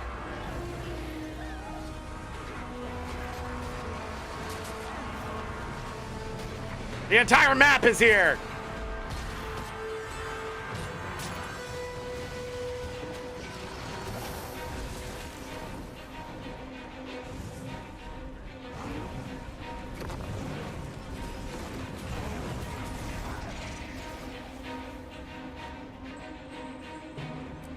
Nice. Ready for both. We want to go out here.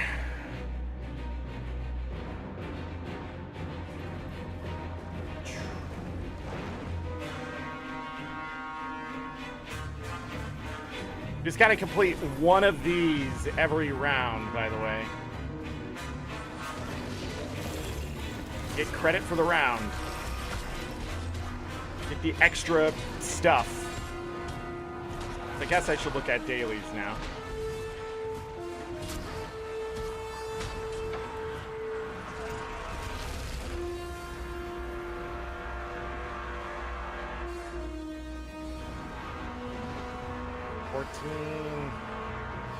Come on, finish the round.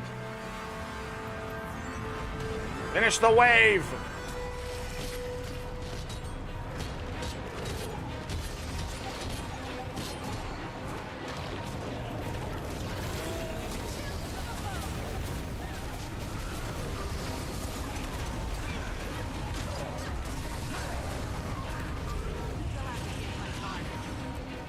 Did we get that in the last one? Final round. Fight. Gonna go ahead and run this way. Back towards all of these.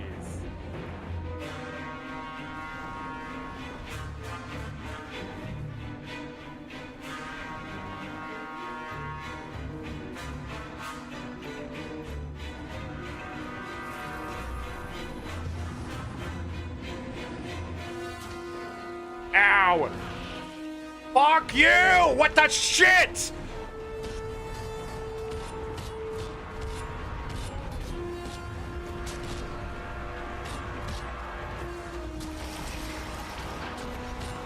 I don't think there's enough knockback.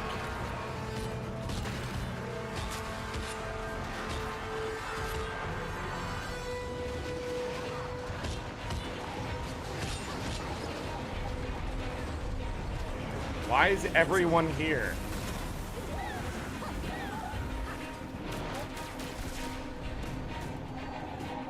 Like, spread out. God. I guess I can go out here and finish one. I guess. Okay, and I'll play your game. Gosh.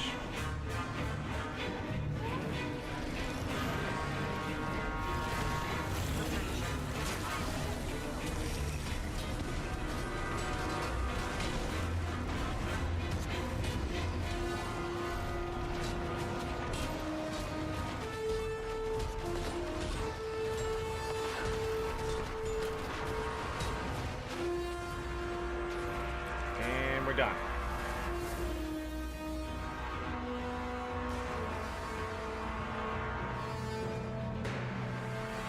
Guess they don't get coin drops or something, man, because I see people complaining about, like, I don't understand the gold for kills. And that concludes the event. Come back and try again. Okay, let's talk about dailies really quick in the Dragonbash. The hologram stampede has bonus tiers to get more dragon coffers. And by getting the gold reward here for each time I've done it, I get 3 extra coffers. And then you get 3 coffers from doing it. So if you did this event 10 times in a day, you would get an extra 60 coffers.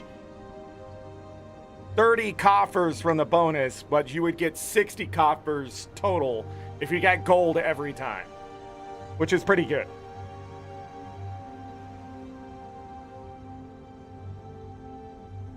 So, rarely do I ever finish that out myself, though. So, yeah. Mine. All mine. Could do a little bit of that. Bunch of junk. I'm gonna keep all my champion stuff and see if I can get a precursor this year. Man, the lag is real, though.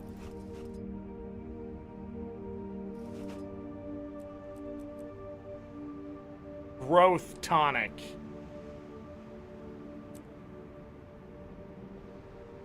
Fireworks. I don't think you can sell those, right? Yeah. Like almost nothing you can sell. As far as I remember. Let me double check some of this junk. I guess some of the food is sellable.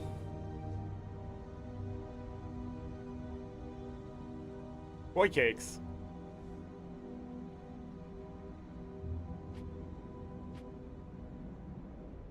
Alcohol.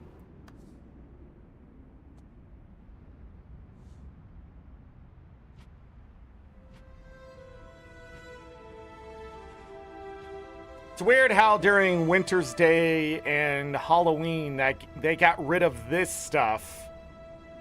Like the food and the utility stuff, but these other crappier events, we still get food.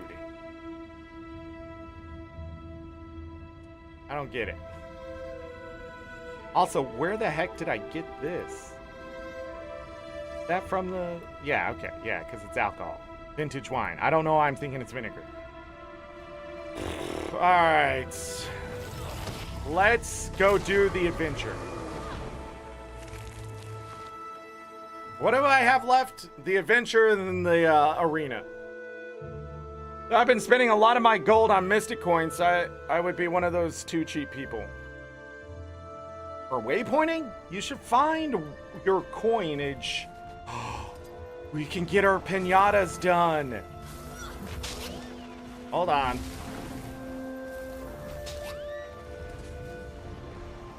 Do it.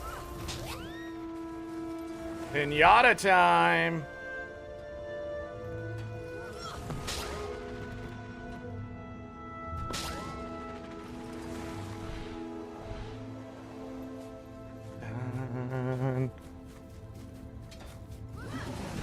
Oh, we got another special objective done. Heck yeah.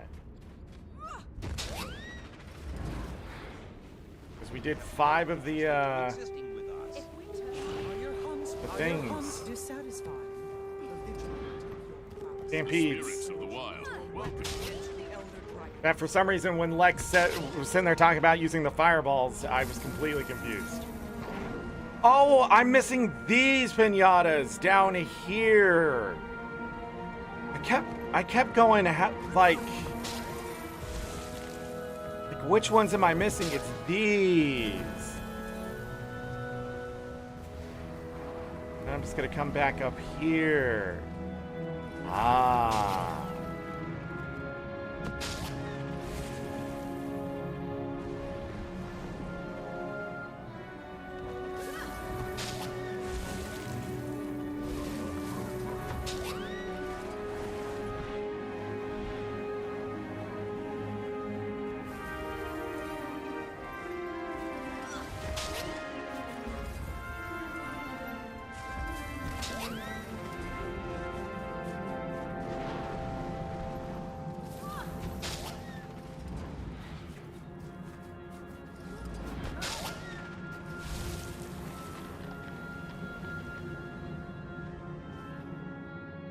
Okay.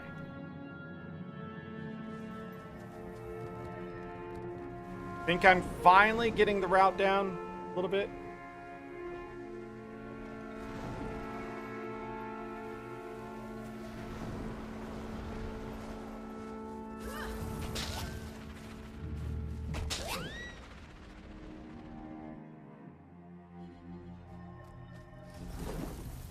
Where are you going, Zorric?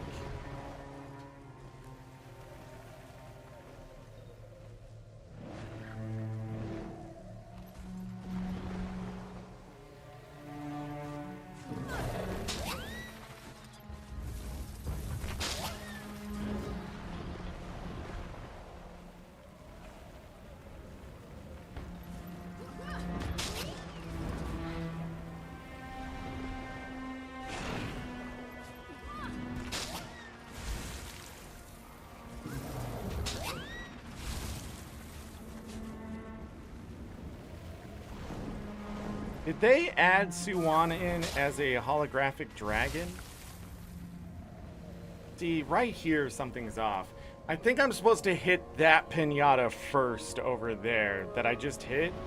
Because when I hit those pinatas, I'm not really sure. I'm supposed to end up here in the center. I'm not remembering exactly where I come down here.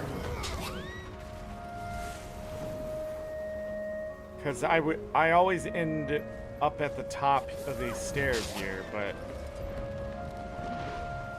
I'm not like in the right position.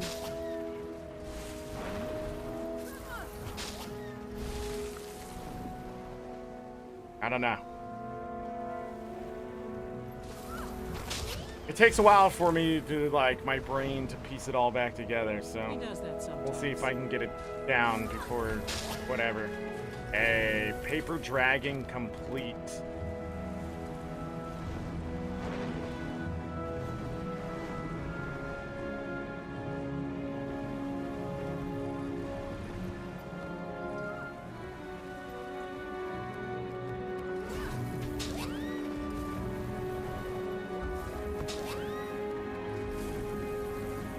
I don't know why I'm still going.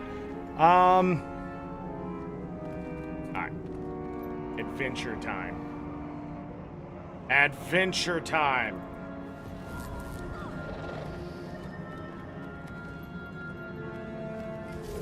Alright. Step aside and watch me work. We only have to get silver for the annual, but I will aim for the gold.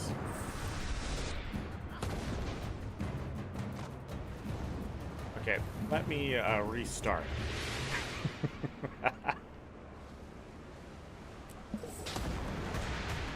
ArenaNet! For the love of fucking all that sanctimonious in the world! Alright? Would you fucking just let us have fun? By not positioning us in a fuck all way like who's tested this shit? And why do they suck at their job? Like, why is that positioning right there? Explain to me why.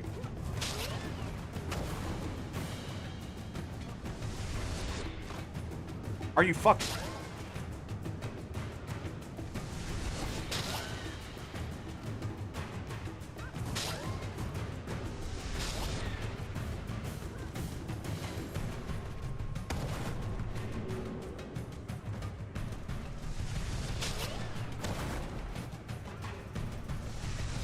Come on, ArenaNet. Where's that arc? Skills suck.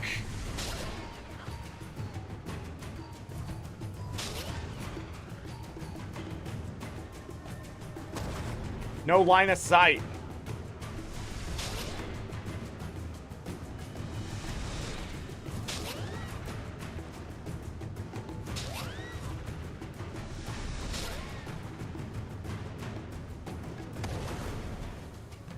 Uh-oh. Gouge their eyes out.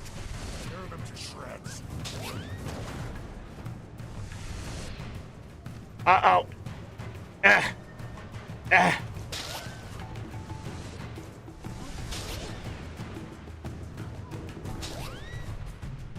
Is it just me, or am I amazing? We did it! Yay, we're done with the annual. I got 21. If you get more than 21, you're a cheater. Yeah, Boots right there cheating. I don't know how Boots is cheating, but yeah. Congrats on his child, but cheater. Cheater. Only rank 44 too, that's weird.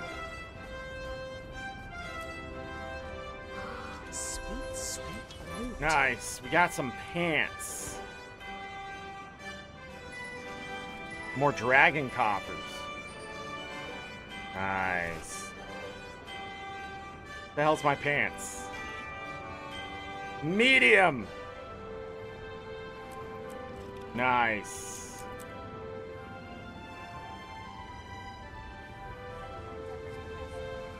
If I'm gonna have to salvage something, I'd rather salvage medium. Exotic stuff. The leather. Alright. Another die.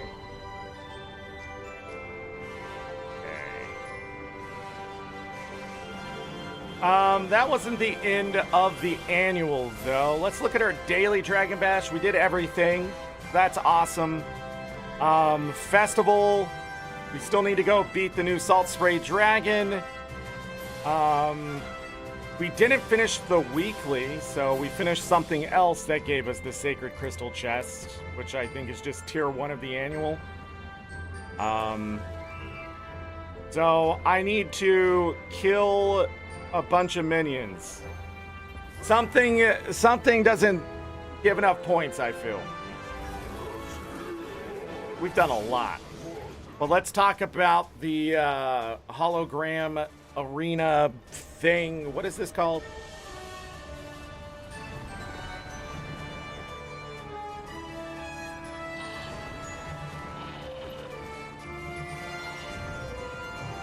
Dragon Arena. So if I come over here and I just go in, it will put me in a public instance.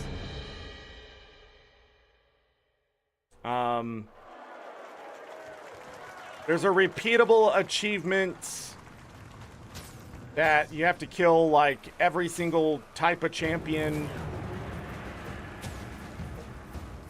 But anyhow, this is the very basic version of it. Like we're up to Zaitan. By killing minions, you will begin to earn inspiration, which increases your damage, and reduces the enemy damage and increases yours. So you want to get as many inspirations as you can. Who's doing knockback? Why?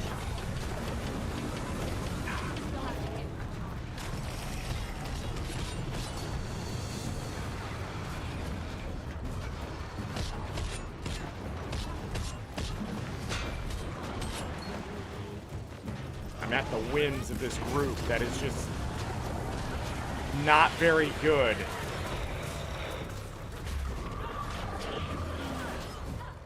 We got 5 bonus inspiration to kill the Eye of Zaitan. If you leave the arena, you will be debuffed pretty heavily, like 60% movement speed and something else.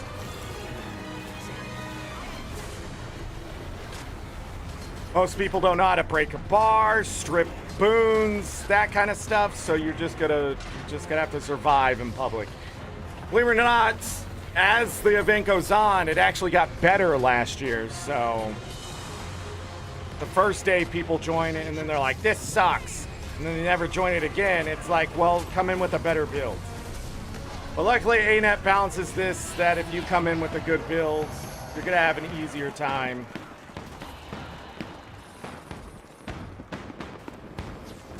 Is that it? I like the end.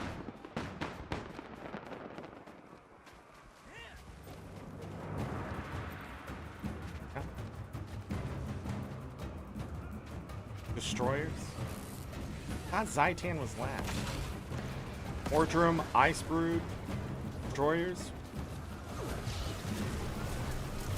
What's going on here?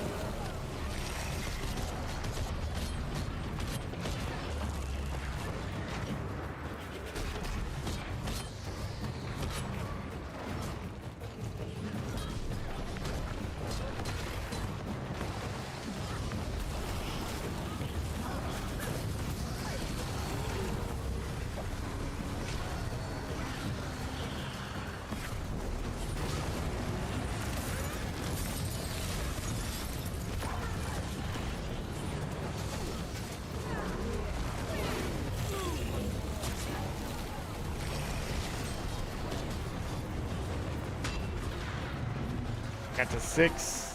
Pretty alright.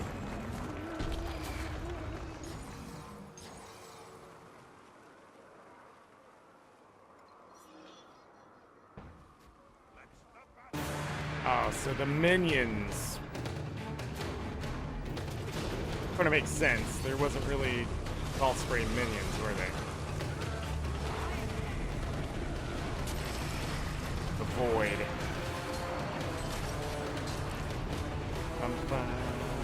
I don't know where you're supposed to stand in such a small place when it's just sort of a suggestion. Oh my god, do you people play this game?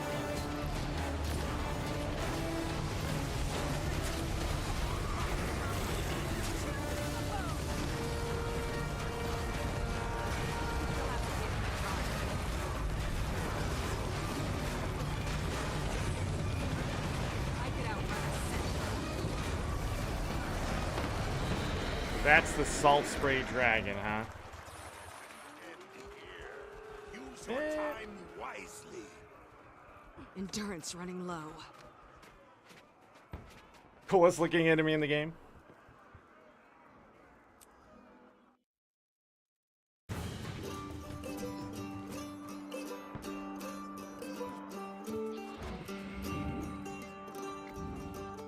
All right. So to get the achievement, that's 5 achievement points here. It's a new one. We actually have to go into a private instance. You know I won. I'm just gonna find a group. Maybe. Hold on. Parties?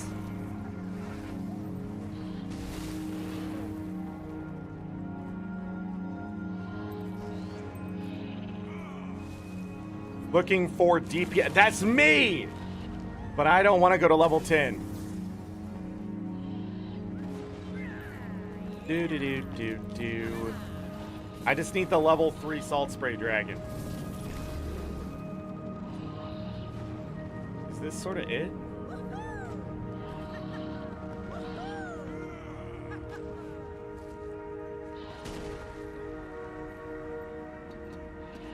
Do.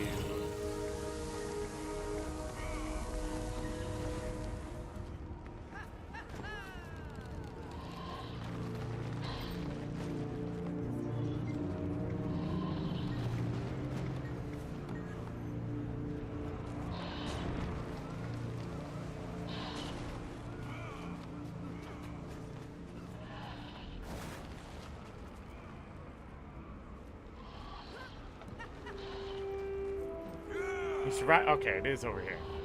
It's like, where do you start this one? Private one.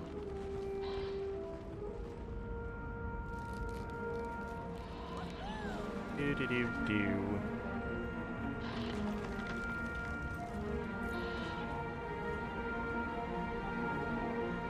I wonder if it starts right away.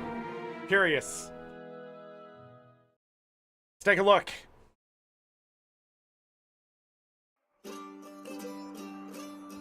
No.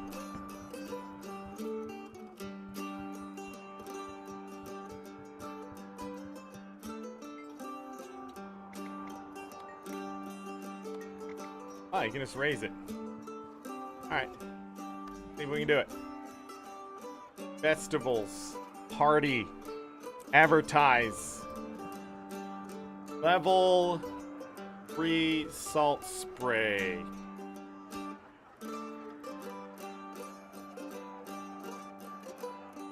Bring yo fun. Let's do it! MTG!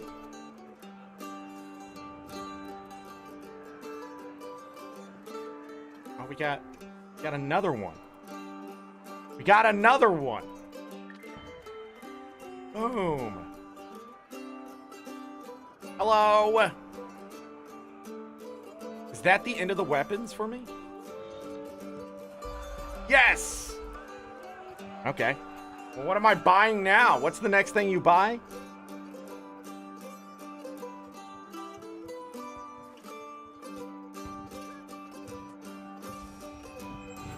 brought alacrity. I'm not going to take it too seriously.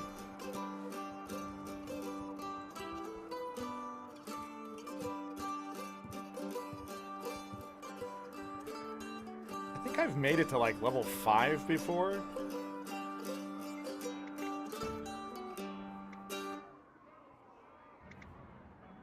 Here comes the next opponent. Do do do do do do do do.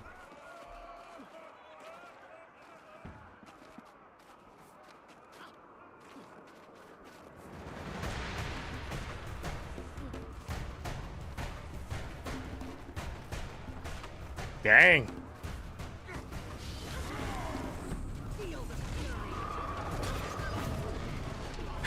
Damn it.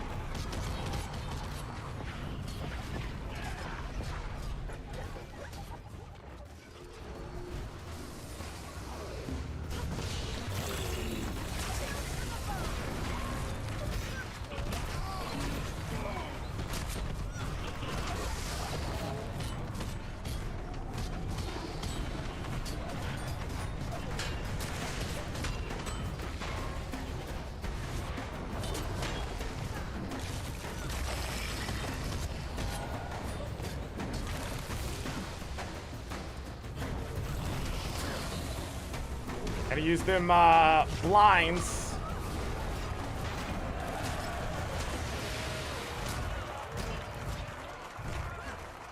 Okay, we only got 4. I'm sure we'll be fine.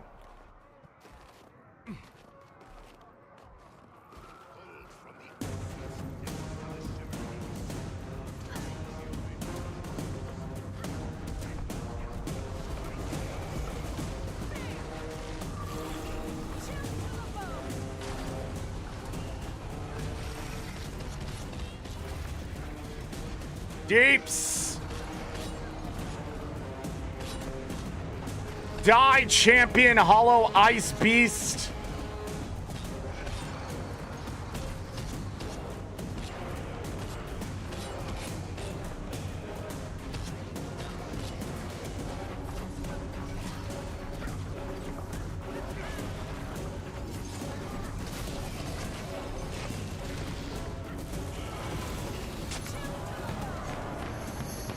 Easy.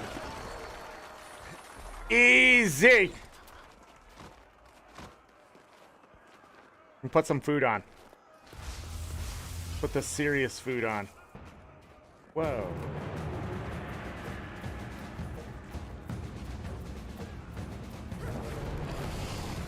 Ain't it? Why?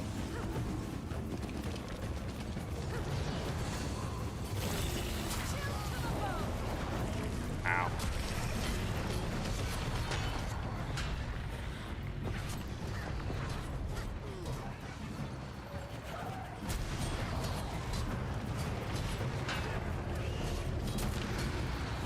I swear I'm only hitting that button once.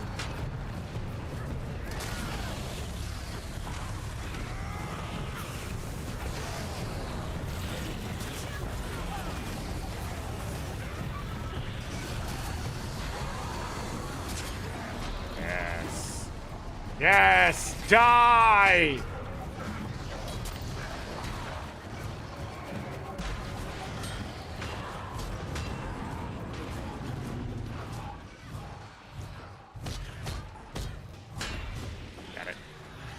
Got it. Got to 6.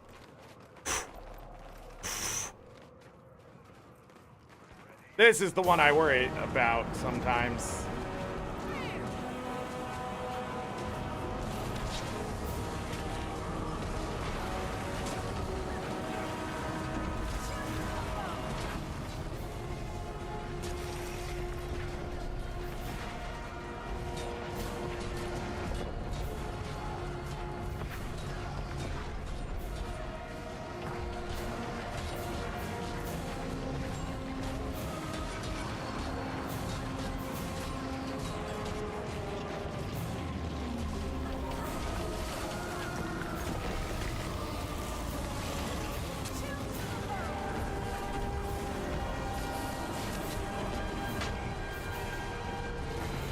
We did it!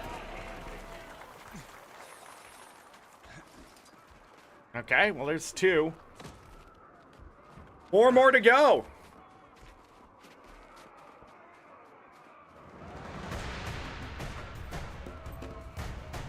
The branded.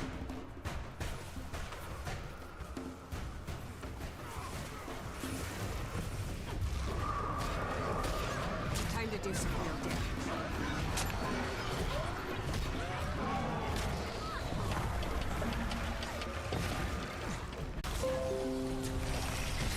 Sorry, I lost connection there. Don't know what's up.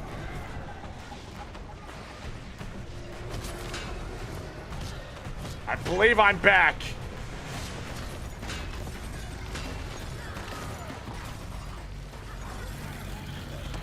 That was impressive.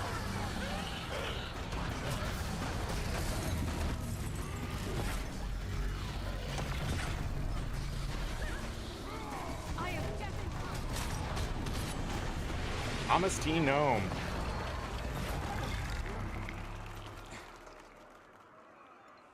Welcome. I'm sure you've been here, but...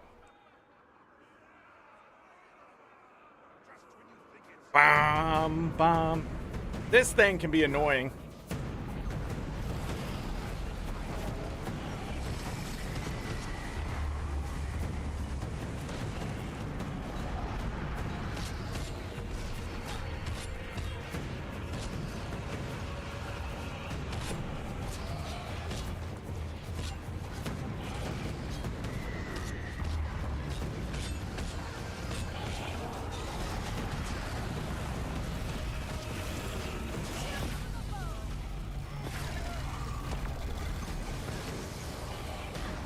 Uh-oh.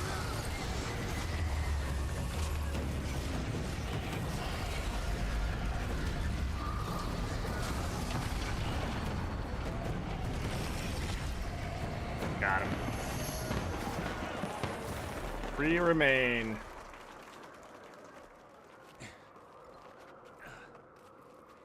Do-do-do-do, do-do-do-do.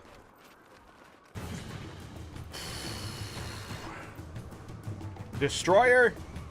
Yeah.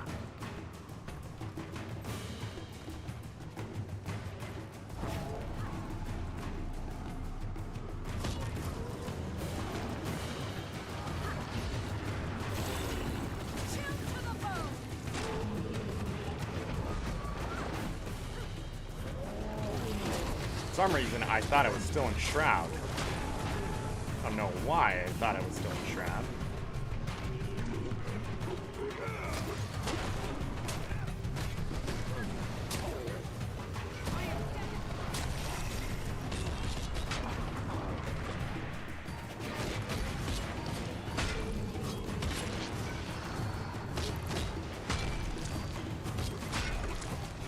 More drip?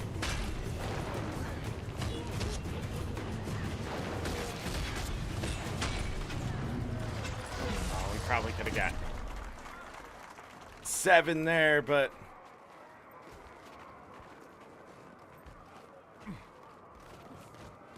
thought it was Destroyer.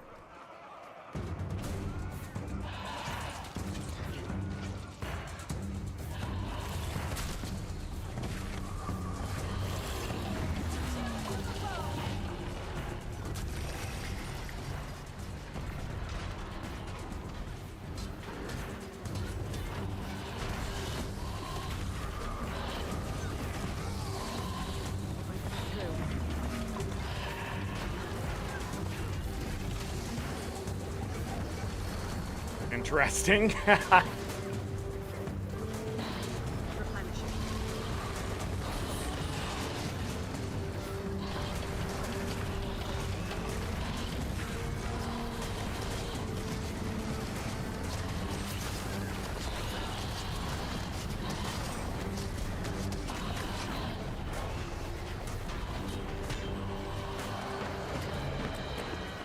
Annual Master of the Arena complete.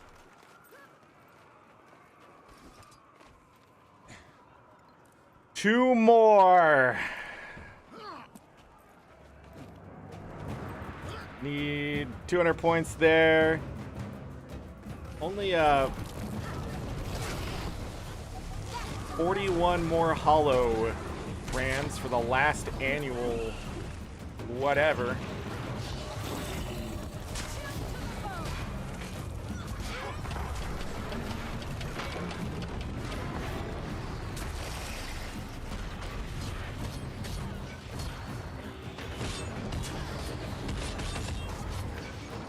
Woo. Fun.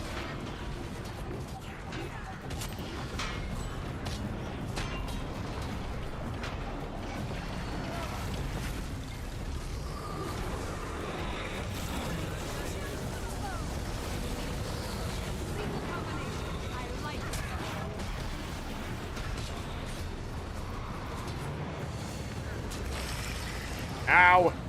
Kill! No! Well, we didn't even get to 6 there, so what's this mean? Means we're fine! 31,402 health? I'm not gonna die.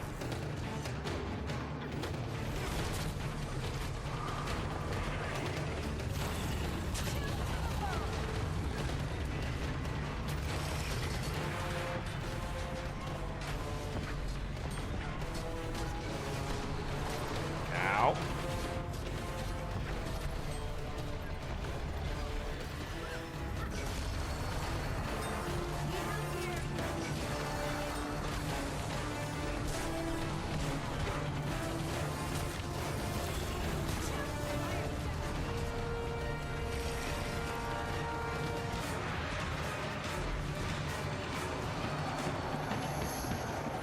Nice.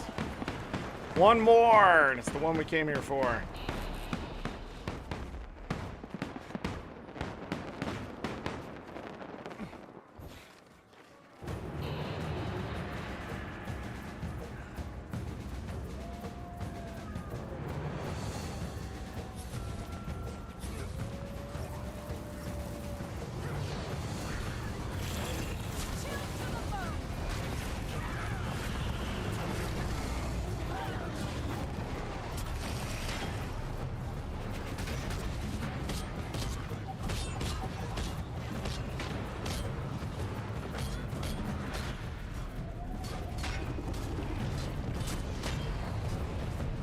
So lifelike, complete.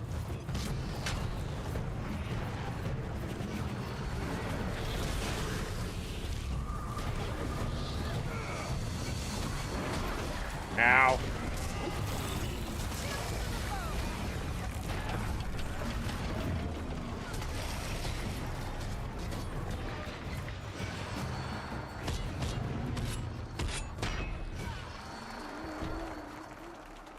Got him.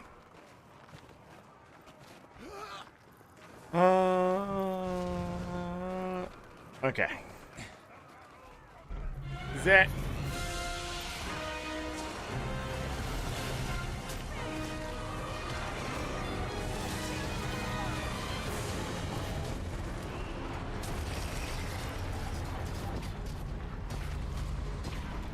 I think I dodged it that time.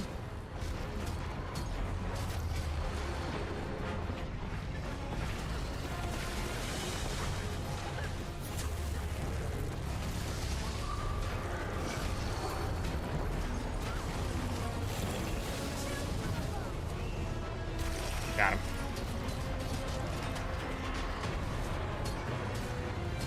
You're grounded!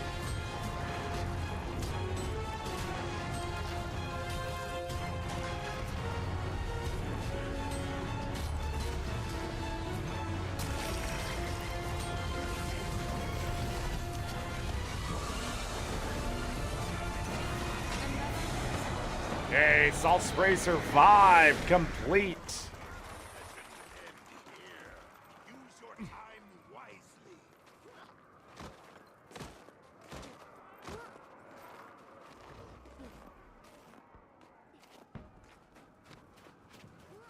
Please gather your belongings and exit the arena. Thank you for the carry. It was a good group. I don't know exactly what everybody was running and stuff, but we had the DPS, and I think that's all that really mattered there. So, yeah, 5 more achievement points. So that's 55 achievement points from this festival. Fraud. And You'll lose every time. another special. I don't know, a crap ton of astral acclaim. Anything else? Complete convergences. The Interneo stuff. 5 silver medals or 1 gold medal in a time trial. I already did this.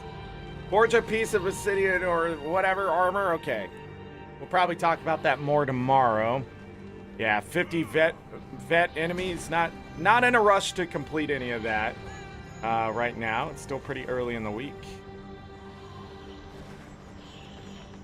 Not so secret jumping puzzle. Jesus. There's some weeklies. What was I just thinking? Achievements. So for the Dragonbash, it looks like I got them all completed again. Weekly, I'm still 10 points off. I'm just gonna let the dailies fill this one out. It's gonna get me another sacred crystal chest, but I don't know if I will continue to get the chest because of how expensive and time consuming this whole thing is. So I'm interested in seeing what all that entails. Here's the Arena Slayer thing. It's done, but the annual, I was able to get everything done. I think this took less than 3 hours, so not too bad, but all the achievements in the annual done. Yeah, so that's it. I'm sort of done with the festival besides the dailies, which will continue to reward me with dragon coffers, and there should be a daily thing, isn't there? Or there has to be. Yeah. Where is it? It's my daily thing. But anyways, Dragon Basher, by completing this, will get you 3 dragon coffers there. Party Commander achievement. Why do I not see the Party Commander achievement?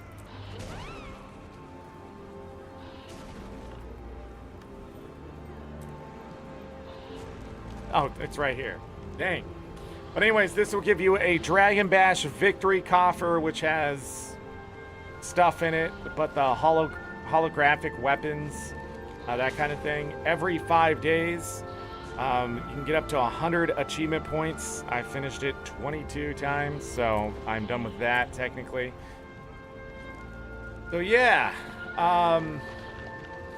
overall this festival, again, not my favorite. Second from the bottom. I do think the Arena and the Hologram Stampede are probably the fun things, and those were a more recent addition in the sense of the Dragon Bash, the Arena. So, yeah. But I really suggest making a group for that level 3 difficulty Salt Spray Dragon. Like I did, just get it done. 5 more achievement points there, and a mini. Done. A mystical blue orb.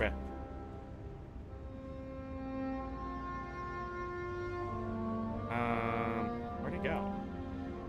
I think it usually goes to the top.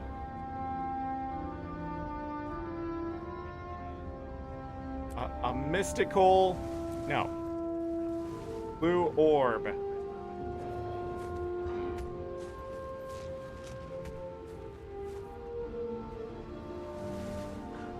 Now I got it.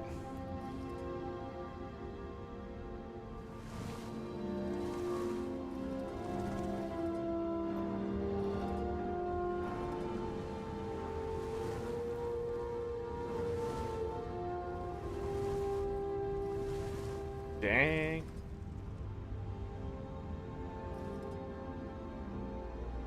Korean chicken.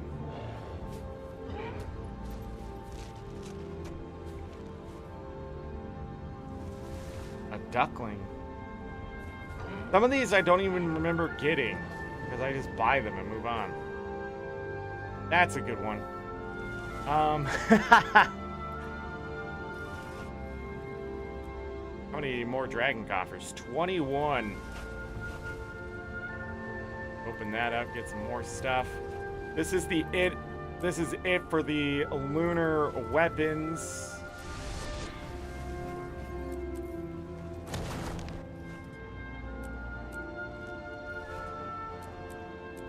So I have all of those done.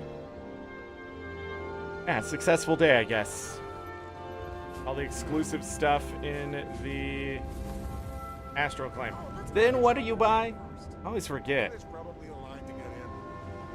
Legendary weapon starter kit, I think, is the next thing.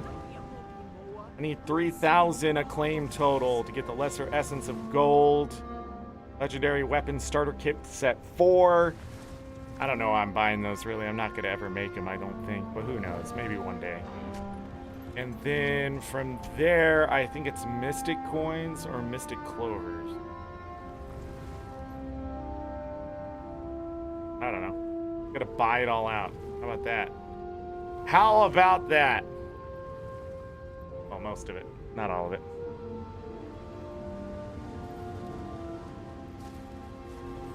I'm trying to think of what else. The thumbnail and title probably will change to this VOD, so if you came in during the live show, don't be confused when that happens, but yeah, so we covered the new expansion, the Dragonbash. The spirits of the wild welcome. Completely forgot about the Dragonbash, but look at that, we're already done. And I'm trying to think, is there anything else that needs to be covered?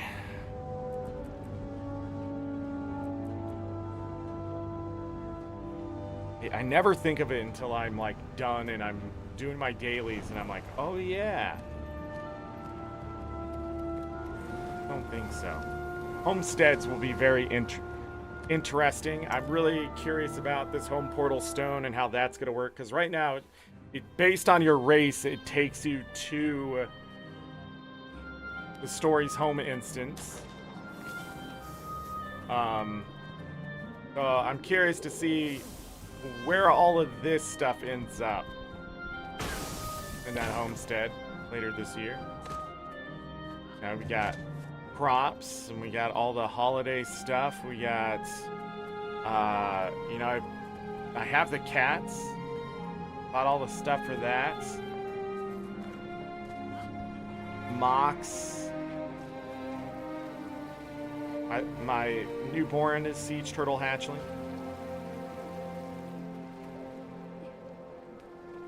I think some of these NPCs are earned through the story.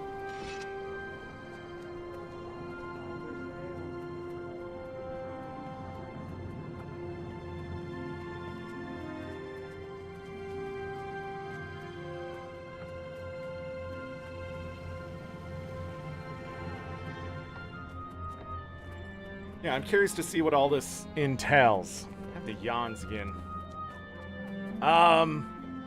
Tomorrow, more Guild Wars 2.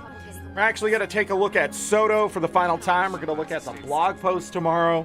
We're going to look at the meta. We're going to do the meta because we weren't able to do that on stream the last time. I'm going to...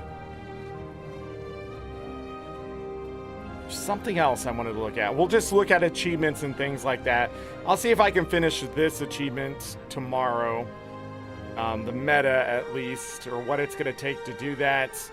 We'll talk about legendary armor, and we'll sort of just close out Soto in the idea of just one final look at it.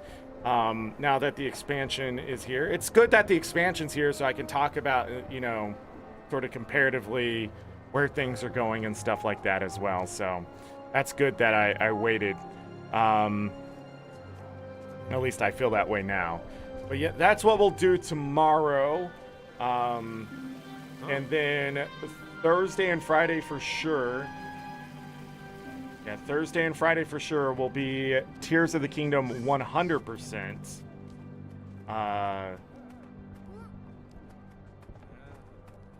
Coming back. And if you've been missing that, we're getting down to the nitty-gritty for a lot of things except for side quests and that kind of stuff. My plan on Thursday is to finish up all the surface, so caves, Karaks, bosses, Addison signs, all that kind of stuff that's just sort of out there. Bubble frogs is part of that. And then we'll do the dragon tiers, and then we will beat the game for the first time. That's so I can open up map completion to see how much of that is still left and how many of the quests are still left to finish. Because it'll tell me numbers then. So once I have those, Friday, it's probably going to be side questing and quickly getting through that content. That kind of thing. I also wanted to do the Impa quests so we can actually open up the dragon tiers and do all that. Then it's sort of just finishing up anything that's extra after that. I don't know how many more parts for Tears of the Kingdom 100%, but we're going to finish that up and then probably move on to, weirdly enough, Final Fantasy X. We're going to have to skip 9 because I don't think there's a way to get around the copyright. So I'm just not going to deal with it. Final Fantasy X, though, I believe I can. So we'll see. We'll see how that goes. It's very stressful. Those things are stressful. But that'll be June. And then we'll start getting into other games. We'll be having some more Guild Wars 2 streams. Sort of getting ready for the expansion. What does a veteran do before the expansion hits? Now that I know there's going to be a legendary spear. That kind of thing. Nothing really changes on that stuff because all I have left is legendary stuff to do. But we'll see all that stuff in action, and I'll make sure to cover stuff. If I missed the bandit chest yesterday, frick, I did. Heck me. Why does the music keep doing that? But yeah, we'll have more Guild Wars 2 going into August. Not too much. Then I will figure out giveaway stuff before the expansion comes so people can get gems and things like that and prepare themselves for it. And we'll be doing the expansion 9 a.m. August 20th. Janthir Wilds. And then we'll play that until there's no more content to do, which I don't remember how long it took to get through the Soto stuff or anything like that. But when that's done, I don't know. I don't know. I've only scheduled up until that, and then have some stuff ready for November and December, sort of. We may just keep playing video games. Why not? But I think we're going to go ahead and call it a day. I wasn't actually going to have a long stream today. I was only going to cover the Janthir Wild stuff, but then I read that there was a Dragonbash, and so that, that changed things. We had to do that. Again, my fault. Did not remember what was going on there. June 14th, World versus World restructuring begins permanently. So we're going to see all that stuff happen. So if you don't have an alliance, you don't know what's going on with that, make sure you read up. But pretty much you need to choose your World versus World guild. You choose it. You can actually see a pending World versus World guild. But down here you see there's 9 days, 10 hours, and 5 minutes left to set your World versus World guild. You select the guild. You hit set as World versus World guild. And then that's it. Don't touch it. So, it's that simple. And then as long as it has the pending World versus World guild sitting there, it's selected. Then supposedly, eventually, I think we're going to be able to see which team and stuff we're on, type of thing. So, I don't know what this join team down here. I don't know what that is. I'm not going to touch it. But eventually, I think we'll see some stuff here, but I'm not sure. We'll see. ArenaNet will probably warn us before this all hits and that kind of thing. So if you're World versus Worlder, make sure you're figuring that out. If you are in NA and do need a home, the Salt Cube Factory does have a guild called the Salt Cube Factory Cube, and I'll happily take you in and get you on the roster and that kind of stuff, because our alliance has an active roster, meaning if you're actively playing World versus World, you're on that roster, and then you can come play with us because you select the alliance and that kind of thing. It's really cool. But is there anything else to cover? I'm trying to think what else is coming. Balance update. That's happening. There's just got to keep up on the news. I'll try to get it all on the Discord. I know today I'm a little all over the place and that kind of stuff. But yeah. I'm rich, you know. Trying to think if there was anything else. Seems like the expansion news is being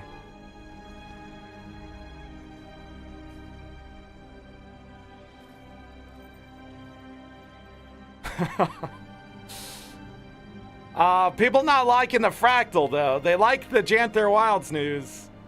But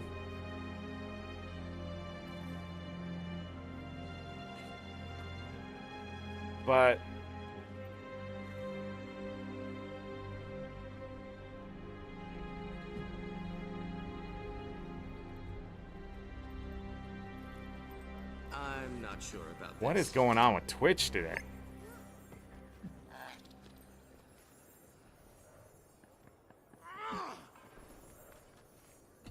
Oh, the sub cost of Twitch subs went up by $1 for the 60-40 split. So the dollar goes.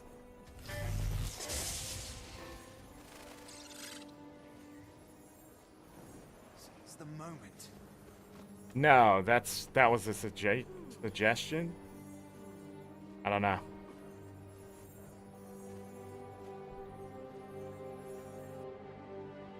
I don't know what's going on over at Twitch, but that looks like a mess.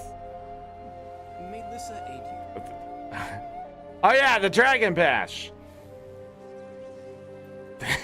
Even ArenaNet, it sort of looks like, even for ArenaNet, it was like, oh yeah, we got this festival going on. It's nice to see. Okay.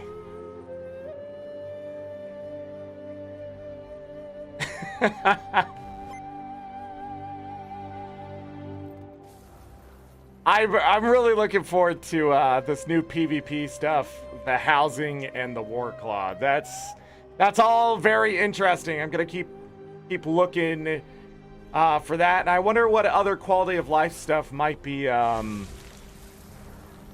introduced. Yeah. I'm rich, you know.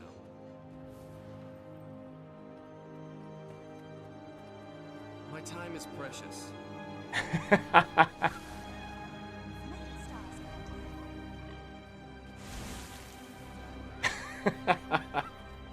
It has been 5 years since the last raid, so okay. It is my honor to meet you. Oh man. Look, Sneb, good luck to Sneb too. Look, if they release Wing 8, I'll cover my body in Vaseline and roleplay a slug. It's not happening. Good luck to you, Sneb. Good luck. Enjoy your slug roleplay. How may I be of service? Oh man, I love this community. Okay.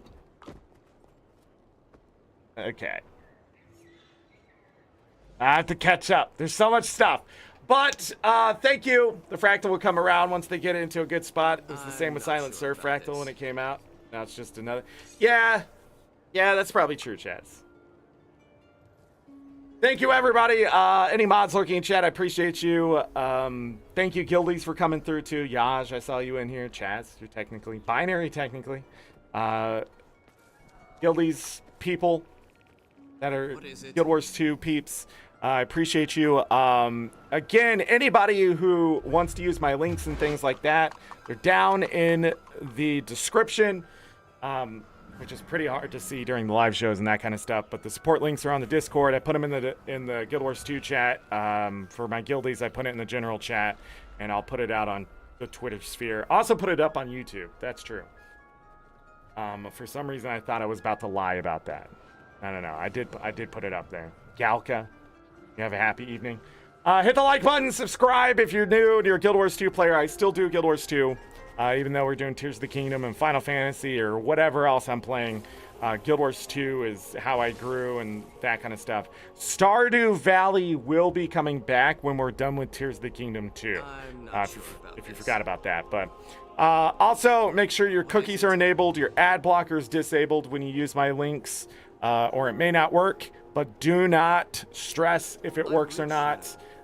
It's more important that you get your pre-order in, you get your stuff, and you have a good time, okay? So that's all I care about. That's all I care about, that people are getting to the game. If I get a cut of whatever money or whatever it is, that's great. That just goes to supporting what I do here. That's it. I guess stuff out there too, but... I'm trying to think.